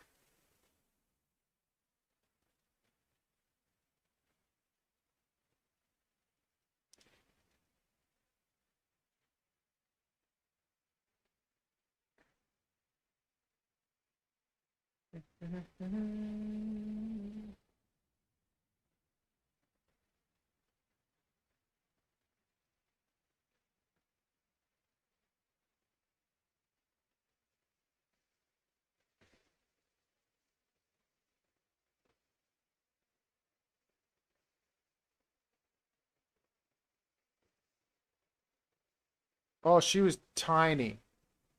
She was like she was like that big.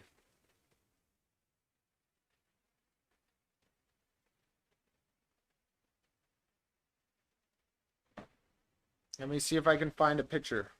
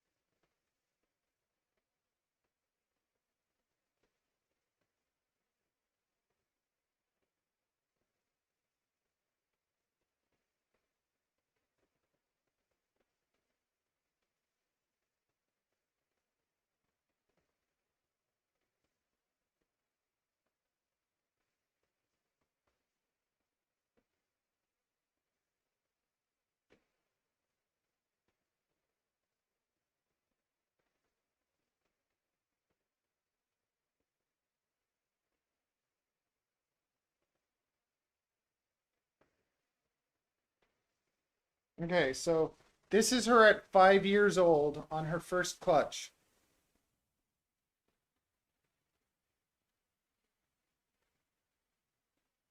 Five years old.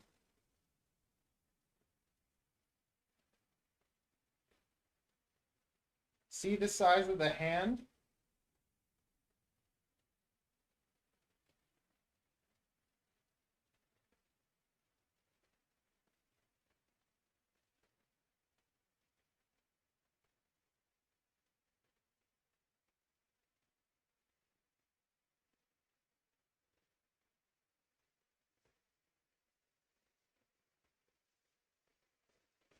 And this was her. This was her as a baby.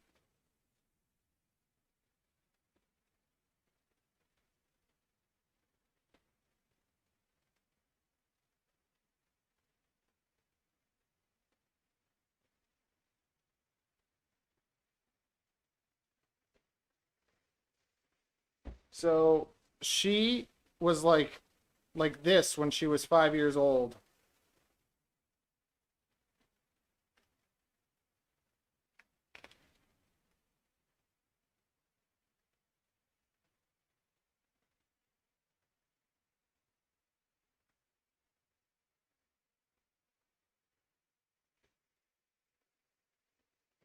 Yeah, exactly. Well, this is the biggest problem. Like you cannot say what size the snakes are going to be without seeing the parents. And even when you see the parents, if the parents are young, the potential for growth is still there. But I didn't raise this animal, so I don't really know. I know that the guy that fed her quite a bit. So he could have probably pushed her an extra couple feet in length than she would have been if she would have been more kind of maintenance fed. But like I maintenance feed my animals, so I basically feed them enough to keep them healthy, but not much more. If I notice they're getting skinny, then I'll feed them a bit more, but I'll never try to have chunky animals. I want all my animals to be lean. Because in the wild, they're lean. So lots of the time when we're breeding them, we're getting them a lot bigger than they would be in the wild.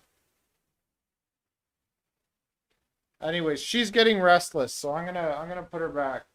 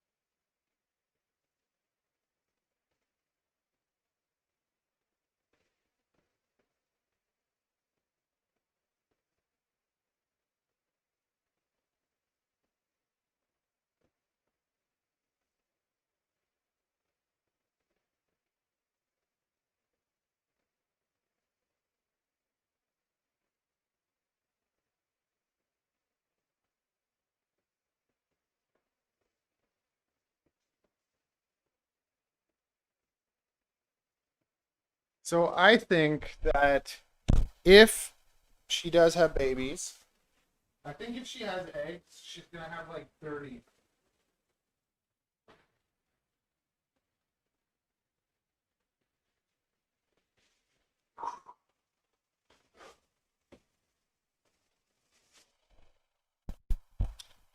Oh, it's so nice to relax again. So I think that, yeah, I think if she does have eggs, I'm gonna end up with like 30 eggs.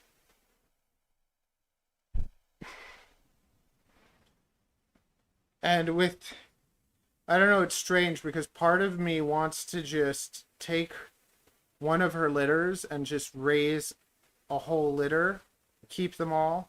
Because if any of her babies go calico on me, like I'll go nuts if I sell a snake to someone and then it goes calico. And I'll just be like, oh no. But snakes don't usually, if they go calico, they go after a few years. So it's not born that way. Basically, they end up having this shed where their skin comes off and they. What is going on? My connection. Can you see me? Or did I get disconnected?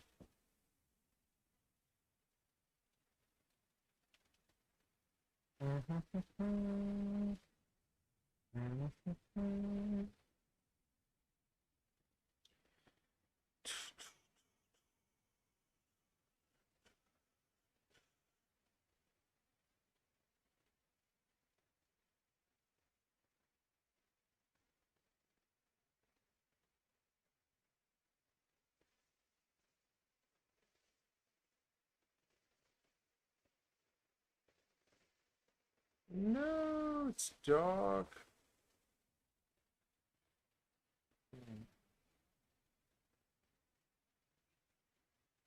Okay.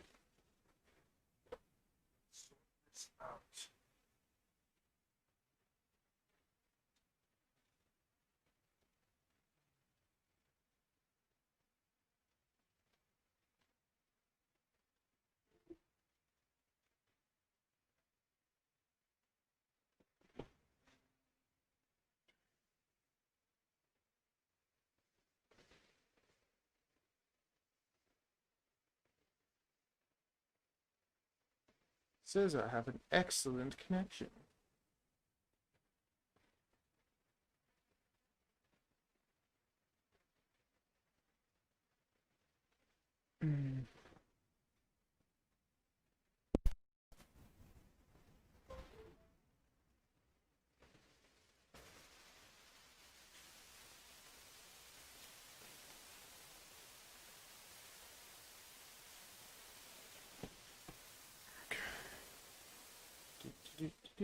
Yay! Okay, we're back.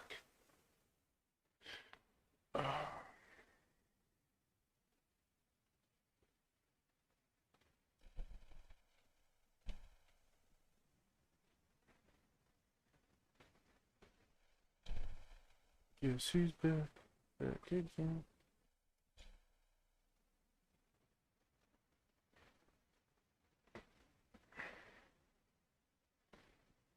Okay, rapid fire. Shoot questions. Shoot questions. Indeed.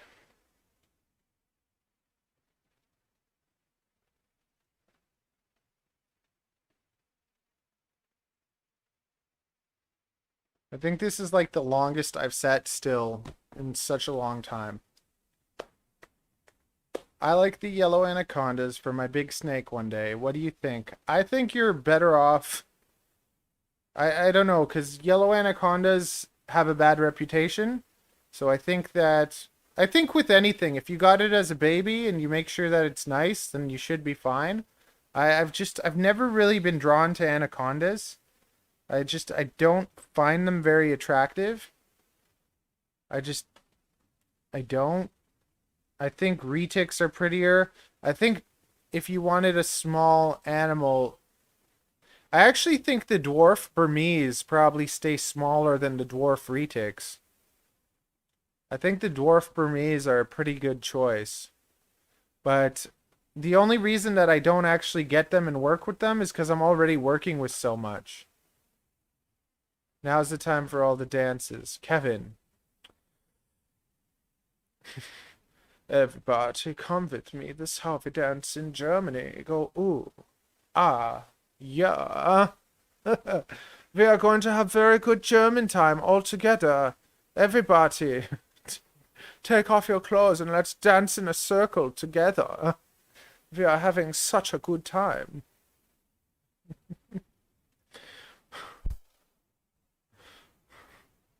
Bring out the schnitzels. Yeah, I have green tree pythons. I fed them. I just fed them, but one did just shed, but I just fed them, so I don't want to, like, I could go get it. I'm just too lazy. Too lazy right now. I've given my life to you for the past 5 hours. You 6 beautiful people. I wish to do nothing. I want to sit down and watch a movie, but I am compelled. I'm compelled to entertain you until I must go. So long, farewell, Auf Wiedersehen, goodbye to you, and you, and you, and you, and you. And my lips are dry, so I'm gonna get some water and then I'll be back, okay? And then we can do a Disney sing-along. How's that sound? Any requests? Dieter. And now the time on sprockets.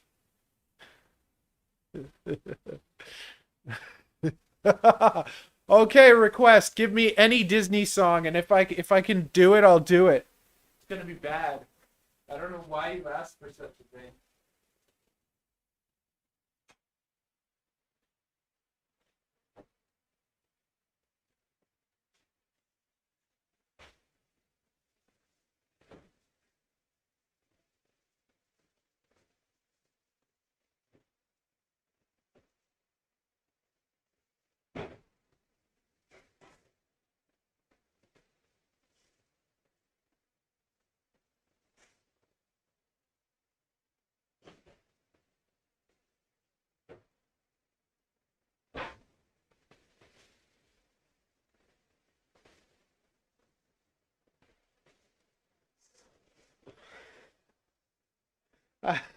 That's not a Disney song. The Saturday Night Live skit with Mike Myers. I don't know if I've even seen that. It has to be appropriate, okay? I can't do inappropriate things. This is a children's channel. No, it's not a children's channel. This is a family channel.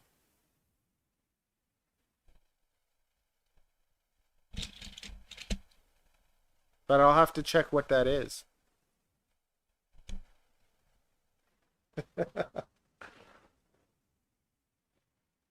Ooh.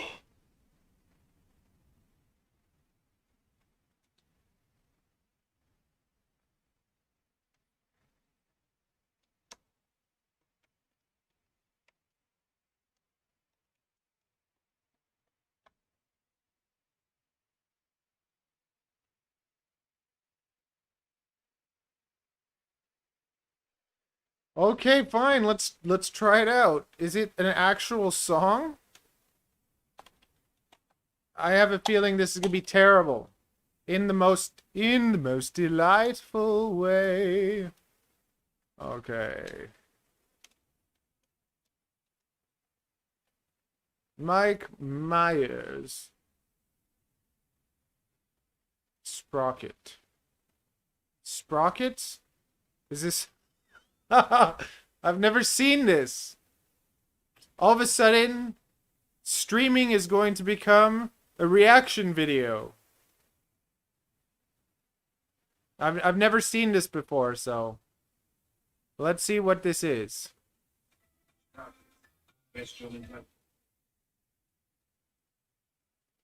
Gonna kill the quality of my stream.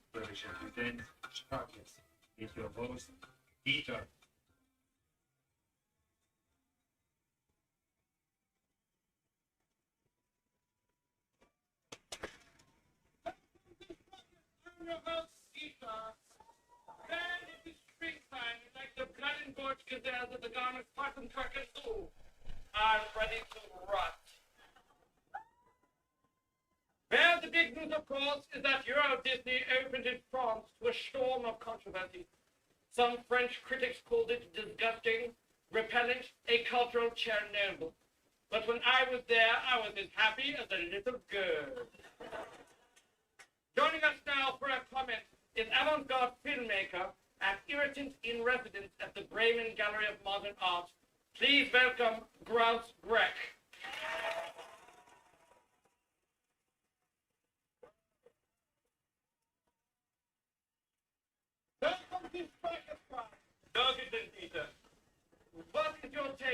Euro Disney. I was so disgusted by Euro Disney that I threatened to gnaw at my own genitals like a small woodland creature in protest. Delicious.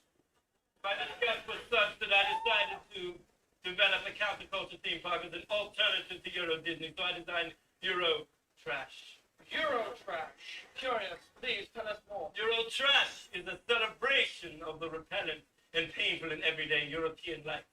For example, Euro Disney has Fantasyland. Euro Trash has Ennui Village.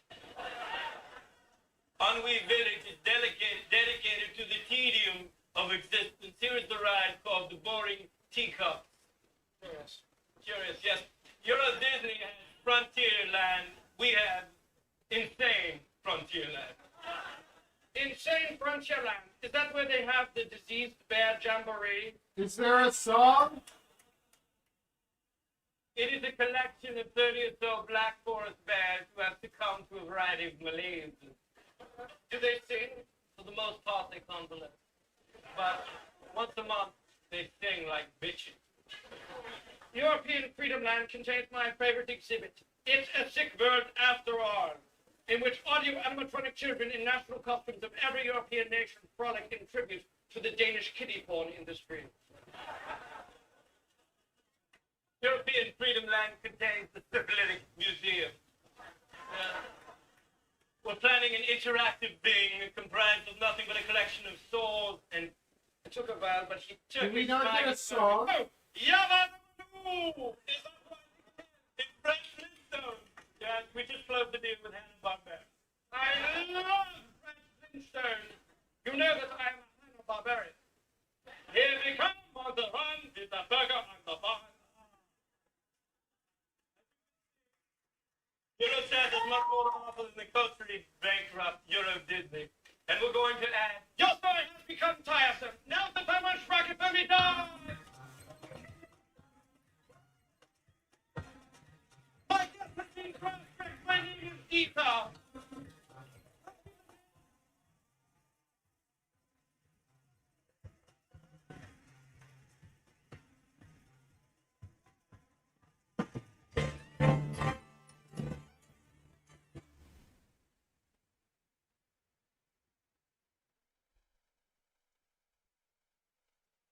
I have no idea what that was.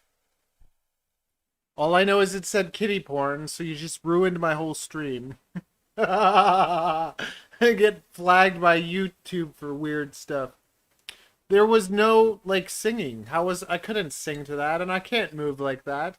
I don't know what you expect of me. It's too much.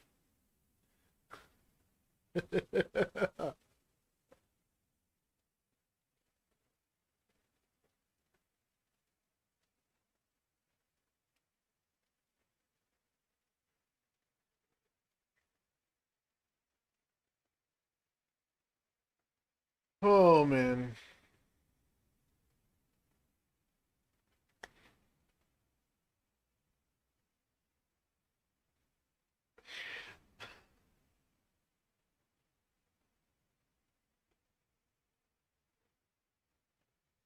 My German song is much more fun.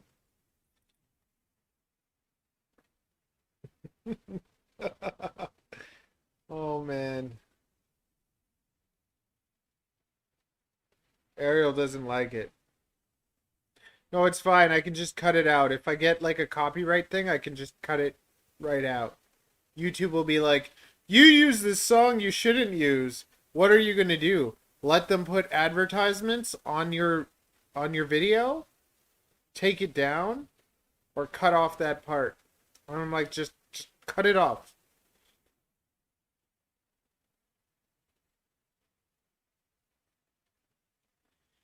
I don't know, just doing YouTube as like a small YouTube person is very difficult because when you have like thousands of people following you, anything you post gets you thousands of more people.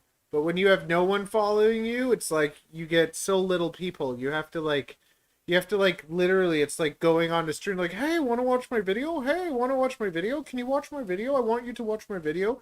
Like you go from being like a peasant to being like then it changes. Then it's like all of a sudden people are coming to you, hey, wanna have our product for free? Hey, here's a nice camera. Hey, here's a nice microphone. Here, do you want to take that for free? Take this for free? Do this? Can you mention our company? Can you mention this? It's like it's from one total extreme to another. And I've never experienced like the other side. I've gotten like a few products to review, but then I just do Amazon reviews and I don't do video reviews because sometimes the products are not that great and I don't want to make a video about something that isn't that great. And then if you tell them their product is garbage, then they're never going to. Okay, let's do it.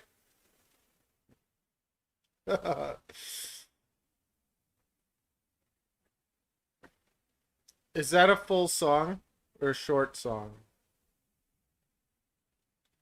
Oh, baby.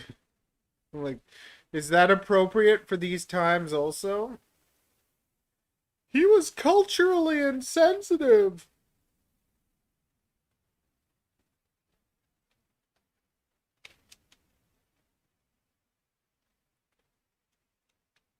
Oh, yes. Here we go. Oh, goodness. The things I do for you. Remember this, okay? Remember. Matt's my favorite streamer because he sang Arabian Nights for me.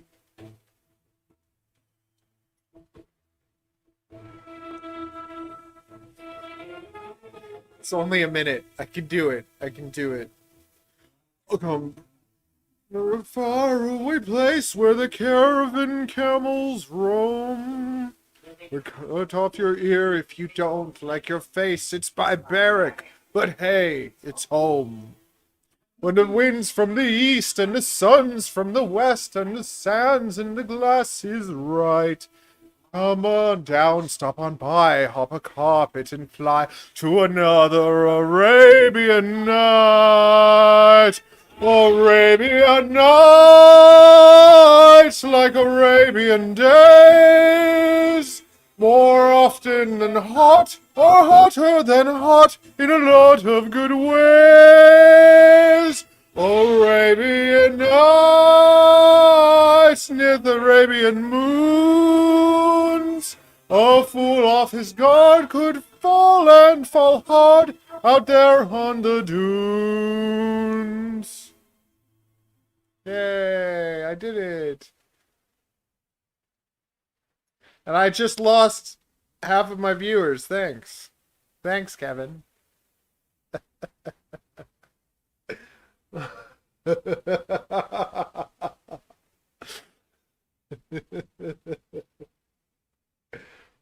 my God. There I did. I just poured out my soul for you. I feel like I've lost something. Like my innocence is gone now forever and I can never get it back.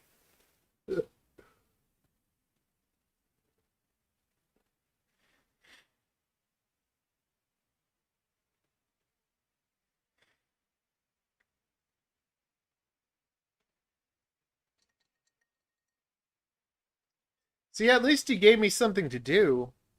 The hardest part about streaming is just like not knowing what to do. It's like you come here and it's just like you look at other people's streams and they have the little thing scrolling so much with 100 people saying things, and their problem is like there's too much to answer.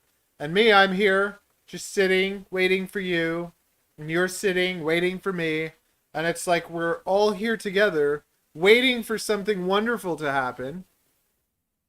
And it took 5 hours for that to be possible. And I'm happy to sing Disney songs for you. You just... Was it too loud? Should I not be as close to my speaker? Or was it fabulous? Okay, 3 dream pets if I could have... I have to go with monkey for one, even though I don't think I'd actually want a monkey, but my childhood life, I wanted a monkey so badly, like, I just wanted a monkey.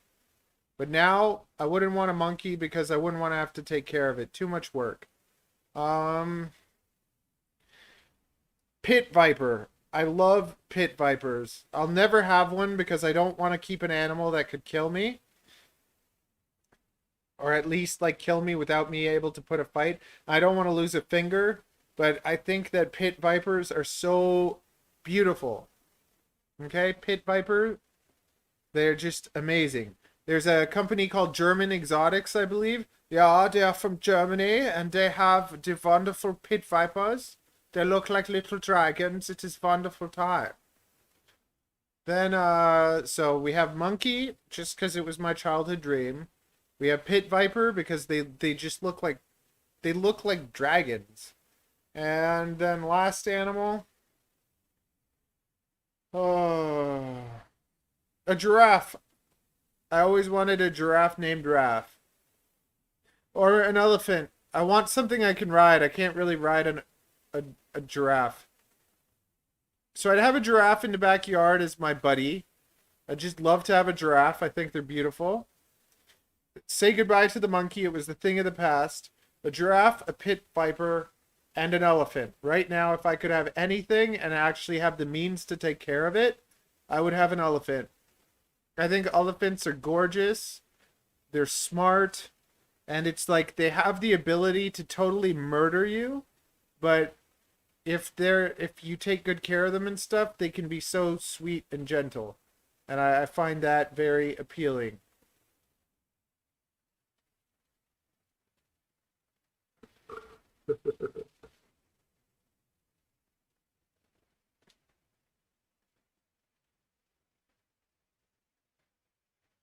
The elephant or the giraffe?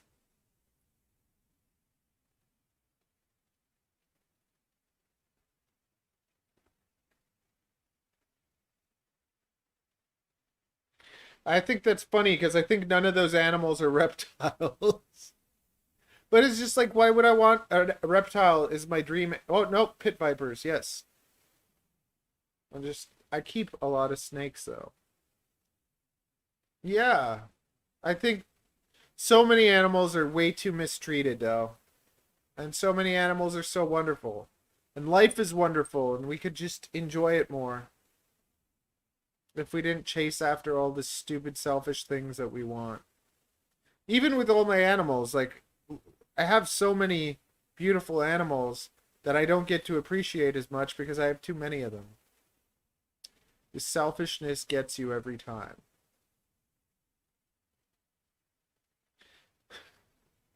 I missed out on a beautiful day too. I should have went for a walk, but I was too lazy. King cobras are cool. You've seen Chris Sweet. Chris Sweet has a king cobra named Oracle, and it's just amazing, and he free handles it, and it's an amazing animal. I think partially because it's been through so much crap and he's taking care of it like nicely after that. And anytime you take an animal that is not nice and you treat it well, they change.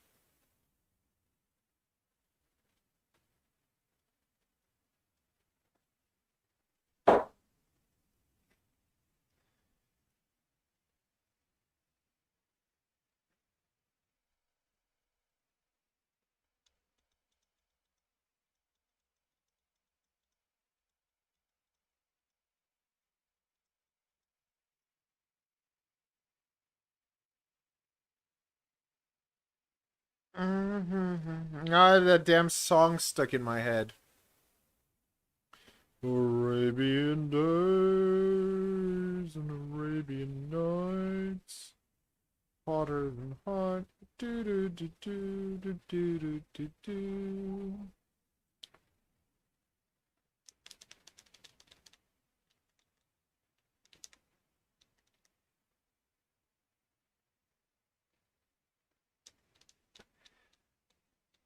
Yes. No, they can come down. They put their head down and give it a good pet. I don't know. I do have like a weird imagination. I imagine like a harness that you could put on a giraffe so that you could ride it. And I think I would have a lot of fun riding a giraffe. Does the dude in Adventure Time do it? I think he does. Maybe that's where I got the idea. I have no idea. But yeah, I think a giraffe would be just awesome. They're beautiful. They're weird.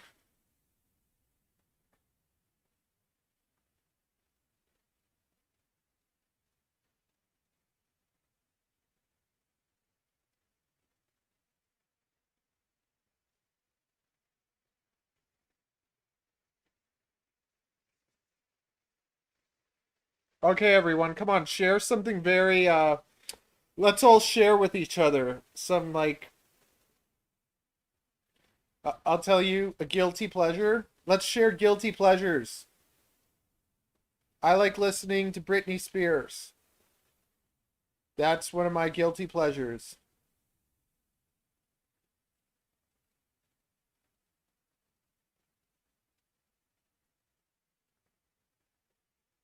I'll give you another one.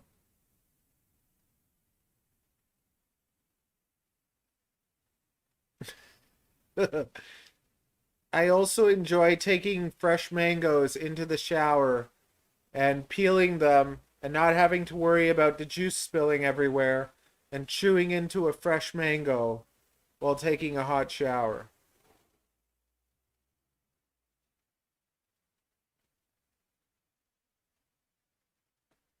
It's very satisfying.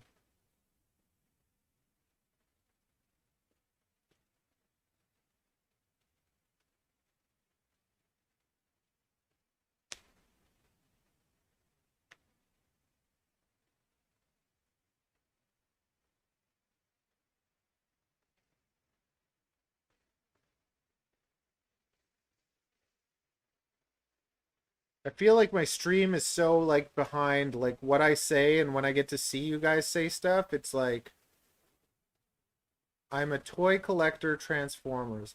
I have an old boss that would collect all sorts of toys. Like he collects Star Wars toys and all sorts of toys and then eventually he sells them. I'm like, what's the point? Well, I guess collecting to sell. I I don't know. I, everyone has their own thing. That's interesting. The mango thing? I will run the camera for you. Okay, Kevin. You know what? You're not that far away. You should, when this Corona stuff is over, plan a trip. You can be my cameraman and we'll go around the streets giving haircuts to homeless people. I want to do that again. It's fun. But I never really get anyone filming me except for like the documentary. Oh.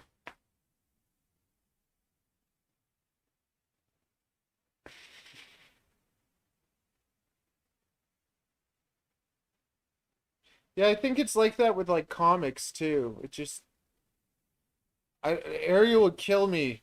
Like I do it with animals. I got too many animals and not allowed to put them anywhere other than the snake room. So it's just like my collection is only allowed to be so big. So because of that, I have to make it smaller but like higher quality. Tim Hortons white hot chocolate with a chai tea bag. Very interesting. Uh, How does it compare to the second cup white?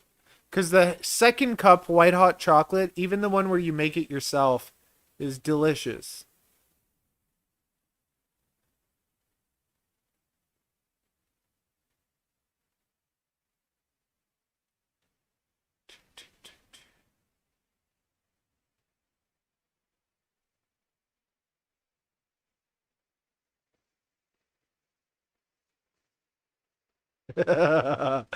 Oh man.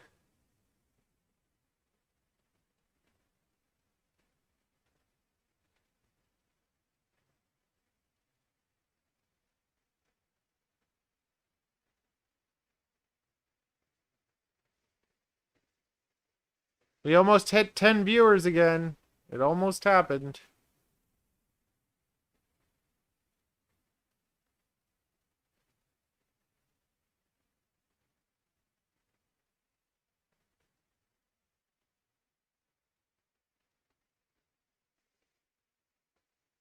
It almost happened. Are we all dudes or are there any girls? I know 80% of my viewers are males. But I never want to say anything insensitive. Sometimes. I try not to.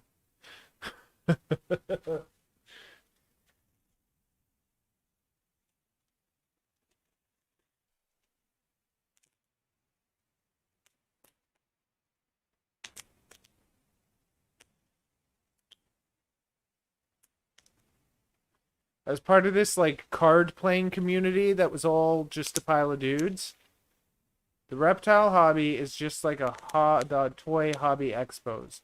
The same communities are both super cool people. Sure, we'll do that. Can't wait for this to be over. Yeah, like for sure. I am down to hang out, go on adventures. People are an excuse for me to do things. It's like there's lots of stuff I would never do that if someone is there, I'll do. Even cleaning my room. Cleaning my snake room is so much better if there's just someone hanging out. Like Raven, you've been hanging out and that's been fun. I don't really like a lot of YouTube people to be on my Twitch though, so I don't try to cross... I try to bring my Twitch people over to YouTube, but I never really bring my YouTube over to Twitch. Because it's just like...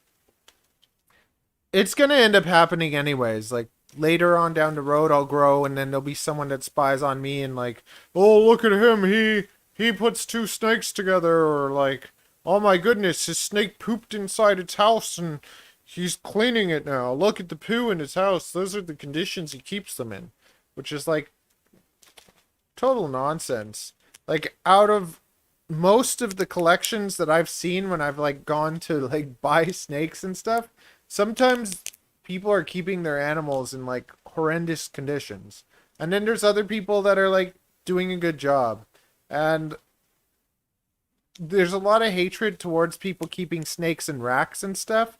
But to me, if you're keeping that many snakes and they're in racks and they're clean, like that matters more. Like, I'd rather see clean animals than nice conditions, but like the cocoa bark or whatever is soiled and you can smell snake pee everywhere. It's like, it's nuts. So, I don't know. I don't even know. I got a package and I'm twisting the poppy stuff. I never grew out of that. Never tried them. Okay, Kevin, you haven't lived. So now, the next time that you get your white hot chocolate, just get Tim Hortons white hot chocolate. No, not Tim Hortons. Second cup. Okay, here we go.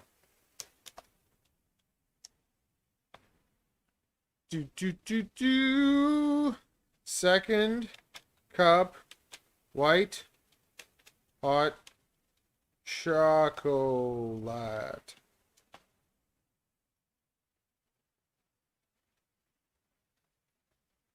You can't see that. Okay, very good. What the heck? Second cup. Second cup. Where's my second cup white hot chocolate? It's what I should do for you. You come on here, you tell me what you want. I find the Amazon link and send it to you. I can't even do that. I can't even make a measly, like, 10 cents off the commission off of finding you the proper white hot chocolate. Can't find it. Oh, that makes me think of, like, you know Ovation? Those little chocolates with mint? They're so good. They're showing up in the search results.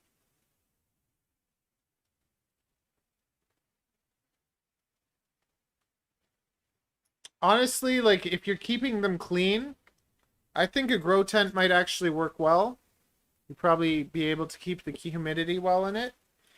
The problem with the grow tents and the UVB is just like the Superdwarfs, we were talking about the Superdwarfs, Superdwarfs have not been around long enough for people to realize how big they're going to get. So we can say all sorts of numbers, we can suggest, we can say whatever we want, but that doesn't mean that's going to be how big they are. And we can't even really compare to the adults because the adults aren't old enough. Because most of the Superdwarf babies that you're seeing now are coming out of parents that are like 4 years old. So, in a grow tent with like UV, you're bouncing it off of all this because the grow tents have like that metal reflective stuff. So, if you're gonna put UV in it, you're kind of subjecting them to a ton of UV. I think too much UV.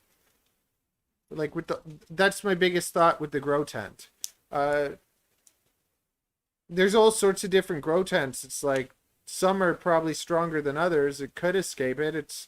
They could escape just about anything if it's not secured. But if you secure things properly, I wouldn't see how they would escape it. There's also some snakes that really want to get out, and there's other snakes that chill out. So, well, one day you'll be near it, hopefully. So, like the snakes that are chill, you could have them in something that they could easily get out of, but they don't even try to. But then you'll have the snakes that are always trying to get out, so you have to have them in something that they can't get out of. Because I could take one of my snakes, like I could even take Queen, who's super strong. I could put her in a plastic container with a lid that's clipped on that she could pop off, and she won't pop it off. She'll just chill. But then I could have another snake, I put him in it, and he'll bother it until he pops it off. So, and that has to do more with snakes' personalities than it has to do with their strength. Because just because you can do something doesn't mean you will. And it's very much so with snakes.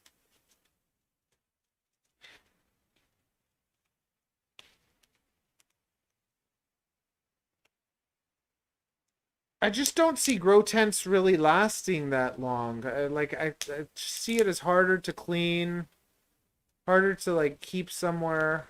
Even just like thin wood that is treated to be a little bit waterproof, to me would just do so much better than putting something inside a grow tent. Like I think grow tents would probably be an excellent way of having crested geckos or like geckos, but or small snakes. When it comes to bigger snakes, I wouldn't really want to keep them in a grow tent.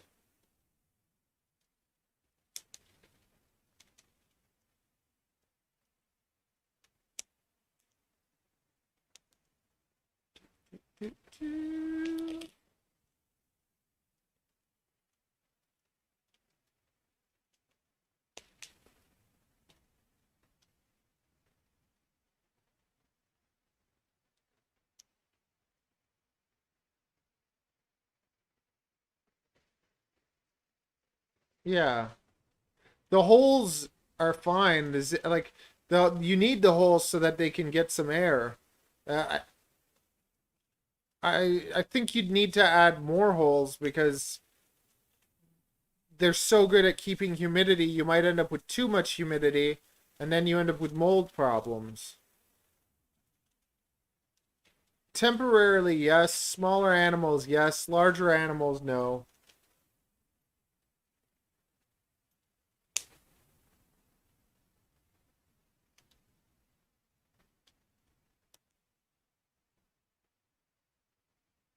Yeah, exactly.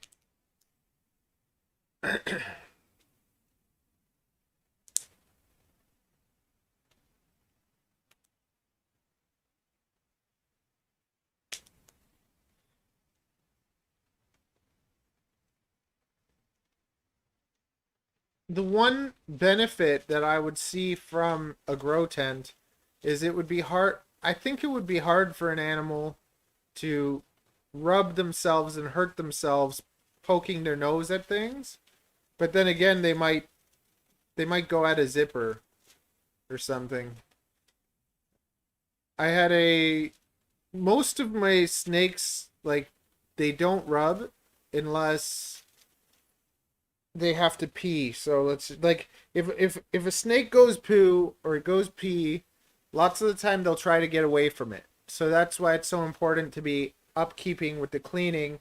If you're like I have things very sanitary, like newspaper, water, something for them to hide, and I keep them clean all the time. So I don't usually have problems. But if let's say I get lazy for a week or something, then I could have snakes that are rubbing their faces trying to get away from their poop or pee or whatever, which is understandable. You wouldn't want to be hanging out in your poo or pee. So I do my best to keep that from happening to them.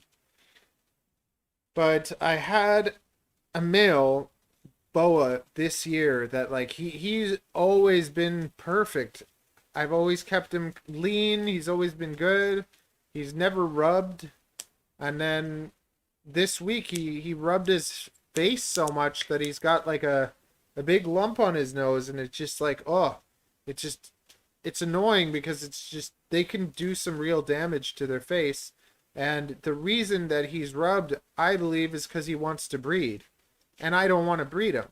So now I have this male that kind of wants to breed, but I'm not going to breed him because I don't want to breed him anymore. I want him to kind of go to someone as a pet or go to another breeder.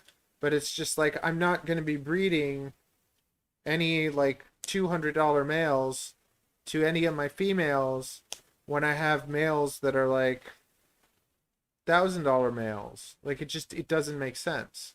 So now he wants to breed and he can't breed, and he's bothered. There's metal poles with rough ends inside the tent. I think it would be a bad idea to put a snake there. Yeah. Honestly, I don't know. And there's so many different things. It's like I just think of even a tent. Like I'm sure you could set up a cool snake home in a tent and they'd be fine.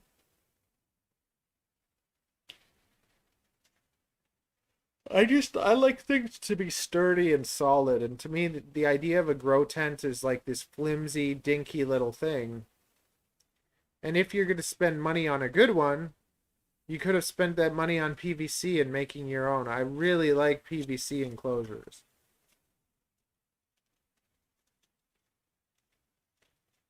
And like I also like you guys watch, if you watch Garrett, he sold some snake to some customer, and that customer made like that jungle gym room, and I think that that's awesome.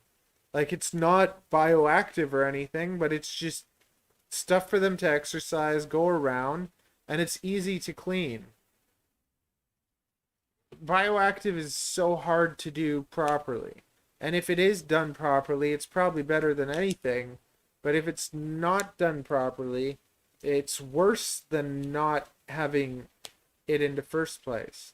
Because you get mold, you get leftover pee, leftover crap, and you end up with more issues than you would have had if you just kept them on newspaper. So if I made a jungle gym, I would make it a lot more like that guy, sanitary. Its purpose is exercise, not to pretend that we're out in the woods.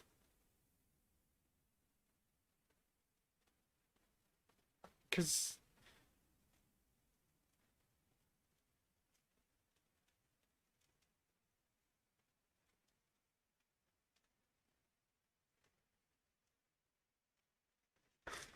and like if you want to replicate nature, nothing replicates nature better than nature. I don't know, like, and nature is not kind. So that's the other thing. If you want to talk about how we're taking animals out of nature, like once they're pets, to me they're not really, we're not taking wild animals from the wild. When I'm breeding snakes inside my bedroom, they are born in my bedroom. They're not born in the forest, and they didn't come from there. and they rely on me to feed them, and I'm giving them a much better life than they would in the woods, because in the woods 98% of them would be dead. And that's a fact. So I don't know. I try to keep things in a way that I guess makes sense, but most people don't have sense. Just bash on people. Do do do do do do do do do do do do. Okay, come on, song time.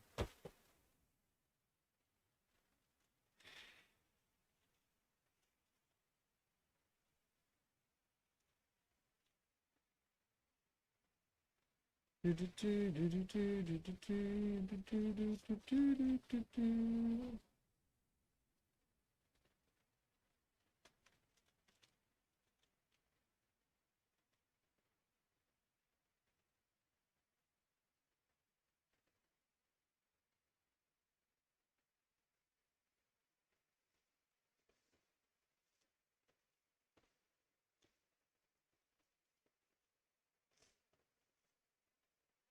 I don't know. Well, since we have so few people, like this would be probably a lot funner if we were in a Zoom. We could all like talk to each other.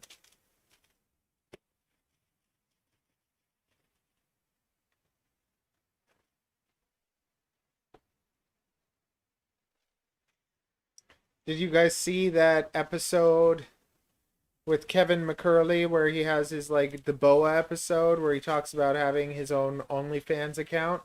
That was like the greatest video that Nerd put out in such a long time.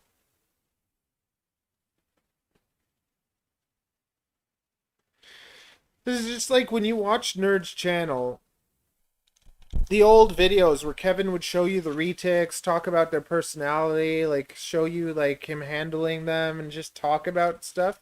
I enjoyed that so much more than all the people just kind of acting crazy.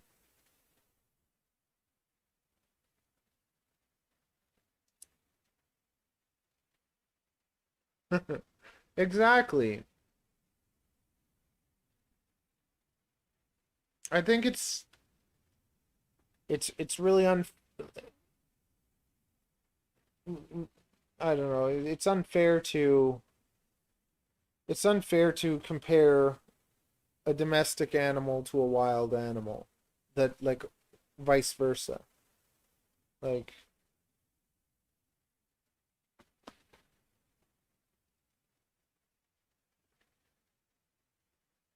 I also find the natural nature of most snakes is not aggressive. It's actually timid. And people wouldn't think of a snake as being timid. They think of a snake as being okay.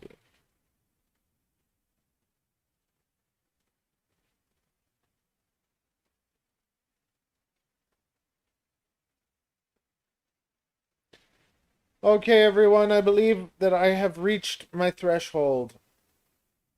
After 5 hours and a half, I have to move and do stuff because I don't know. I feel like a old decrepit person that's like wasting away in a wheelchair or something. So it was it was fun to talk to you more. I think that all the active people on my channel were here today. All four of you. So, thanks for hanging out. Hope you had fun. And if you want to do this again, come next Sunday at 9 a.m. And I'll probably only stay on for an hour. Because this was a little bit much. But I'm glad you had fun if you did. And I appreciate your support. Feel like such a superstar.